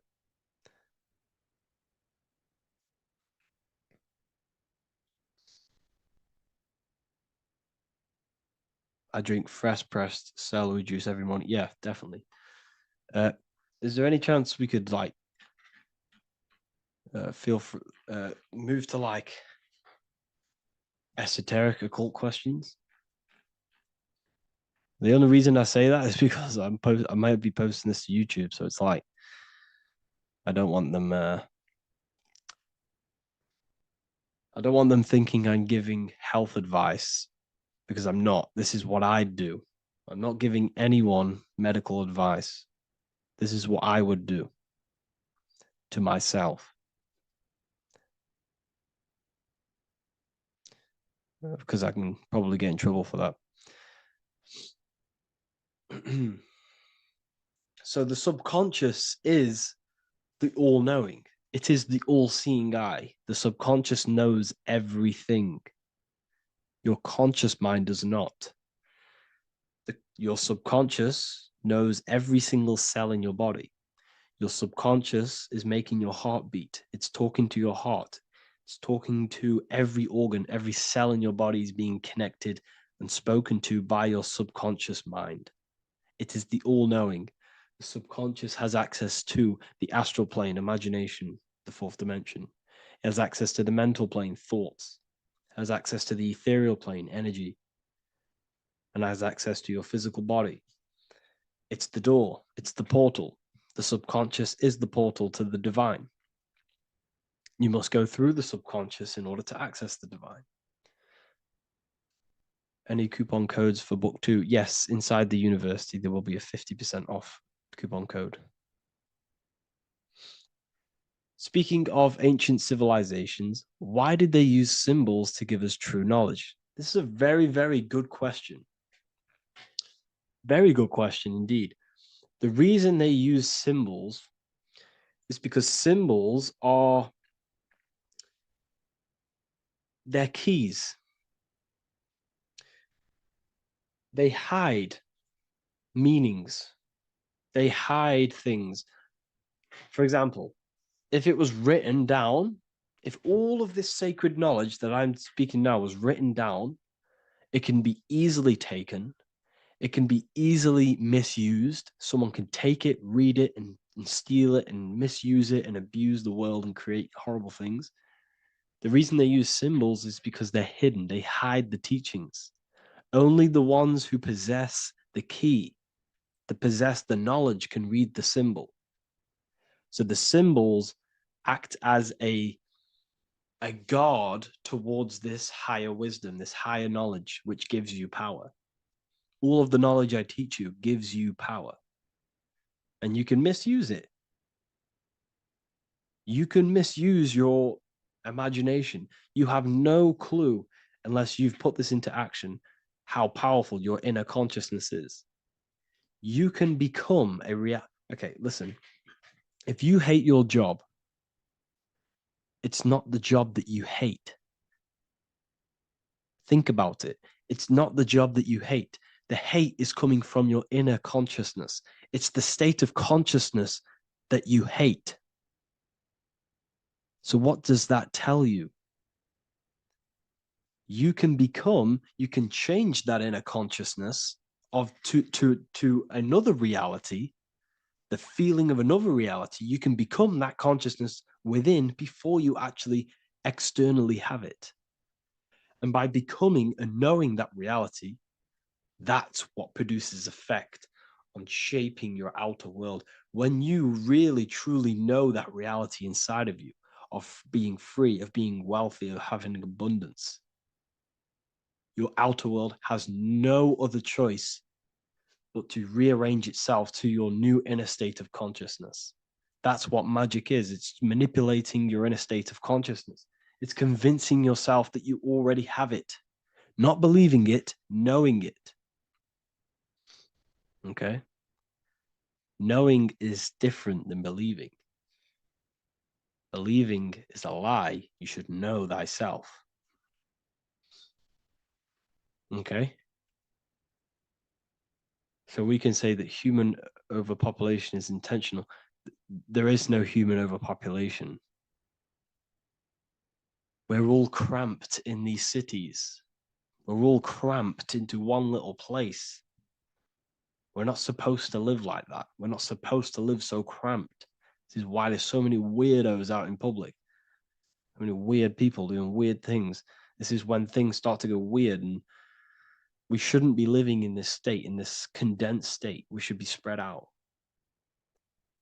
Okay. There is no overpopulation. It's just an illusion, because we all lived in such. Have you ever been on a plane? Have you seen how much land there is? It's crazy. There's no overpopulation. And how many people do they say there's in the world? There's not that many people in the world that they say. I think it's like 8 billion. I think they say there's 8 billion people. There's not 8 billion people. There's probably more like 2 billion. And the reason I say that is because I have a friend who only has like 300K followers. That's a lot of followers, okay? And he gets recognized everywhere he goes. And he's into all this stuff. And he says, listen, the population is definitely not 8 billion or whatever they say. I think it's like a couple billion. It's probably more like a billion. How to properly manifest intentions. Thought, emotion, and imagination are the key. You must know that you have that reality. Don't believe it. Become that reality within your consciousness. All day long, as much as possible. Feel it. Imagine it. Say it. And have zero doubt. How to have zero doubt. You can't, well, okay, so the doubt, that little voice that will seep into your mind saying, you can't do that. You can't do this. That's your old voice of your subconscious program. Listen, the reason why most people fail in life is because they have trained their subconscious that they will fail. They have told and believed that they will fail. The reason I will succeed for the rest of my life is because I have trained my subconscious to say, I will win, I will succeed, I will solve any problem. That's my belief system. And if my belief system is that, then my external reality, my conscious mind will seek a way to fulfill that belief. It will seek to control and create that belief in my external world. It will seek to solve any problem. I've trained my subconscious mind to know that I already have the reality, to know that I'm abundant, to know that I have everything that I already need. Therefore, if any problem comes, I can sort it straight away. But most people have a different belief. It's not your fault. We've been kind of manipulated and told this, that they will fail, that they can't do anything, that it's too hard. And that basically casts a spell on the conscious mind, where your conscious mind is just like, no, I can't do that, because of this subconscious belief that you hold. So you must reprogram your subconscious that you can do it, that you will solve any problem, and that you are abundant. That's the reason why successful people succeed. It's because they have a complete different mind state, a complete different belief system in their subconscious.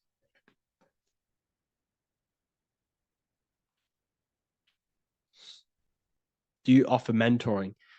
Yes, I do offer mentoring, but it's mainly for people who want to grow their online presence, and for the amount of value and transformation that I can place into your life, and the time that, well, the price of my time, it will be a higher price tag. But your life will completely change if you join my mentoring. Because I will transmute your life. I will transmute your mind, and I will transmute your whole reality. Because I could tell you exactly what you need to do. How to have super genius power pulling information from the source. Okay, so you can do this. I talked about this in Book of Wisdom, Volume 2, if you've read it. This is a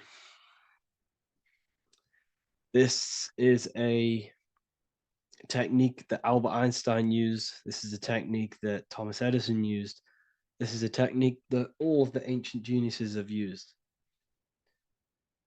So you get on a chair, you place metal below you or plates, and you hold a metal ball in your hand, and you fall asleep. And every time you fall asleep on the chair, you're going to drop the ball because your body will become unconscious, and you will basically drop the ball, and it will wake you up because it's going to hit and make a loud bang on the plate. And every time you go to sleep, basically what this is actually doing is shifting your consciousness from conscious into the subconscious. So from physical into the astral, your consciousness is shifting between these two planes. And as you do this, you can bring down great ideas from these higher planes.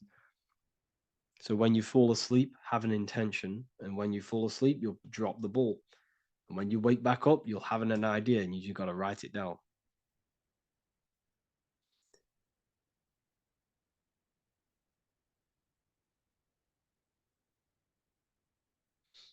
How to balance chakras? Don't focus on balancing your chakras. Focus on the mind. The mind is the cause of the chakras being blocked. If you have a blocked throat chakra, this is a problem in your mind, not the chakra. You see, the chakras are a result of the mind. You transmute the mind, you can transmute the chakras and cleanse them.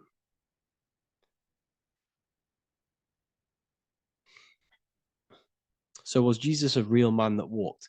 Okay, so I'm going to tell you something. Like, some of the things that I say in my reels, they are to catch attention. So if I say the first thing on the reel, Jesus never existed, straight away, you see that, it's going to trigger you. It's going to trigger Christians. It's going to trigger people. So yes, I do say things to catch attention. The reason I do that is because I have to in order to catch attention. Maybe there was a Jesus who walked. So in the past, I have said Jesus never existed. Yes, this is to catch attention, to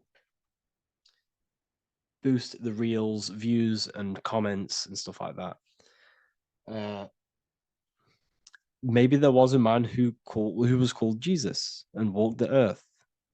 But listen, he was not the Son of God. You are all the Son of God. Jesus represents an archetype. He represents morals. He represents a way of living that you should embody in your life, not to worship. We shouldn't be worshiping this man. We should be embodying his qualities into our lives so we can become Christ consciousness, so we can live in harmony with our mind, emotions, body, and spirit. Okay? He was not the Son of God. You are all the Son of God. We are all God experiencing himself in a three-dimensional divided form.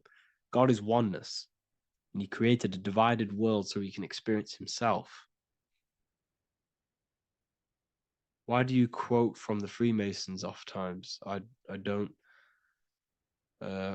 recall me looking at Freemason quotes and quote them. I just simply, when I post a quote, I literally just, whatever comes to my head, I just whack it into Telegram or Twitter. Are dreams tied to your subconscious, and how do you understand them? Okay. Dreams and astral projection are two different things. Astral projection is your soul leaving this plane into the collective consciousness, into the collective mind, the collective astral plane. But dreams are basically the astral plane, but it's your personal astral plane in your personal subconscious.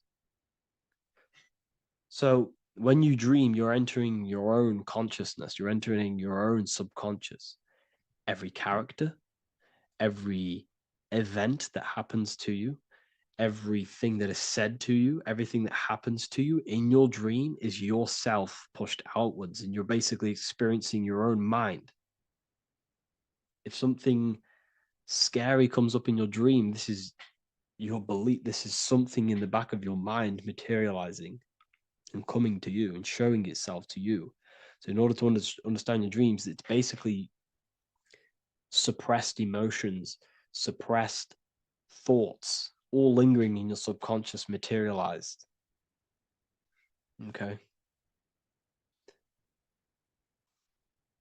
A few months ago, I'd have concurrent dreams of getting in a car crash that lasted for months. Then one day out of nowhere, I got into a really bad accident, and that low-key bugged me out. I didn't know if my mind was trying to warn me or what. You can explain that. Okay. If you are having dreams about having a car crash, this is a belief. Okay, so let me tell you something. Let's say you're a drug dealer, okay? And you live in fear every single day of the police coming to you. This dealer every day is worried, he's scared, and he lives in fear of the police getting him. He was believing it. This fear, this emotion he was feeling on a regular basis, repetition, and the emotion is basically impressing your subconscious. It's impressed his subconscious that deeply that he now believes it. It's now become a belief. So one day the dealer gets caught and he goes to prison. Let me tell you something. He placed himself there because he created a program, a belief in his subconscious of the police. And his external reality is now in a prison cell. But that prison cell is just an external manifestation of the prison cell of fear he installed in his subconscious mind. The four walls he's now trapped in is just basically an externalization of his own belief system that he created through consciousness, through the subconscious. If you embedded your belief that you will be in a car crash, you will be in a car crash. He placed himself there. He materialized that reality through the thought, through the emotion, through the belief. He put himself there. You see? So if you were having dreams, this was maybe, it could have been anything. You could have watched a program when you were a child about a car crash and that maybe scared you. Or you saw a car crash when you were very young and that scared you and that impressed your subconscious. Then you had a dream about it. Then you started to believe it. And then one day, bang, it happens. That's the power of the subconscious mind. It holds control over you. It holds control over every aspect of your reality, of your being. So, I hope you all enjoyed this live. I'll see you all inside Ethereal University.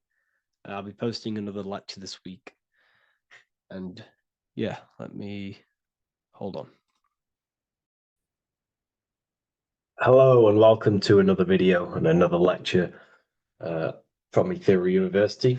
Today we're going to be breaking down in detail the Freemasonic 33rd degree symbol. Now, of course, this is a complex symbol and it's composed of many symbols put together to create a greater meaning. So, as you should know from my previous videos, a bit of context behind Freemasonry, what it particularly is, and I will give you a brief overview before we go into this. It's definitely important to know what Freemasonry is before we break down this symbol, okay? Because without the knowledge of Masonry and what it is, it's difficult to understand what the symbol truly means. So Freemasonry is all about building. The word Mason means to build. And we're either building with light or we're building with darkness. So that we have good Freemasonry, we have good Masons, people who want to spread the truth, people who want to help people awaken their mind and liberate them and bring them up to higher consciousness. Or we have Masons who want to divide, keep the knowledge to themselves, create walls, build walls in people's minds, construct illusions in people's minds for their own personal gain. Okay, so we're either building with light or you're building with darkness. You're either building with light or bricks, spirit or matter. God and the devil, same thing. You're either uplifting people or dividing people. Each and every single one of you is a Freemason. Well, a Mason. Not a Freemason, but a Mason. You are a builder. And you're either constructing division in you and other people, or you're either creating oneness. Everyone is doing this. Everyone is building. Everyone is contributing towards the world and building our reality. So Masonry is a craft, and that craft is to craft a better mind and heart, a higher consciousness, a higher understanding of the self, building a higher perception of yourself, getting to know who you actually are, why you are here. Every action, behind every single action, behind every single cause is choice. You chose to be here. Whether you know why you are here or whether you do not know. You chose to be here in this time, in this period of life on the earth, on this physical dimension. You chose, you, the mind of yours chose to be here in this body at this specific time. You are playing a role, you are building in this world at this specific time.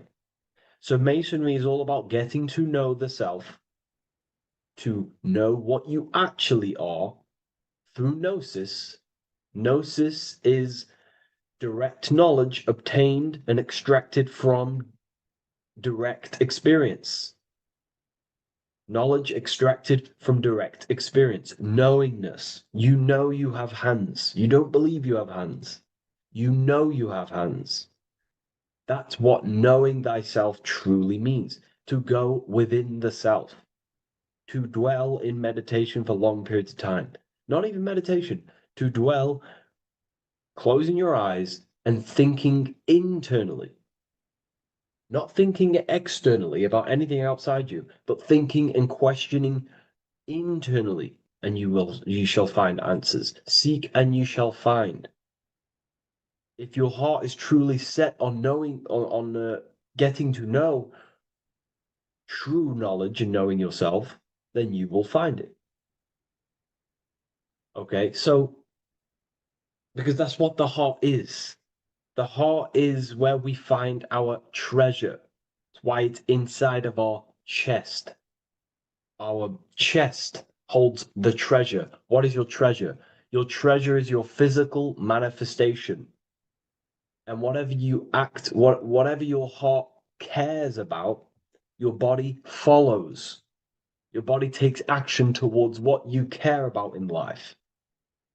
This is why we say follow your heart, because your body follows the heart, what you care about.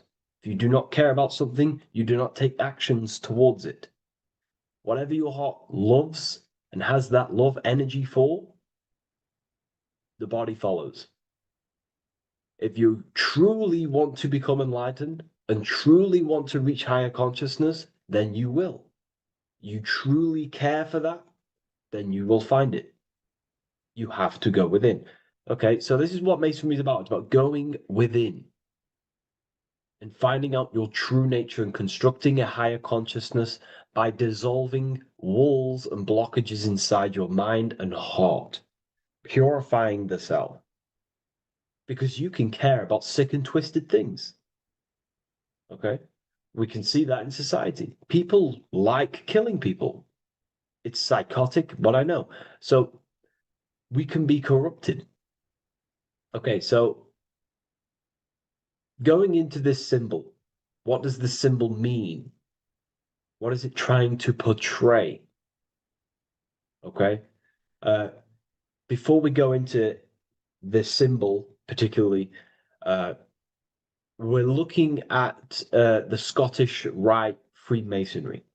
So we have the the first degree all the way up to the third degree is Blue Lodge Masonry. Then from the fourth degree of Freemasonry to the 32nd degree is what we call Red Lodge Freemasonry, the Red Lodge degrees. So again, that is that symbolism of that red and blue, the left and right, masculine, feminine, water, fire. It's that symbolism again of the two polar opposites of reality, of masculine and feminine qualities, solar and lunar, the left and right hemispheres of the brain, the inner and out world, inner and outer world, the brain and the heart. These are all polarities, okay? Spirit and matter. We have to unify these. But we're looking at the 33rd degree. This is the end of the Scottish Rite of Freemasonry, and it's considered the illuminated degrees. Illuminated. This is when one gets to know the true self, the true knowledge, when one has gone within, mastered the self, got rid of mental blockages, blockages in the heart, purified the self, and they know who they are. They have higher consciousness. And in this breakdown today, I'm going to show you how they have higher consciousness through this symbolism. Okay, so I was going to say something, but I totally forgot what it was. But anyways, we'll move forward with this symbol. Oh, that's what it was. Water melts. Well, ice melts at 33 degrees, symbolizing ice represents solid matter, ego, the physical body, left brain thinking, physical reality identification, identifying self with the ego, the name, the job, the reputation. That's the ice, that's solid, that's ego thinking, left brain thinking. When we identify ourselves with the body, our ego, our name, our job, our reputation, our family, that is ego. That is pure earthly survival base level consciousness.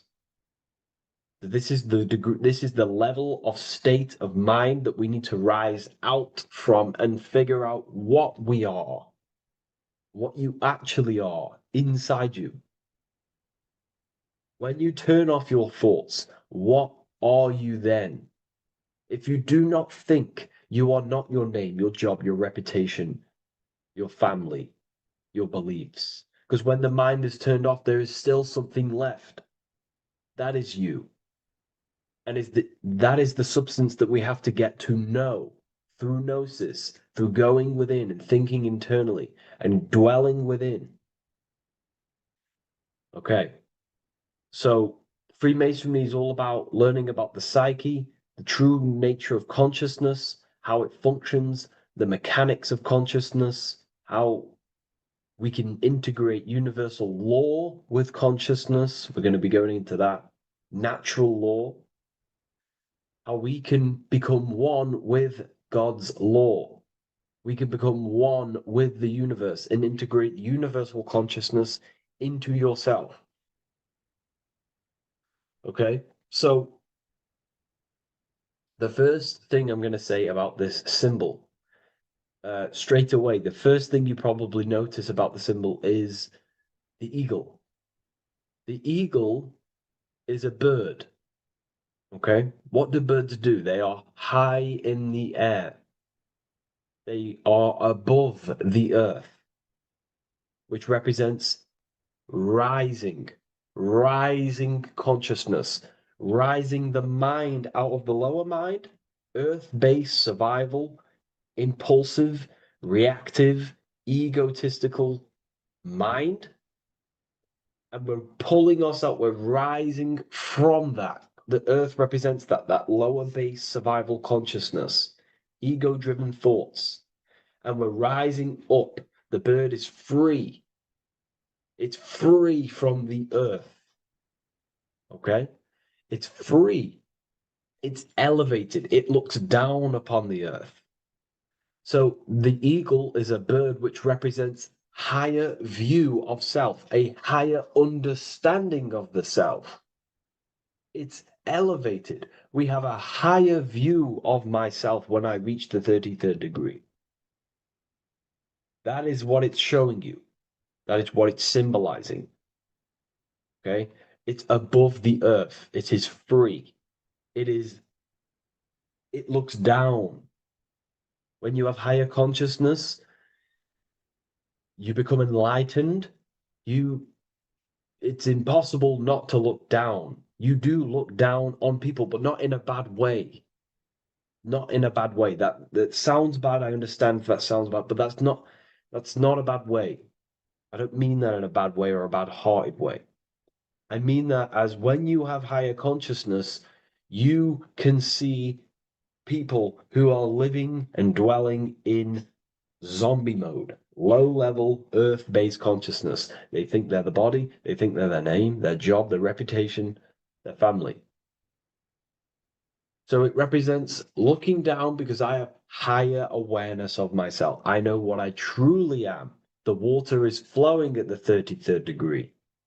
The water melts at the 33rd degree, representing the flowing of consciousness, the flowing of the mind, flowing of light energy entering the body. Because when we reach higher consciousness, when you raise your consciousness, which is just an easier way of saying mastering thoughts, mastering yourself. We no longer give attention to negative thoughts because we understand what thoughts are and why would you let your own mind take away your own power? So again, Freemasonry is about gaining personal power, not in a bad way. Well, it can be used for bad. Gaining mental power, a strong mind. Most people have very, very, very weak minds in this world. Very weak minds. This world is a mental world. We have to gain strength in the mind. It's a mental universe. The stronger the mind, the better your reality. The less affected you are by external things. Nothing external should ever bother you. Okay?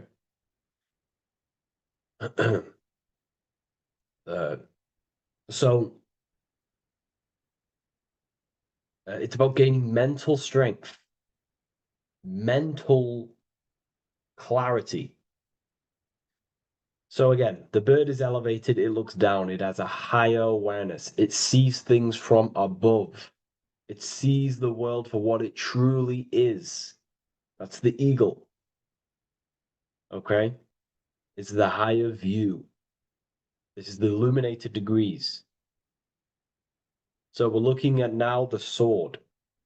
The bird, the eagle, the double-headed eagle is standing on the sword. Very symbolic. The sword is not above the eagle. The sword is below the eagle.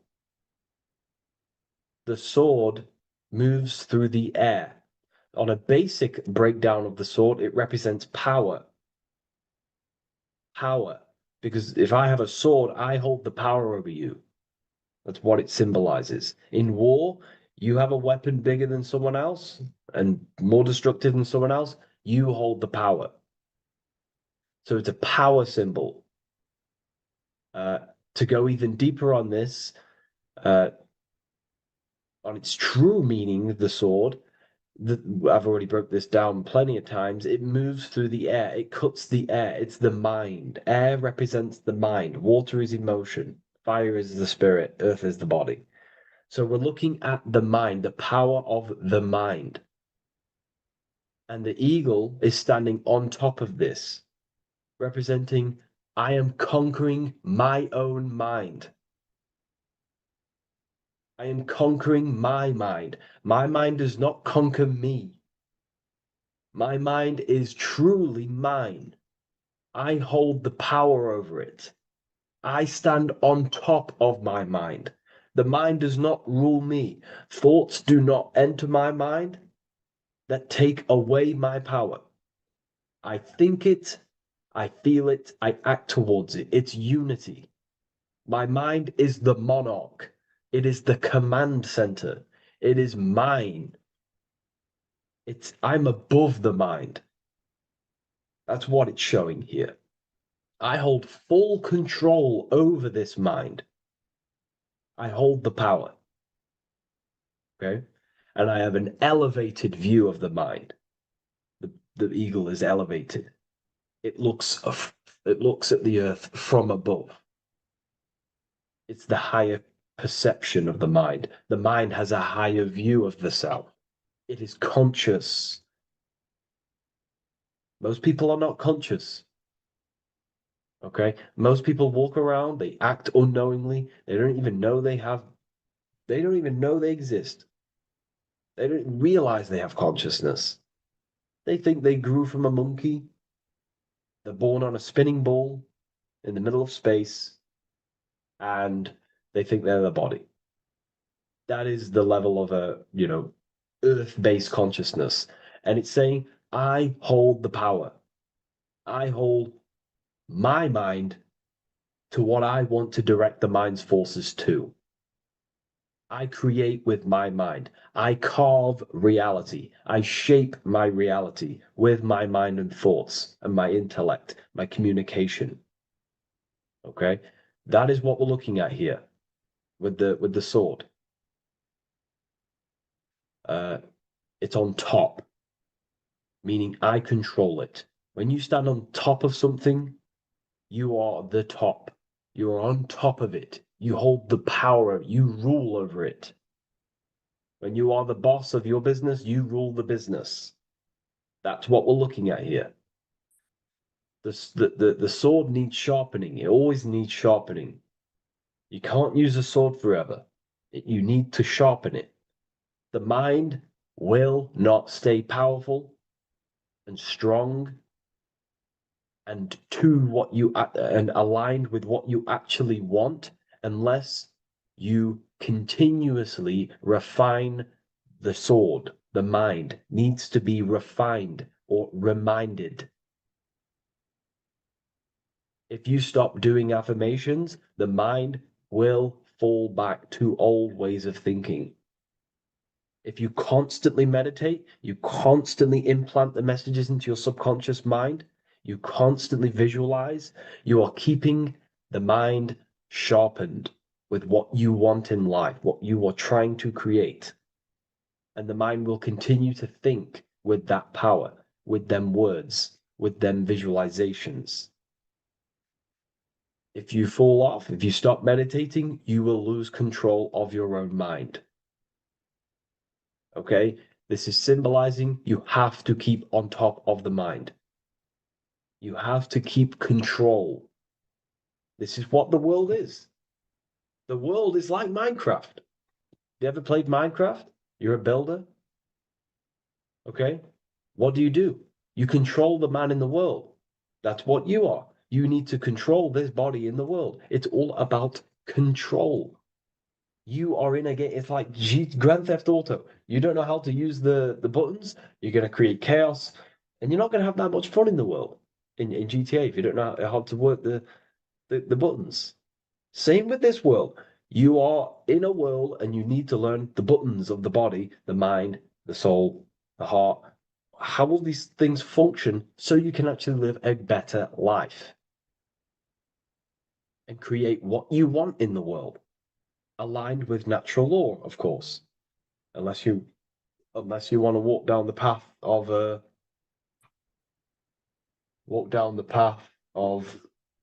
Satanism.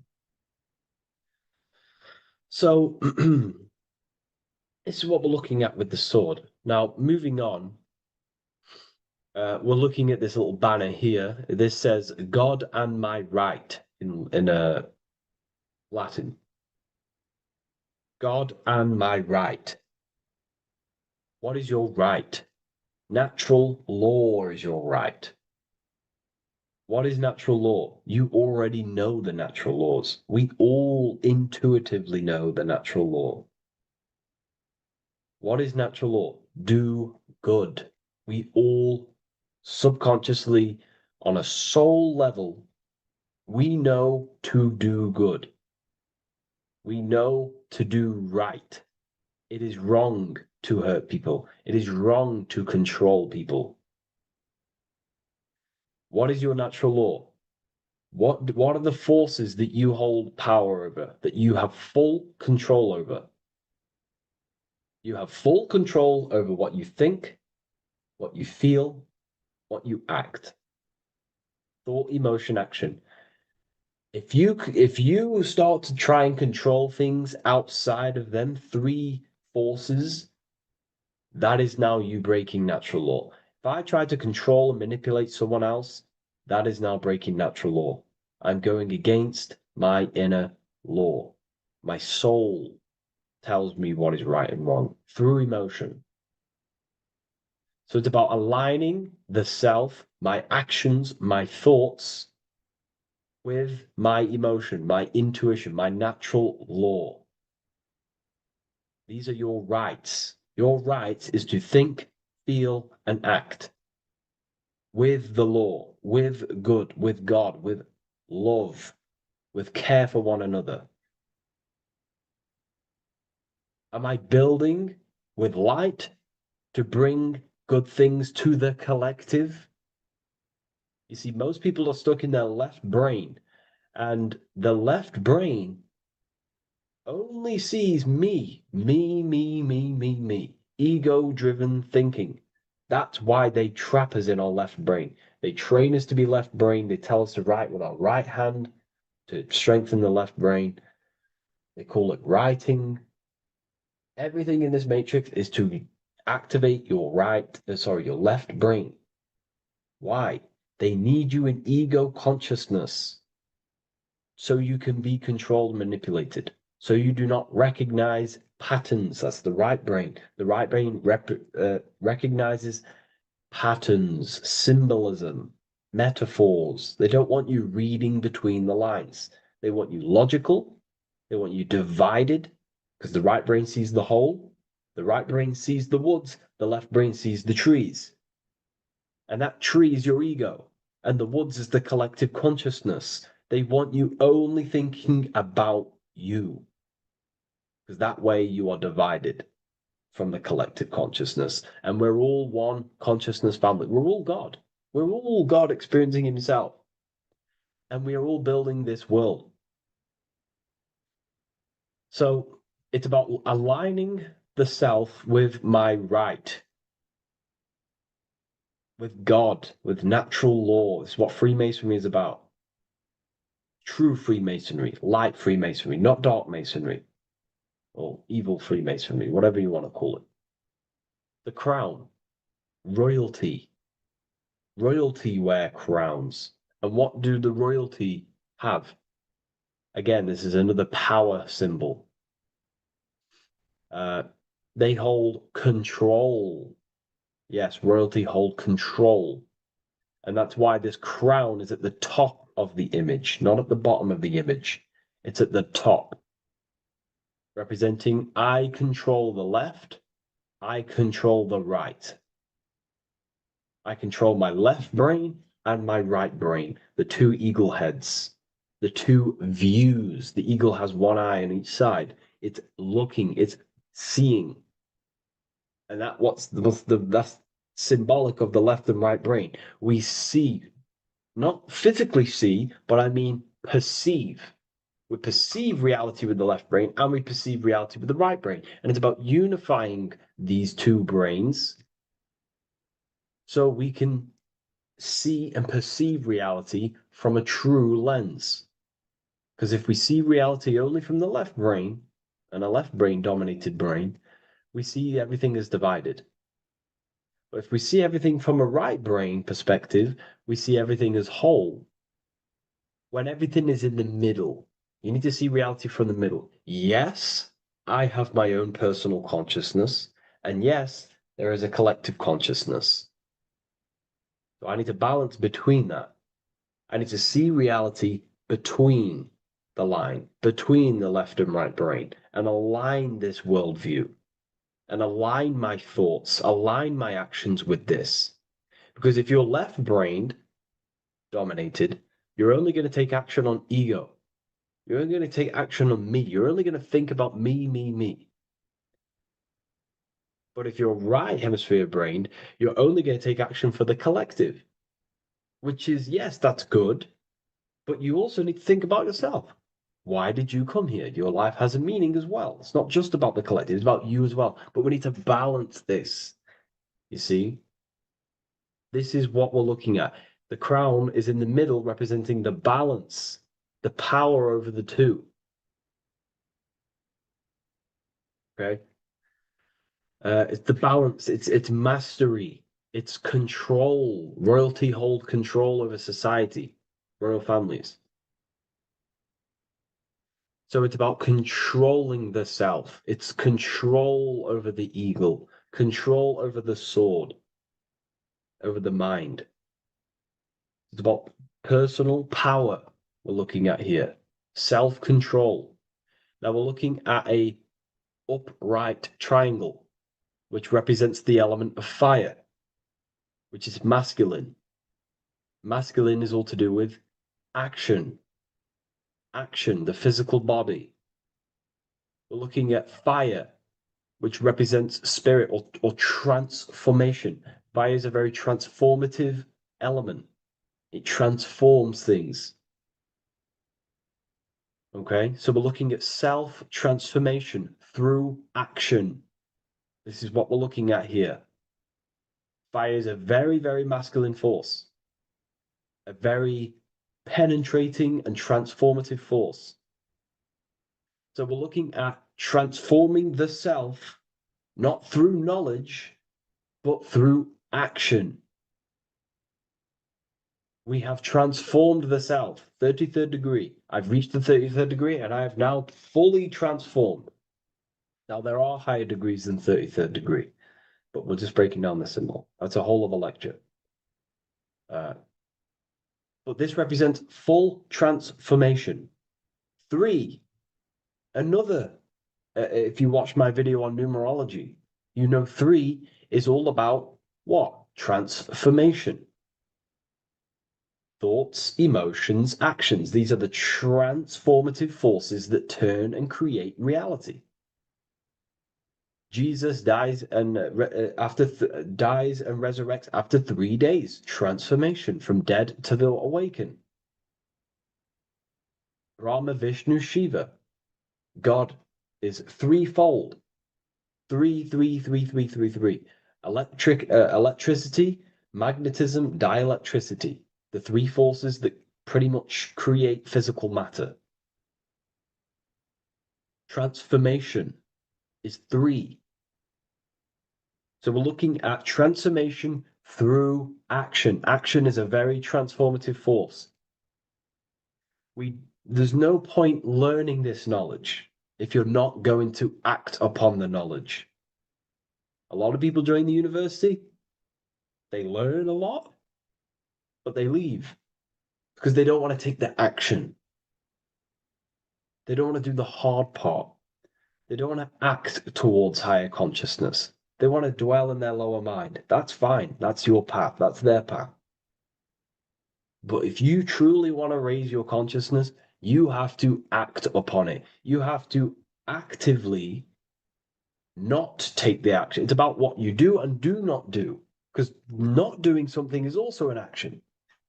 If you are not participating in the low-level pleasures like sex, casual sex, masturbation, going out and getting blind drunk. These are low-level pleasures.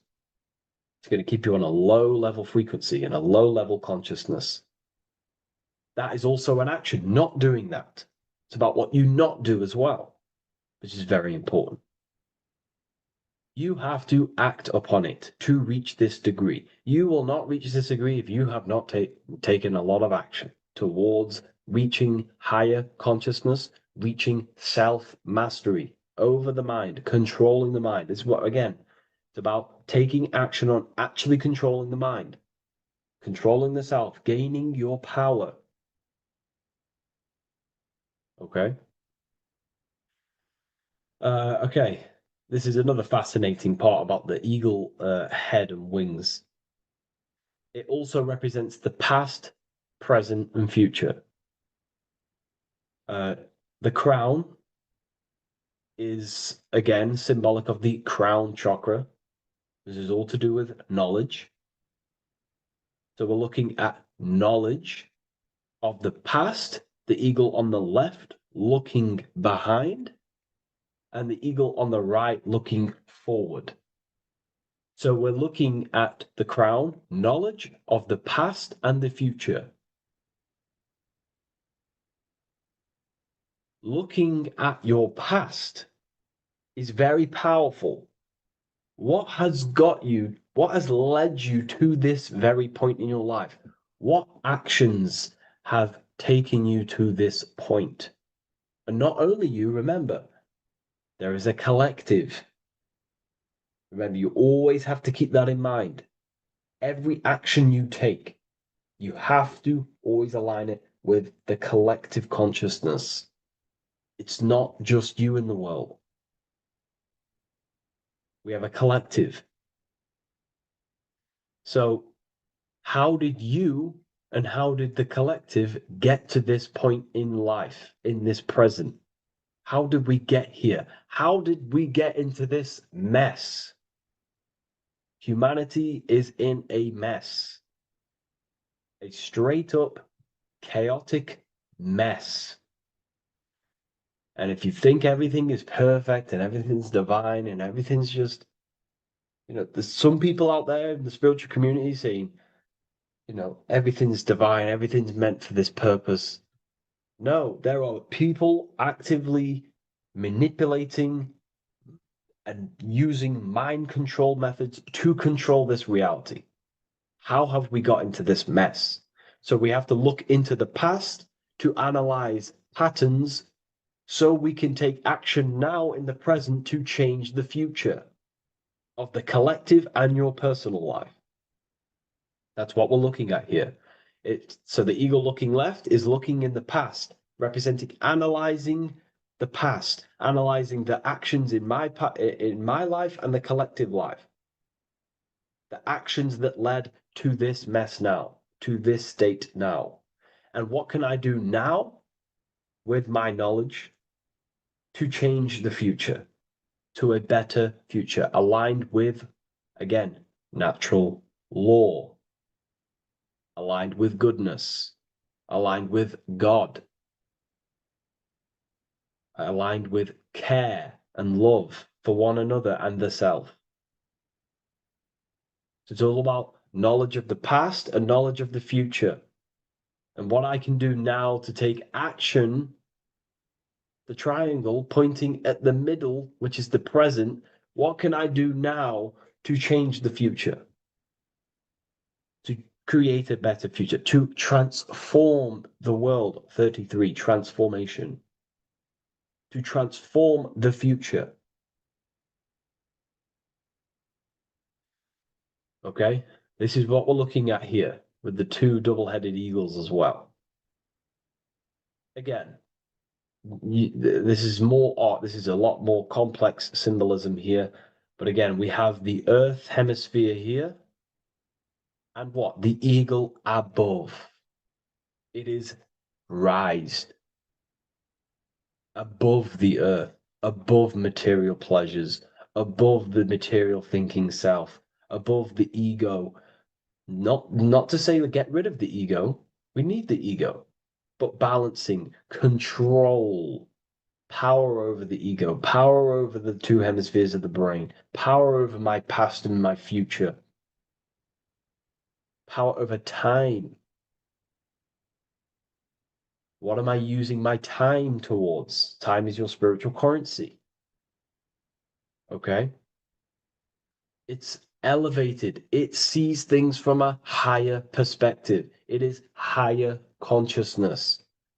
We're also looking at the astral body. Birds on a deeper level represent the astral body. So symbols have layers of meaning. The deeper you get into the occult.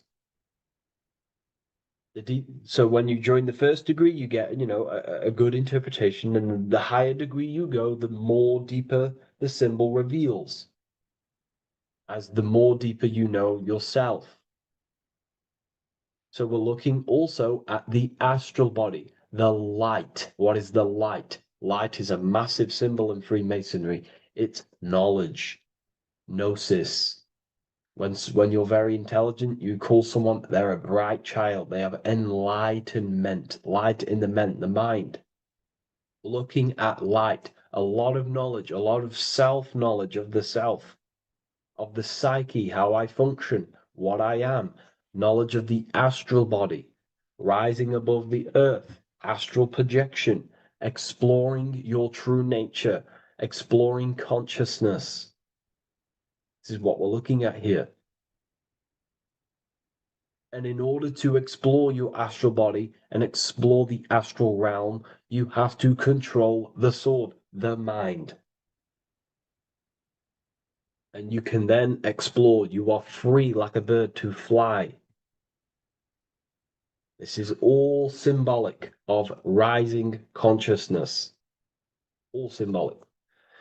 So I hope this video has gained a bit more clarity on this symbol and giving you some insights.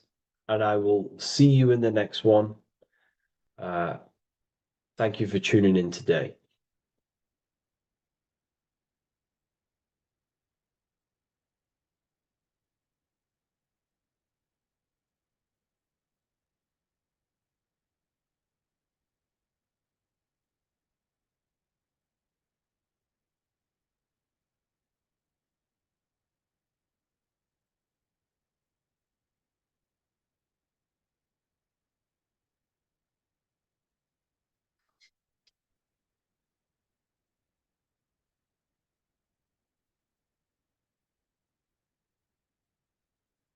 Welcome to Revival of Wisdom. Welcome people, we're back with another video. In this video we're talking about how Jesus Christ and Christianity is all sun worship. The Holy Bible of Christianity is not meant to be taken literal for history. It is a story and has lots of metaphors. Starting with the symbol of the cross of Jesus. This cross originates from this ancient cross of the sun. This symbol has been used for thousands of years, way before Jesus was a thing, in Europe, America, Asia, and all around the world.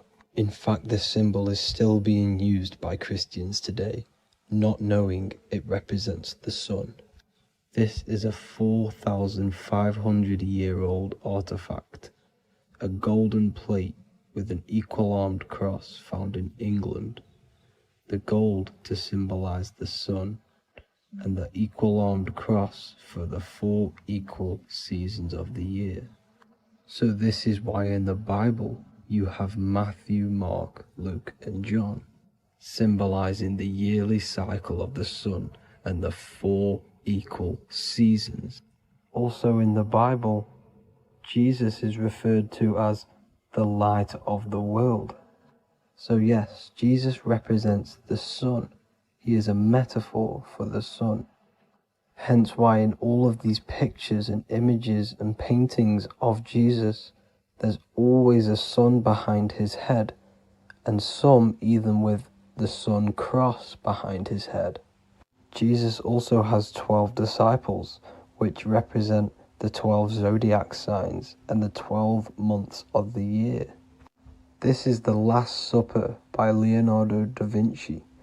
As you can see, the sun, being Jesus, is in the center, because the sun is in the center of the zodiac signs. There are 4 groups which symbolize the 4 equal seasons. Each group contains 3 people symbolizing the 3 months and the 3 zodiac signs in that season. There is only 1 female in the painting, which is Virgin Mary, who symbolizes Virgo, the astrological sign. So yes, Jesus symbolizes the sun with his 12 zodiac signs and 4 gospels for the 4 seasons of the year. However, there is another phenomenon. The 25th of December is known as the birth of Jesus Christ, which is known as Christmas today. Jesus symbolizing the sun and is born on December 25th. This is the day the sun moves 1 degree northward, bringing back the warmth, the growth of crops, the life and light back to the northern hemisphere. Everything is springing back to life, as we call it, spring. So it is said that the sun is born again on the 25th of December, and Jesus is known as the risen Saviour, because the sun is our risen Saviour, because it gives life to the whole of this realm, the warmth, the crops, And without the sun rising in the morning, we'd all die in about 2 weeks. And we all know how Jesus died on a cross.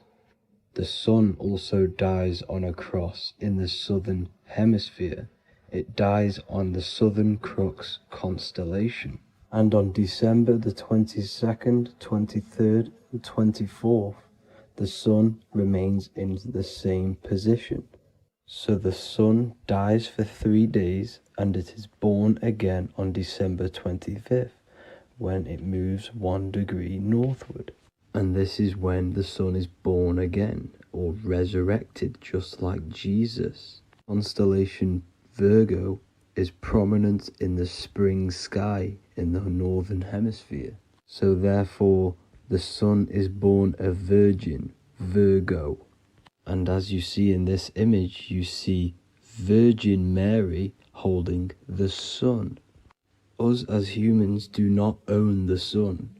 So therefore God owns the sun. So yes, the sun is the Son of God, and this is what Jesus is symbolizing. And just how Jesus sacrifices himself for humanity, that's what the sun does. The sun gives out all of its energy so we can live. There are many other Bible verses which represent Jesus as the sun. Now in Matthew 8:23-27, his disciples are in a boat and there is a massive storm. Jesus is asleep, meaning the sun has not arose. And the disciples say, "Save us, Lord, we are perishing." Quote, "Then he rose and rebuked the winds and the sea, and there was a great calm." End quote. Now this is a metaphor for the sun rising and calming the storm, because in the ocean, when the sun is down, that's when there are great storms. The worship of celestial bodies go back thousands of years, and it's called astrotheology, and it can pretty much be traced back to all ancient civilizations. Now going back to the ancient Egyptians, the god Horus, the god of war, and he symbolized the sun in the morning. Ancients used to say that he walked over the sky in 12 steps. Yes, this could symbolize the 12 zodiac signs. It also symbolizes the 12 hours of daylight. So we have 12 hours of Horus, but now they've rearranged the word to hours.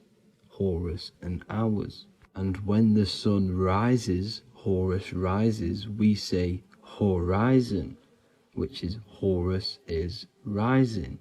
That's the etymology of horizon.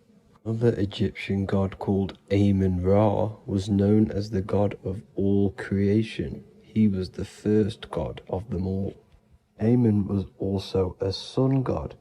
Therefore, after every Christian's prayer, they say Amen, sending their prayer through the sun to God.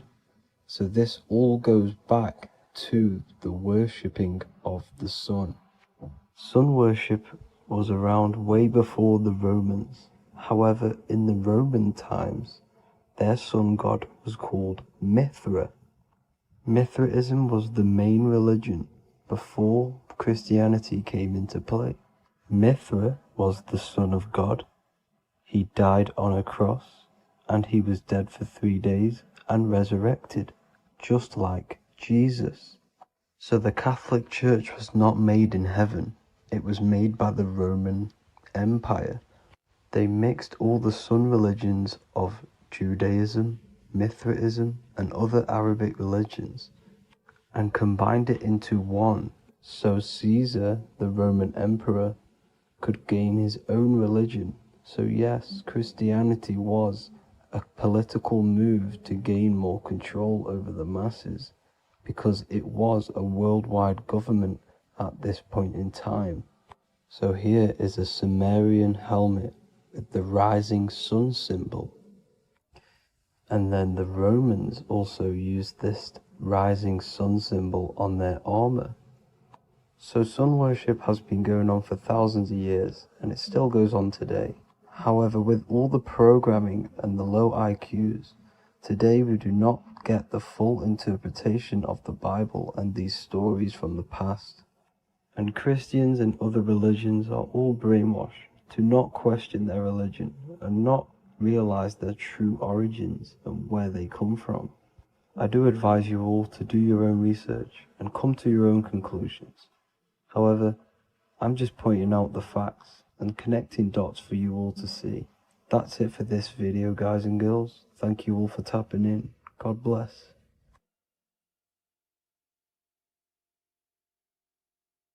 666 is a code, and this code needs to be broken down to fully understand what 666 truly is. In an esoteric view of 666, it represents a state of consciousness, a way consciousness functions within the individual. Now, if we look at the Bible in Revelations, it says that the mark of the beast, 666, is going to be placed on the right hand or on the forehead of an individual. The forehead symbolizes the mind, while the hand represents action or behavior. The forehead represents a belief or a mindset, a way consciousness functions. Therefore, the mark of the beast is not something external. It is actually a way consciousness functions within the individual. But the code reveals the darkest secret about 666. 666 is 3 sixes. The number 6 in esotericism and occultism represents the cube, because the cube has 6 sides. And the physical dimension, everything has 6 sides. Up, down, back, forward, left, right. Everything is 6-sided in this 3-dimensional world. The body is the cube itself. It is the number 6. And the number 6 is the number before 7. 7 is a divine number. It represents divine perfection, as there are 7 functions and cognitions of the mind, 7 energy centers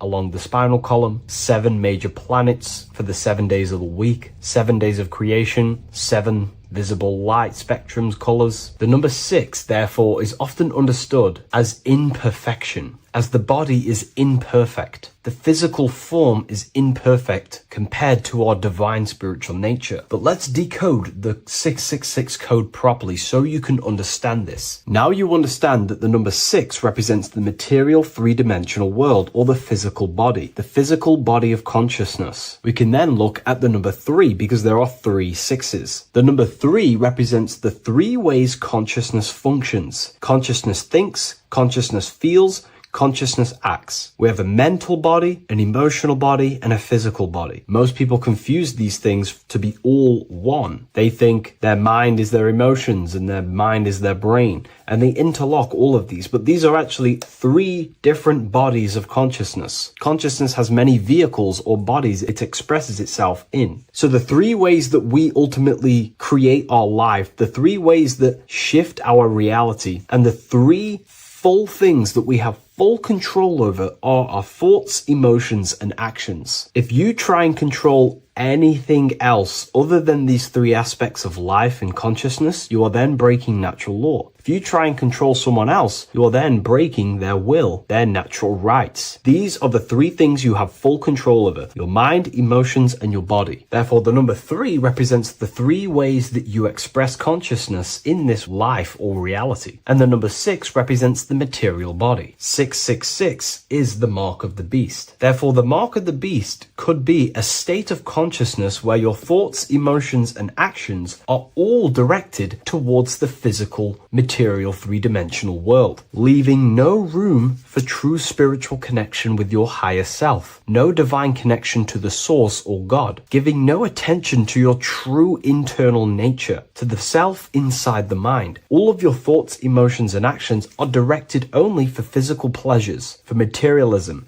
for status, for egoism, leaving no room for connection with the divine. And this is the mark of the beast. When people's minds become so obsessed with materialism, chasing desires for the material things, they disconnect themselves from their true internal nature. And we can see this today. People are becoming so obsessed with materialism, money, becoming rich, whatever it is, they're gradually losing connection with their internal self. They think that they are the body. They think that they are these 5 senses. But ask yourself, if I remove my thoughts, if I turn off my mind, who am I then? Because who most people think they are is a bunch of beliefs in their subconscious mind. Their name, their job, their reputation, their friends. If you remove the mind and no longer think, Who are you then? The observer, the pure awareness, beyond the mind, the body, the emotions. That is your true nature. You are the internal thinker. And when that internal thinker becomes so attached to the external physical body and does everything in its power to think, feel, and act only towards the material things, you become disconnected to your true powers,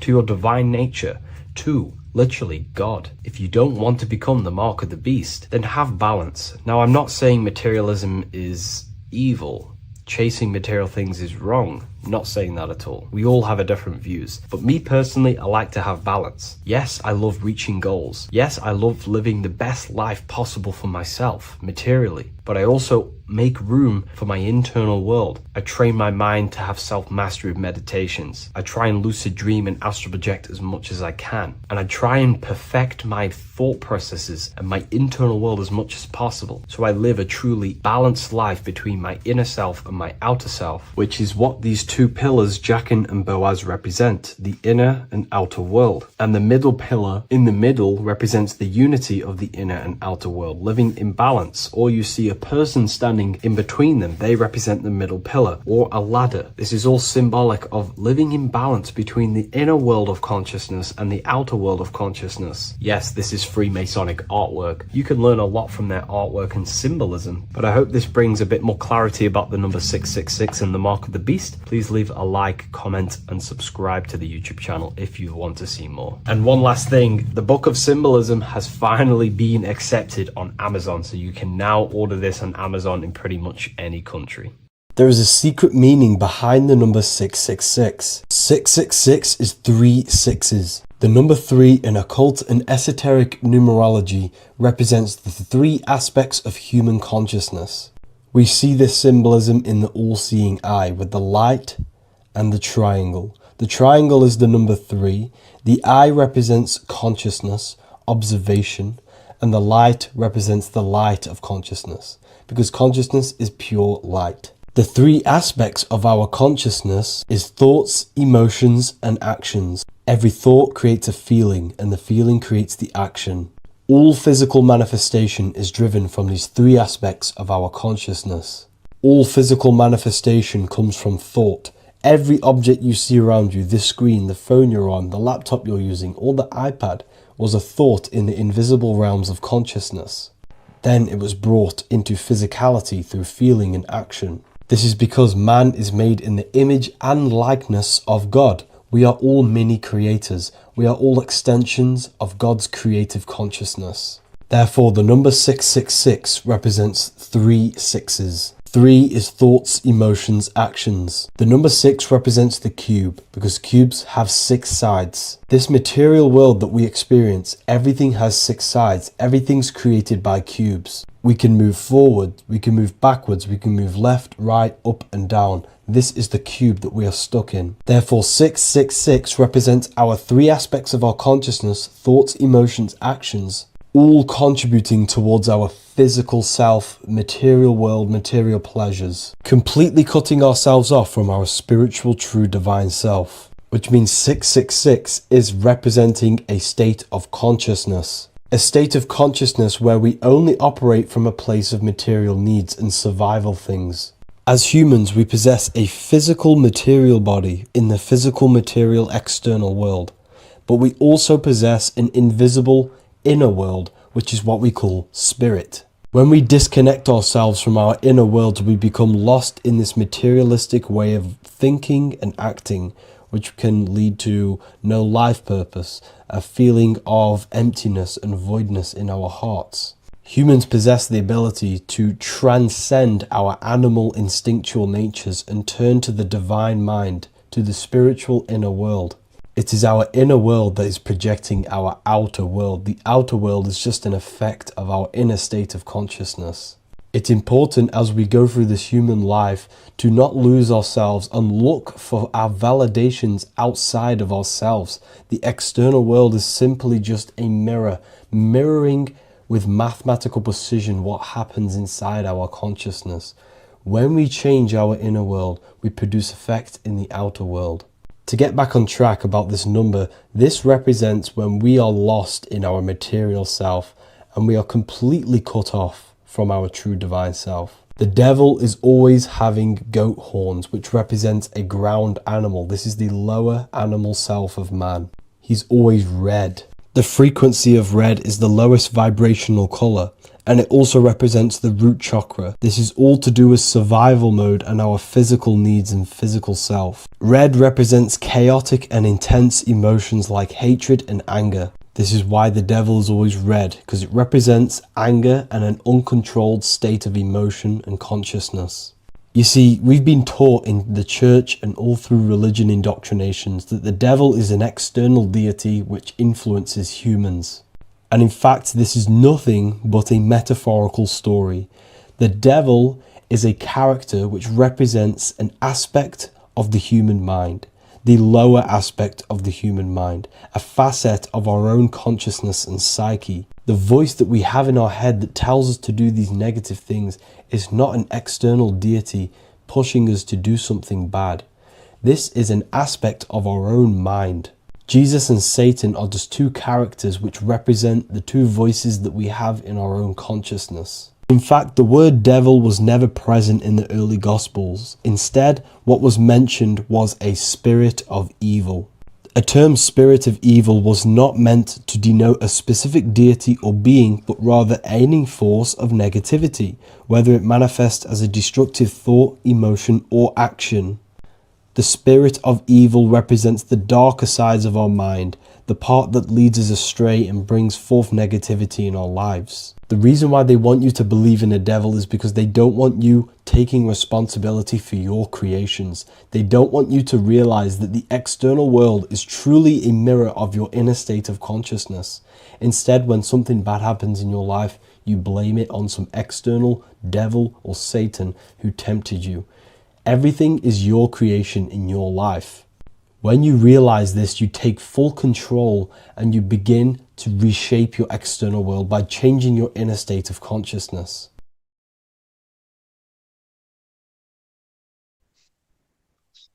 Matthew 21:1, Jesus went into the temple of God. Corinthians 3:16, do you not know that you are the temple of God? Now what is this telling you? That God is within you. Hence why in Luke 21:12 it tells you the kingdom of God is within you. And the side of your head region is called a temple for a reason. Because the brain encapsulates the mind. The brain is a physical manifestation of the mind. The heart is a physical manifestation of emotion. So we have these different layers of our consciousness. We have an intellectual, communicative aspect of our consciousness, which we would call the mind. We have an emotional aspect of our consciousness, which is the heart. And to communicate with the divine, it's all to do with the mind. Hence why the ancients always symbolize the mind being God. This is why Michelangelo always placed God inside of the brain on top of Sistine Chapel in the middle of the Vatican. He understood that God is in the brain. God is within you, not outside of you. The church tells you that God is in the sky because they are creating a externalization of the truth to create a business and a distraction so that you don't find the divinity within you, so that you don't find your power.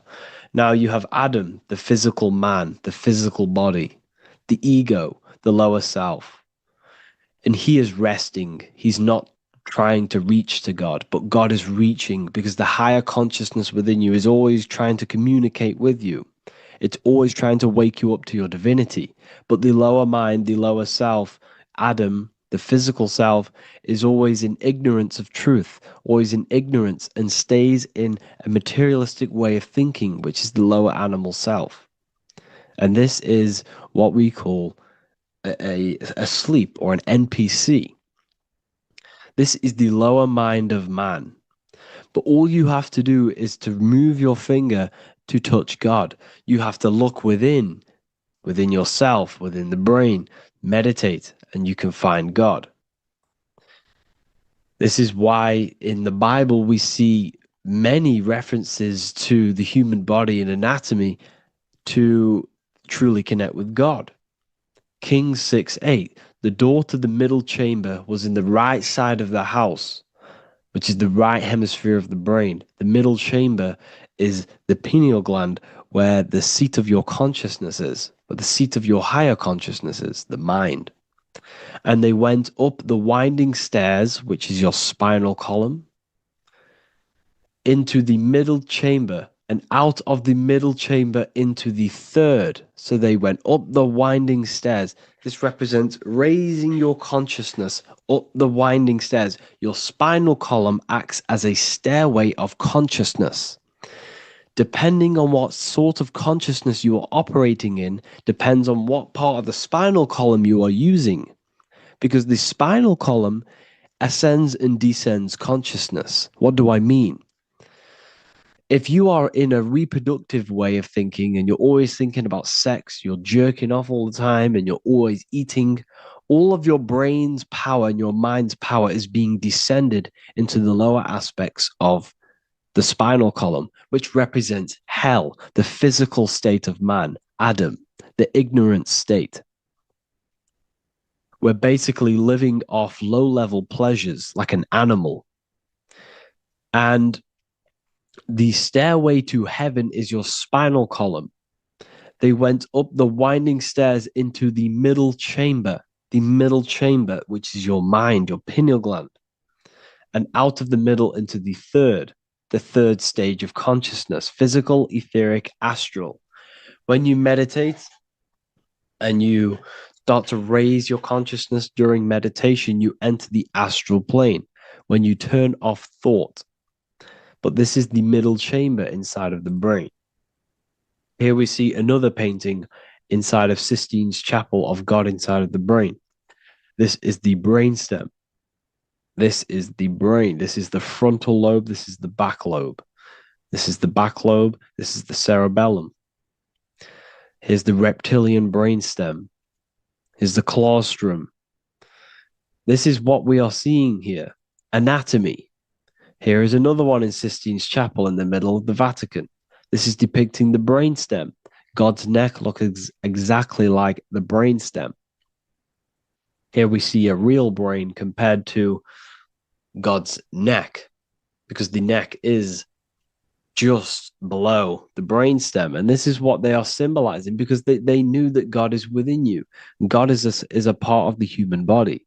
God is inside of the body, because the body is a vessel for consciousness, for universal consciousness. Inside of you, inside of me is the same spark of consciousness.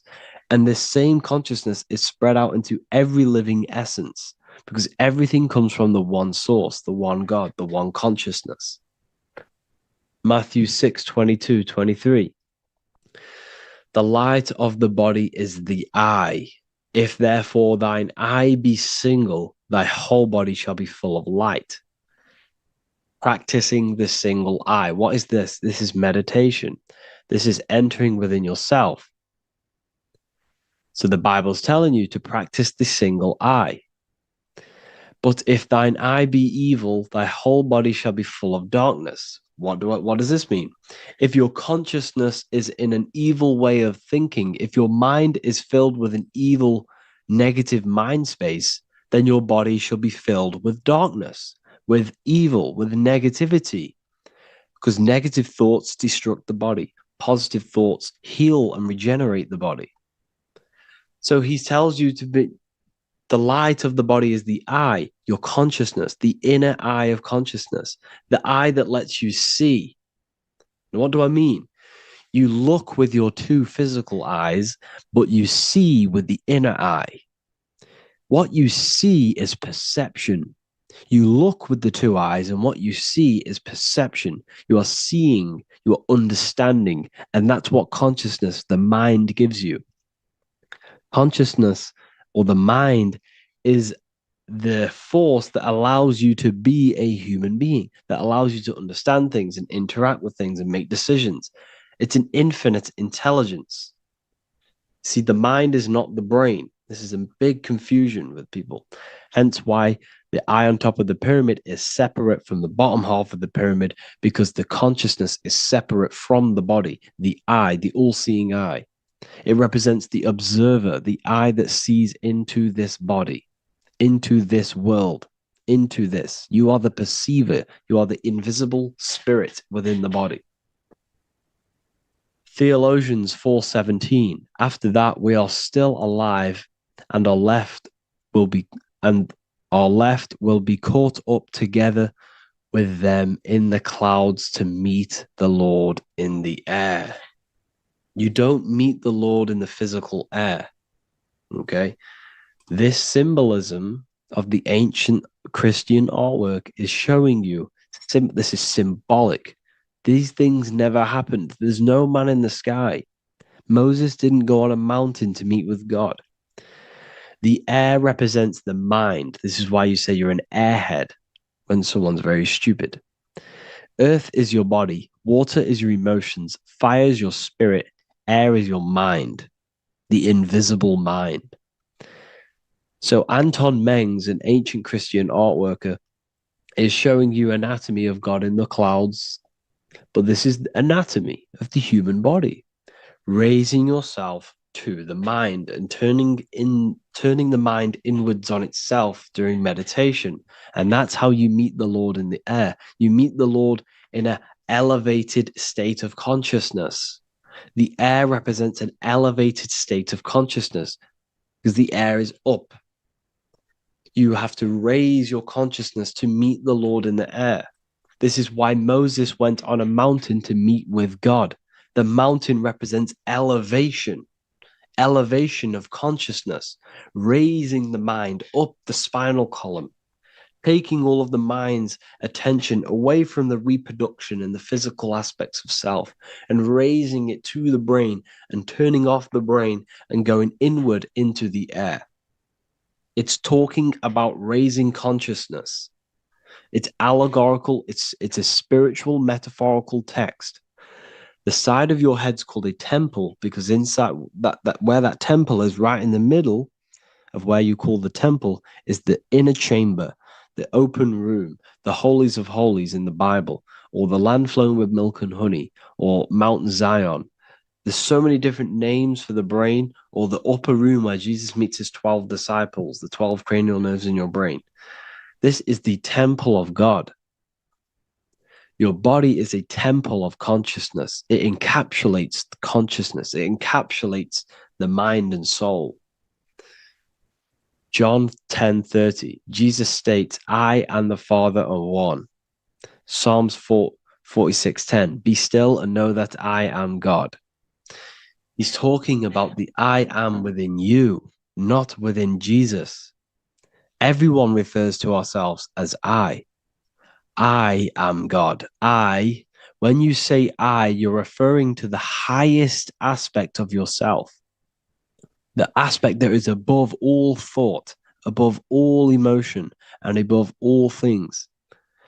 When you say I, you're referring to your pure awareness, your pure consciousness, the highest aspect of yourself. And anything after I is egotistical. I is God. The letter I is the Roman numerals for one, because there is one God, one consciousness. The letter I is one line, just like the number one. Matthew 6:3-4, take no thought. Therefore, take no thought. Take no thought. He says this 5 times because you must turn off the 5 senses and take no thought to connect with God. Be still. This is telling you to meditate and know that I am God. The I am within you. I and the Father are one. I and God are one. You, who you think you are, is a completely wrong. The body is matter. Your name isn't you. Your job isn't you. Your reputation, your trauma, your memories, your friends, family, worries, bills, interests, dislikes, goals, passions. Anything to do with the thinking mind is not you. Who you think you are is a part of your thinking aspect of consciousness. But once you remove thought, you are no longer your name. You are no longer your body. You're no longer your reputation. You are the I. You are pure awareness, pure consciousness. pure consciousness. And this pure consciousness has latched on to this name, this job, the body, and your traumas. Your pure consciousness has attached itself to this character who you're playing in the physical world. And this is essentially who you think you are, but you are not. You are the I, you are the self, you are pure awareness. So, in order for you to detach from these things, you must learn how to detach from your name, your job, your reputation. And you do this through meditation by turning off the thinking mind. Turning off the thinking mind allows other aspects of your consciousness to open up. What do I mean? Your whole life you've been thinking, and all of these thoughts has attached you to this physical body. You haven't allowed your consciousness to open up. And you can only do this by taking no thought. That's why Jesus tells you, take no thought.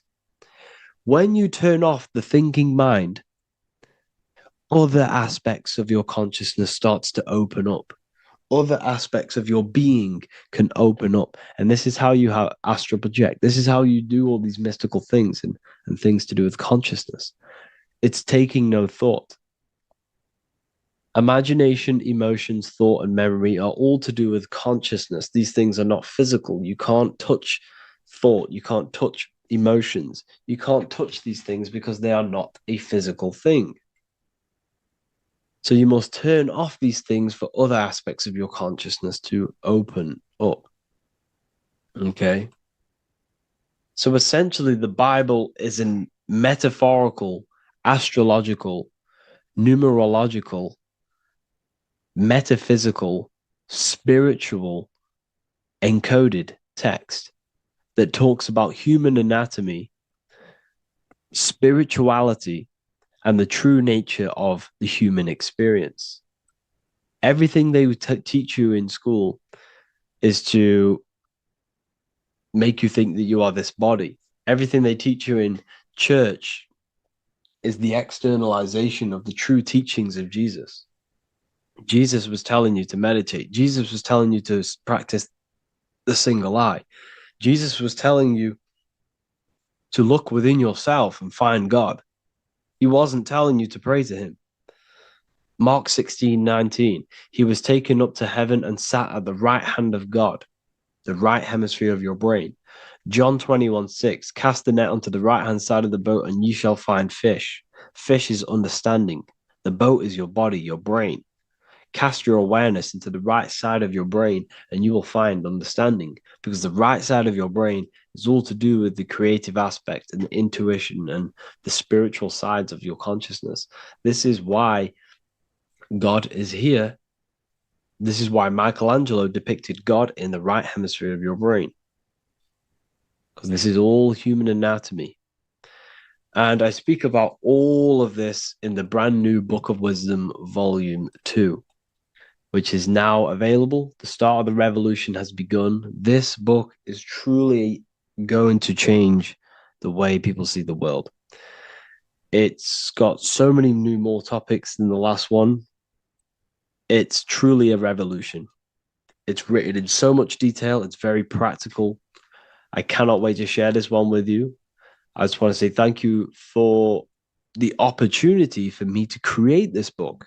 Because without you, I couldn't have created this. And I just love sharing my work with you. And I thank every single one of you for the support, the watch, like the views and the likes, everything.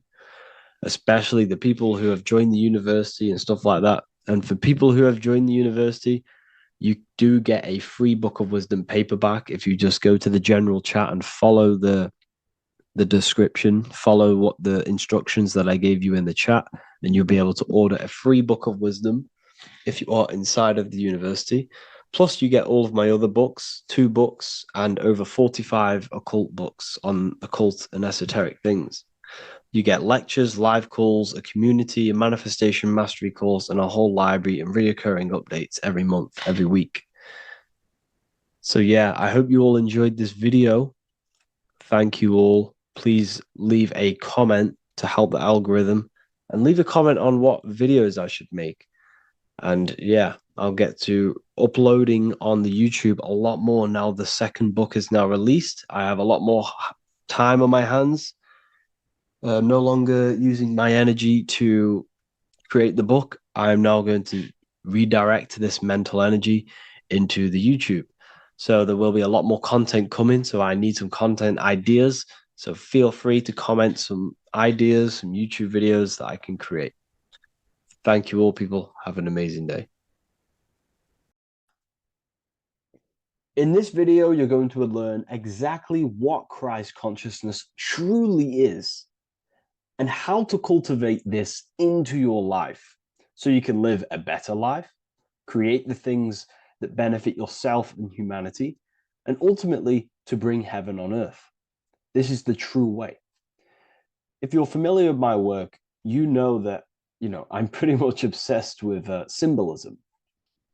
Symbolism is such a massive topic, and it unlocks profound ancient wisdom that is hidden behind these layers of symbolism of the ancient paintings, symbols, and texts.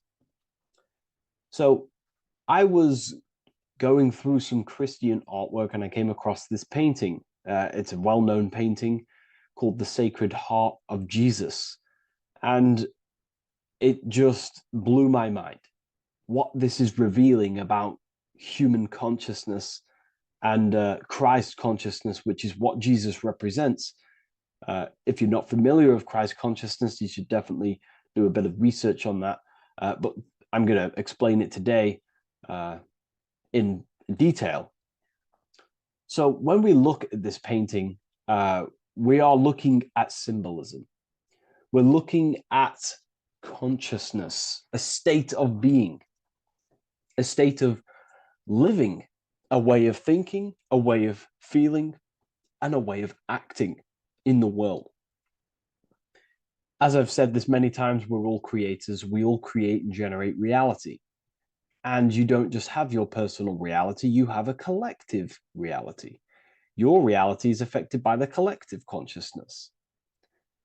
Depending on the collective consciousness's understanding of reality will also affect your life. We have a collective life and a collective experience. So Jesus in this depiction here is in a way showing us instructions to reach Christ consciousness, whether you see it yet or not. But I'm going to decode this for you. And your mind might be blown after watching this. Okay, so so what is the meaning of Christ consciousness? What's the whole purpose of this? Very simple. Like I mentioned before, we have a collective experience on this world. And Christ consciousness is the natural consciousness that we all need to be functioning on to generate peace, love, and unity on the earth in this experience we call life. That's what Christ consciousness truly is.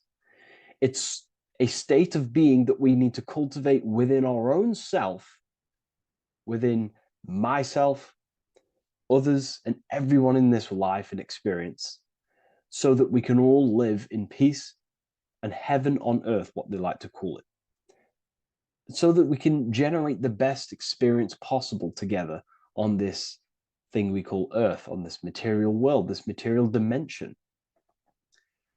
The material dimension is simply just a physical dimension of thought. It's a physical outcome of thought, but that's a whole other lecture. So please leave a like, leave a comment if you have any topics to talk about that you wish for me to cover, and definitely leave a subscribe if you like my content and channel. So to go deeper into this, right, we've explained what Christ consciousness is and what it actually, will do to the earth and what it will do to reality and our collective experience. And it's also representing a profound understanding of self, a deep understanding of the true nature of self, the true source of self, what the self is, pure consciousness, pure God. We are all Jesus. Jesus is you, a physical manifestation of the divine made manifested physically. A physical manifestation of consciousness, okay, of spirit descended into matter. However, Jesus is a symbol that should not be worshipped, but something that we need to cultivate, maybe look up to, and cultivate within our own mind and hearts and actions. So he is someone that we should embody into our own very own being. We need to reach a level of intellect, the mind, a level of emotional understanding, and ultimately this creates Christ consciousness. Okay, and now I know that was very, very vague what I just said, but I'm going to explain it a bit more. I don't want to give it fully away yet because you need some more information, more keys. So let's observe the top end of this painting. Jesus with this circular light emanating around his head is symbolic of the mind, of our thinking aspects of consciousness, the way we generate thoughts, ideas. The mind is also good at also ruling communication. It also rules what we give attention to. Okay, so this is symbolizing the mind of every human being. The mind is a very powerful center of consciousness located in the head, of course. This is why Jesus is the head at the top with the circle around it, representing the mind. Now, to reach Christ consciousness, we need to purify our minds. Purification of the subconscious mind. The subconscious mind is the hidden aspect of our mind with all of our memories, belief systems, and everything we've ever experienced is stored within there. We have traumas there, we have bad belief systems that hold us back. So it's about reprogramming the subconscious and aligning the subconscious with higher consciousness, with higher understanding of self.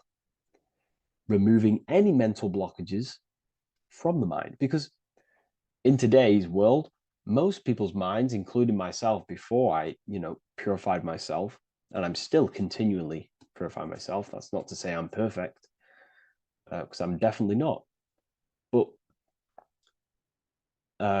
what I was saying was purifying the mind so we can have a powerful mind. Because like I was saying, most people's minds are not their own friend. They let their mind control them. They let their thoughts create negative influence on them, negative emotions. They let their mind destroy their confidence, destroy themselves. We do not want a mind like this. We need a mind that is our best friend, that receives powerful thoughts, that gives someone power. We do not want our mind taking away our power. Okay, so in this specific image here of Jesus, this represents a light mind, a powerful mind, enlightenment. The word enlightenment means light and ment coming from mental or mind, light in the ment. This means a powerful mind. Light is also symbolic of knowledge, information. When someone's very intelligent, you call them a bright person. It's a bright mind. It's knowledge of self. So the mind is conscious of self. That's another thing. We need to be conscious. A lot of people are not conscious, including myself before I did this, before I woke up. Most people are not conscious of their actions. They're not conscious when they're actually awake in the day. They do things unknowingly. Are we conscious of our thoughts, emotions, and actions, what we're giving attention to in our mind? Because ultimately this shapes our experience. There's a great quote, I think it's Julius Caesar or one of the Roman emperors, who says the quality of your life is dependent on the quality of your thoughts. Something along them lines. I don't know if I'm 100% correct there, but it's very true. Our thoughts dictate our happiness. So to cultivate Christ consciousness, we need to be conscious of our actions, conscious of our thoughts that we're giving attention to. there is a level of mastery that we can achieve within ourselves where we become conscious of every single thought that enters our mind. That sounds easy, but it's definitely not. But that's a high level of mastery that we can achieve and cultivate within ourselves. So we're looking at a powerful mind here from Jesus, a powerful mind, a purified mind. And we purify the mind through, affirmations, meditations, ritual work.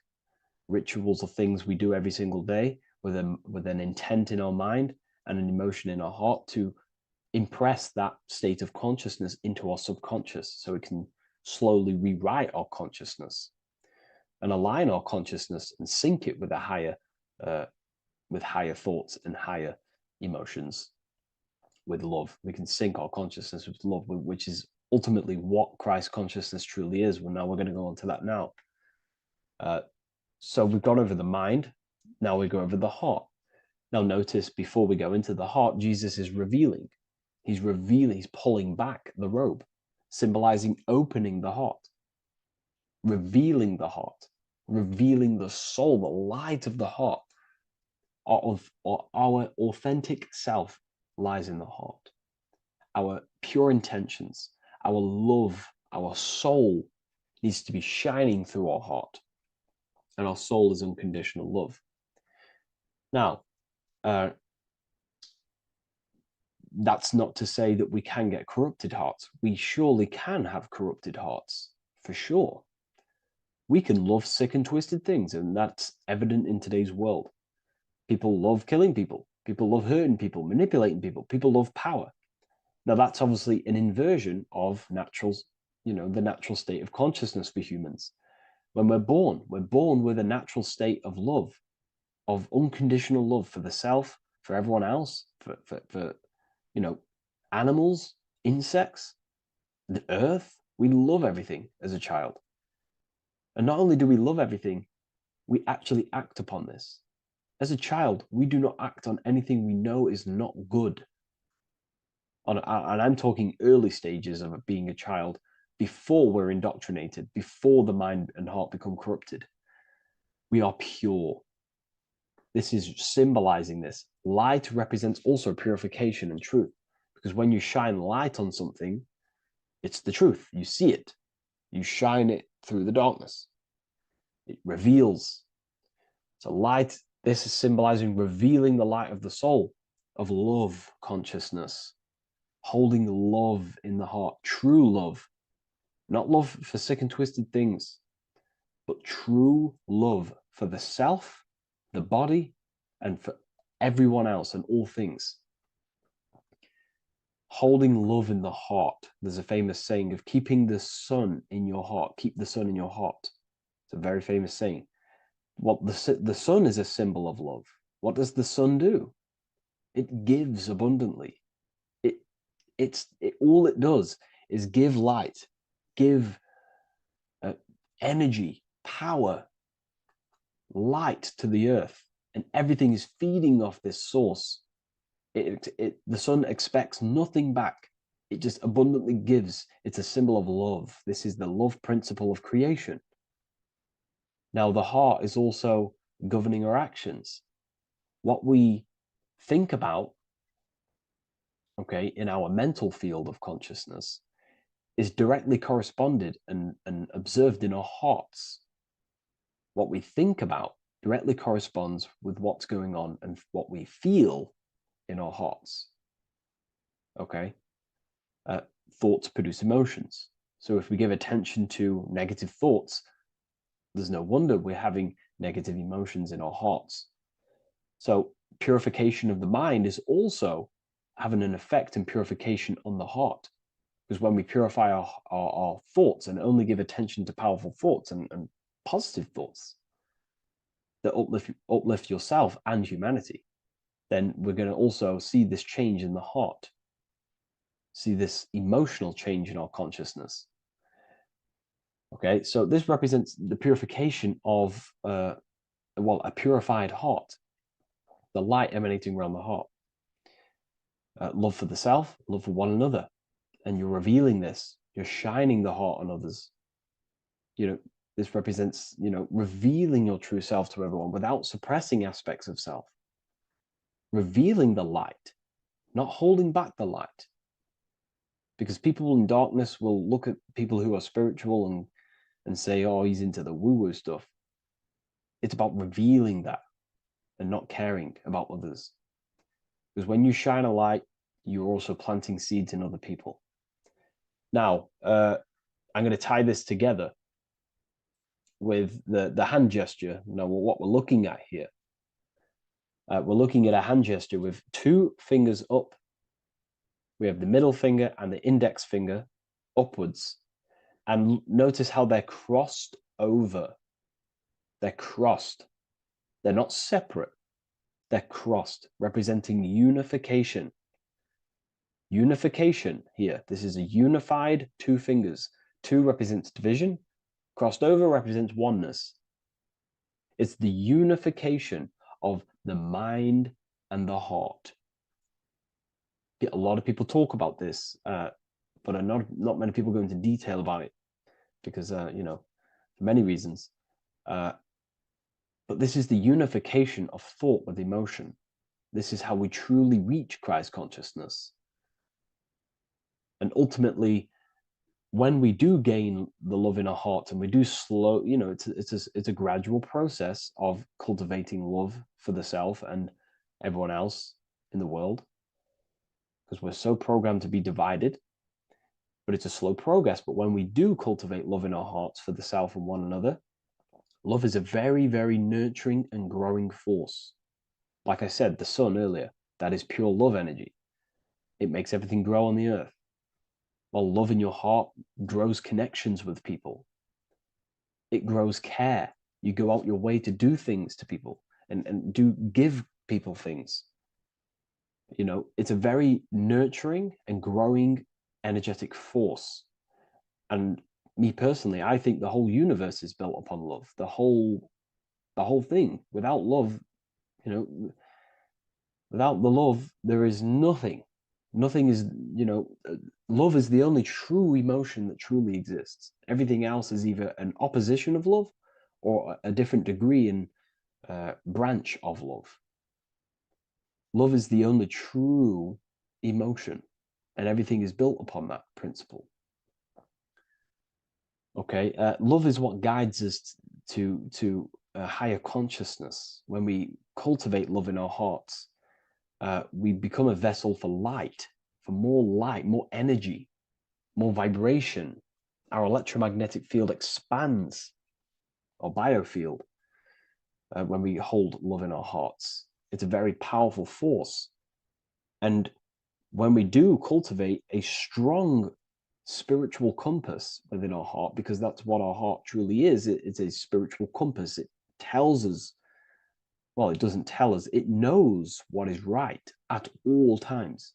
If you think something, your heart tells you whether that is right or that is wrong, whether you should act upon it or whether you should not. The heart knows what's good and evil. No one told you this as a child. As a child, you already knew this. You came into the world, you knew what was right and wrong. You knew it was wrong to hurt people. So this unification that he's doing with his hand symbolizes thinking with the love of the heart. Represents thinking with love of the heart. Thinking with love of the heart for the self and the collective. Now, ultimately, what this does is give birth to perfect action. Why? Why does this give birth to perfect action? Think about it. Every time you've taken an action, why did you take the action? You would have thought about it, you had a feeling towards it, a care energy, and you took action. Why do we go to work? We care about paying the bills and stay in our house. We go to work to earn money. We think, we care, we act.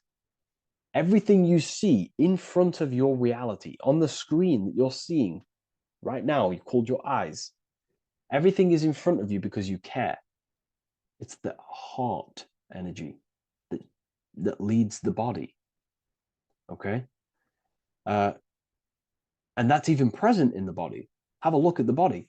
We have the head, thought, then emotion, then our feet is at the bottom, and our feet take action. Thought, emotion, action.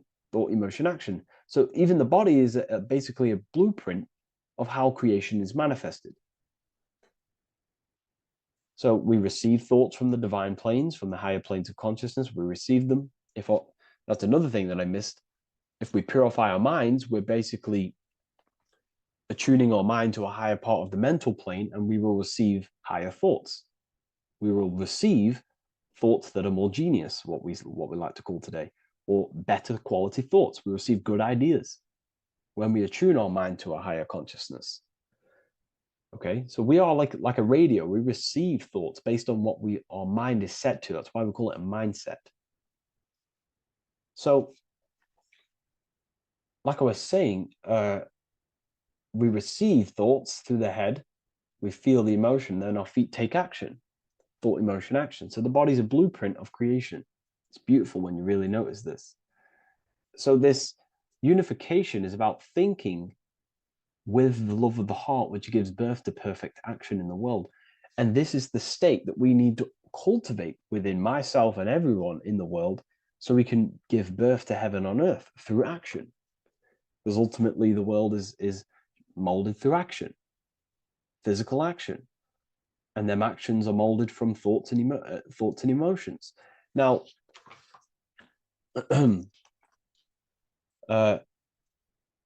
just to have a little announcement, I am now opening 10 more spaces inside my symbolism masterclass. We have 10 more spaces. You're going to learn about a lot more about symbolism. It's very affordable. I'll leave the link in the description if you wish, if you care about gaining more information and learning the ability to read symbols.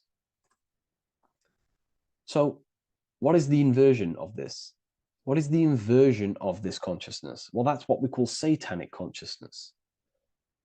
Satanism. Satanism on its true level is the opposite, the opposing the natural state of consciousness that we are born into. It's about thinking with no emotion, thinking and acting. This is what the Skull and Bones represents here. So the Skull and Bones Secret Society, this is their main logo. Again, we have the skull, which represents thought, and the bones, which represent action. The bones take action in the physical body. We're looking at thought and action with no emotion, no empathy, no love for one another, only love for the self, the inverted love. Okay? We're looking at gray. Gray is a symbol of dullness, death. There's no emotion in gray, because colors provoke emotion. When we look at a color, it invokes an emotion. Gray has no emotion. So we're looking at dullness of the emotions. I'm not going to go too deep on this subject. I'm going to create a whole new lecture for that. In fact, I think we have a great lecture inside Ethereal University on Satanism. We're going very into depth of what Satanism is and what Satanism consciousness truly is. And again, it's just the cross inverted. Satanism is just it's the invertation of, I don't know if that's a word, but it's the inverse of natural law, natural consciousness, of love consciousness that we are born into.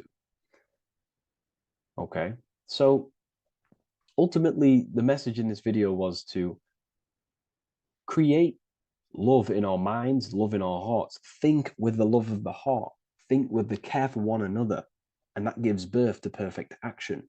And when we align, when we do truly act out what our heart is telling us, and I know this from first-hand experience. This is what happened to me. I woke up, I started to follow my inner guidance. I always took action on it. I was saying yes to it every single time. And it led me, this is, I'm getting goosebumps actually saying this. It led me to where I am. That action, me saying yes to my heart, to that knowingness of goodness within me, was like a domino effect.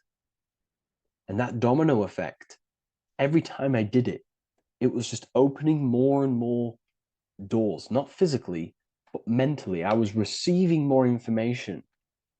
I was receiving more opportunity physically. My work started to explode on social media. Like, when you follow your heart and truly take action on what you know is good, it's like a domino effect that leads you step by step to where you're meant to be. And it's so profound and it's so, beautiful. And I'm telling you this from firsthand experience. This is ultimately how you kind of unlock your purpose in this physical world as well. So not only is it going to create a better world, it's also unlocking your true soul form and soul purpose while you're here. It's very beautiful. So I thank you, everyone. Please leave a like, comment, and share, and subscribe to the channel. And I'll see you all inside Ethereal University if you decide to take your studies to the next level. Take care. What if dreams aren't random at all, but messages from a deeper part of yourself, trying to show you things? In this video, you're going to learn exactly what dreams are from an esoteric view, how to control dreams, and how to dream more frequently. Dreams are not nonsense. They are expressions of the subconscious mind. In the daytime, we're using our conscious mind, what we are aware of. This represents the daytime, the sun, the external world. We're operating in the external, outside the body in the day. But when we go to sleep, we return inward. Everything does this breath. We breathe in through the nose and out through the nose. Everything does this in and out process in the universe. We live, we die every single day. We wake up, we express things in the external. Then at nighttime, we return back to darkness, back to the internal. This is the breath of the universe. We have summer, we have winter. This is the breath of the sun and the seasons with the earth. You have an internal world and an external world. External is physical, the internal is spiritual. Like I said, when we go to sleep, we are returning back to the internal world of your own consciousness and subconscious mind. Your subconscious mind holds everything about you, your memories, your traumas, everything you've ever learnt, your language, your name, your job, everything you identify with is stored within this vast network of the subconscious mind. It is your own personal consciousness. Therefore, when we dream, we return back to the subconscious mind, and we are in fact thinking, but in a subconscious way. The subconscious does not speak the same language as the conscious mind. The conscious mind uses language, thoughts, and all things that are very logical and very easy to understand. The subconscious is the complete opposite. It is very indirect, metaphorical, and symbolic. The subconscious communicates and works in symbols. Ultimately, symbolism is the language of consciousness. This is why in occultism and esotericism, it is filled with occult symbols, because symbols are used to communicate directly with the consciousness within the subconscious mind, and the subconscious mind is ultimately connected to the collective consciousness. We are all connected and tapping into the mental plane, where we receive thoughts, ideas, depending on what we attune our mind to. That's why we call it a mindset. But getting back on topic, the subconscious mind is your own personal network. It is like a net, an interconnected web of your thoughts, memories, traumas, emotional blockages, and all the things you identify with and have experienced in your life is stored within this network. It can be seen as a web. One example of the subconscious mind using symbolism is this next story I can tell you. Let's say I was in a very traumatic car crash as a young child. I experienced a lot of emotional trauma in that car, and that deeply impressed my subconscious mind with that trauma of emotion that I felt. Therefore, every time I see a car in my external world, that car is now a symbol that represents the state of consciousness I was feeling in that particular time of the traumatic car crash. The car is a symbol for a state of consciousness within my subconscious mind. Just like when you see a word, that word triggers what you believe that word to be in your subconscious mind. Symbols are the language of the subconsciousness. Therefore, when we dream, we are basically seeing symbols of our own personal subconscious mind. Our higher mind, which is basically our subconscious, the higher version of you that exists beyond your human thinking mind, communicates using symbolism. The The higher mind does not speak human thoughts, human language. It speaks the language of symbolism. Therefore, when we dream, every event, every person, everything that happens, and everything you see is your own personal subconscious mind materializing within the plane of the astral plane. This is a dimension that sits just above the physical world that everything is pulled out of. For example, look around you. Everything you see around you was thought, then imagined. Imagination is the astral plane, and this astral plane sits above the physical world. As above, so below. These objects were thought, imagined within someone's mind, and then pulled into a physical reality. Therefore, the imagination is what you're experiencing within a dream. It is your subconscious mind thinking and materializing within the imaginative plane. For example, let's say you are a Christian, you believe in Jesus your whole life, you have lots of emotion towards Jesus. This deeply impresses your subconscious mind. You believe in him so much, you go to sleep, you have a dream that you meet Jesus. You did not meet directly with Jesus. You met with your own belief. It was your own belief materializing within the imaginative plane and revealing itself to you. Dreams are materializations of your memories, your subconscious beliefs, traumas, and anything that could be inside the subconscious mind. It is your subconsciousness revealing itself to you in a material form. Let's say you have a nightmare. There is a big dark figure chasing you and you are running away in fear, away from this dark figure chasing you. That dark figure is not an external entity. It is not a spirit or a jinn or a demon. It is in fact an aspect of your own mind. It is a symbol that represents maybe a fear, a trauma, or something you are running away from internally, inside your subconscious mind. Something that you are not addressing, but something that is fearful, something that can be controlling you on a subconscious level. Let's say you have a fear to address something in your personal life. You want to address someone who is getting on your nerves at work. You continuously put this off and you fear doing that situation. Over a long period of time, this can slowly control you subconsciously. You start to avoid the person, avoid any contact. It is subconsciously controlling you. This is not the best example, but you can see what I mean. Hidden fears and traumas in the subconscious mind can subconsciously control your actions and ultimately lead you to low states of consciousness, keep you from reaching your higher potential, and ultimately create blockages within your own consciousness. That figure in the dream is a materialization of something that you are fearing and running away from and not addressing. This is why people always have dreams of traumas that they have experienced as a child or when they were younger, or maybe from a year ago or two. It's because that emotion is deeply impressed in the subconscious, and the subconscious is always trying to reveal things to you, communicate to you that you need to change, purify, and maybe heal within your own consciousness. This is how the higher self communicates to you, through the language of symbolism. Once you understand this, dreams can become a very powerful tool, not just entertainment at night time. Your consciousness never rests. Your consciousness is eternal. It is the very spark of the divine. Your body needs rest. Your consciousness is not physical. It does not need rest. So this is a way you can identify what your dreams are trying to show you is by writing them down. A dream journal. Every single dream that you have a book placed near your bed. Every time you wake up, first thing you should do is pick up the book and write every single detail that you can remember about the dream. The people that you met are all symbols or aspects of yourself. Maybe it is a friend you saw in your dream. That friend represents a state of consciousness that is within you and is trying to reveal something to you. It's about making the subconscious into the conscious, to become conscious of the unknown. Write down every detail, everything you saw, every event that played out, even the details of the clothes that they were wearing. Everything is symbolic within dreams. Write everything down and then analyze the dream. Don't analyze it from a logical mind. Analyze it with the right hemisphere of the brain, which allows you to see metaphors, read between the line. Try and gain the message that it's trying to show you. What does this overall mean to you? And what could this reveal about aspects of yourself that you need to heal or maybe take action in your life and world? Because your higher self is always guiding you towards awakening and fulfilling your mission in the manifested physical world. Dreams speak in symbols, not logic. logic. Ask about your dreams. What is this trying to tell me? Don't take things literally. Look for an emotional tone and symbolic resonance. With practice, you'll begin to understand the personal language of your subconscious mind. Now that you understand that, again,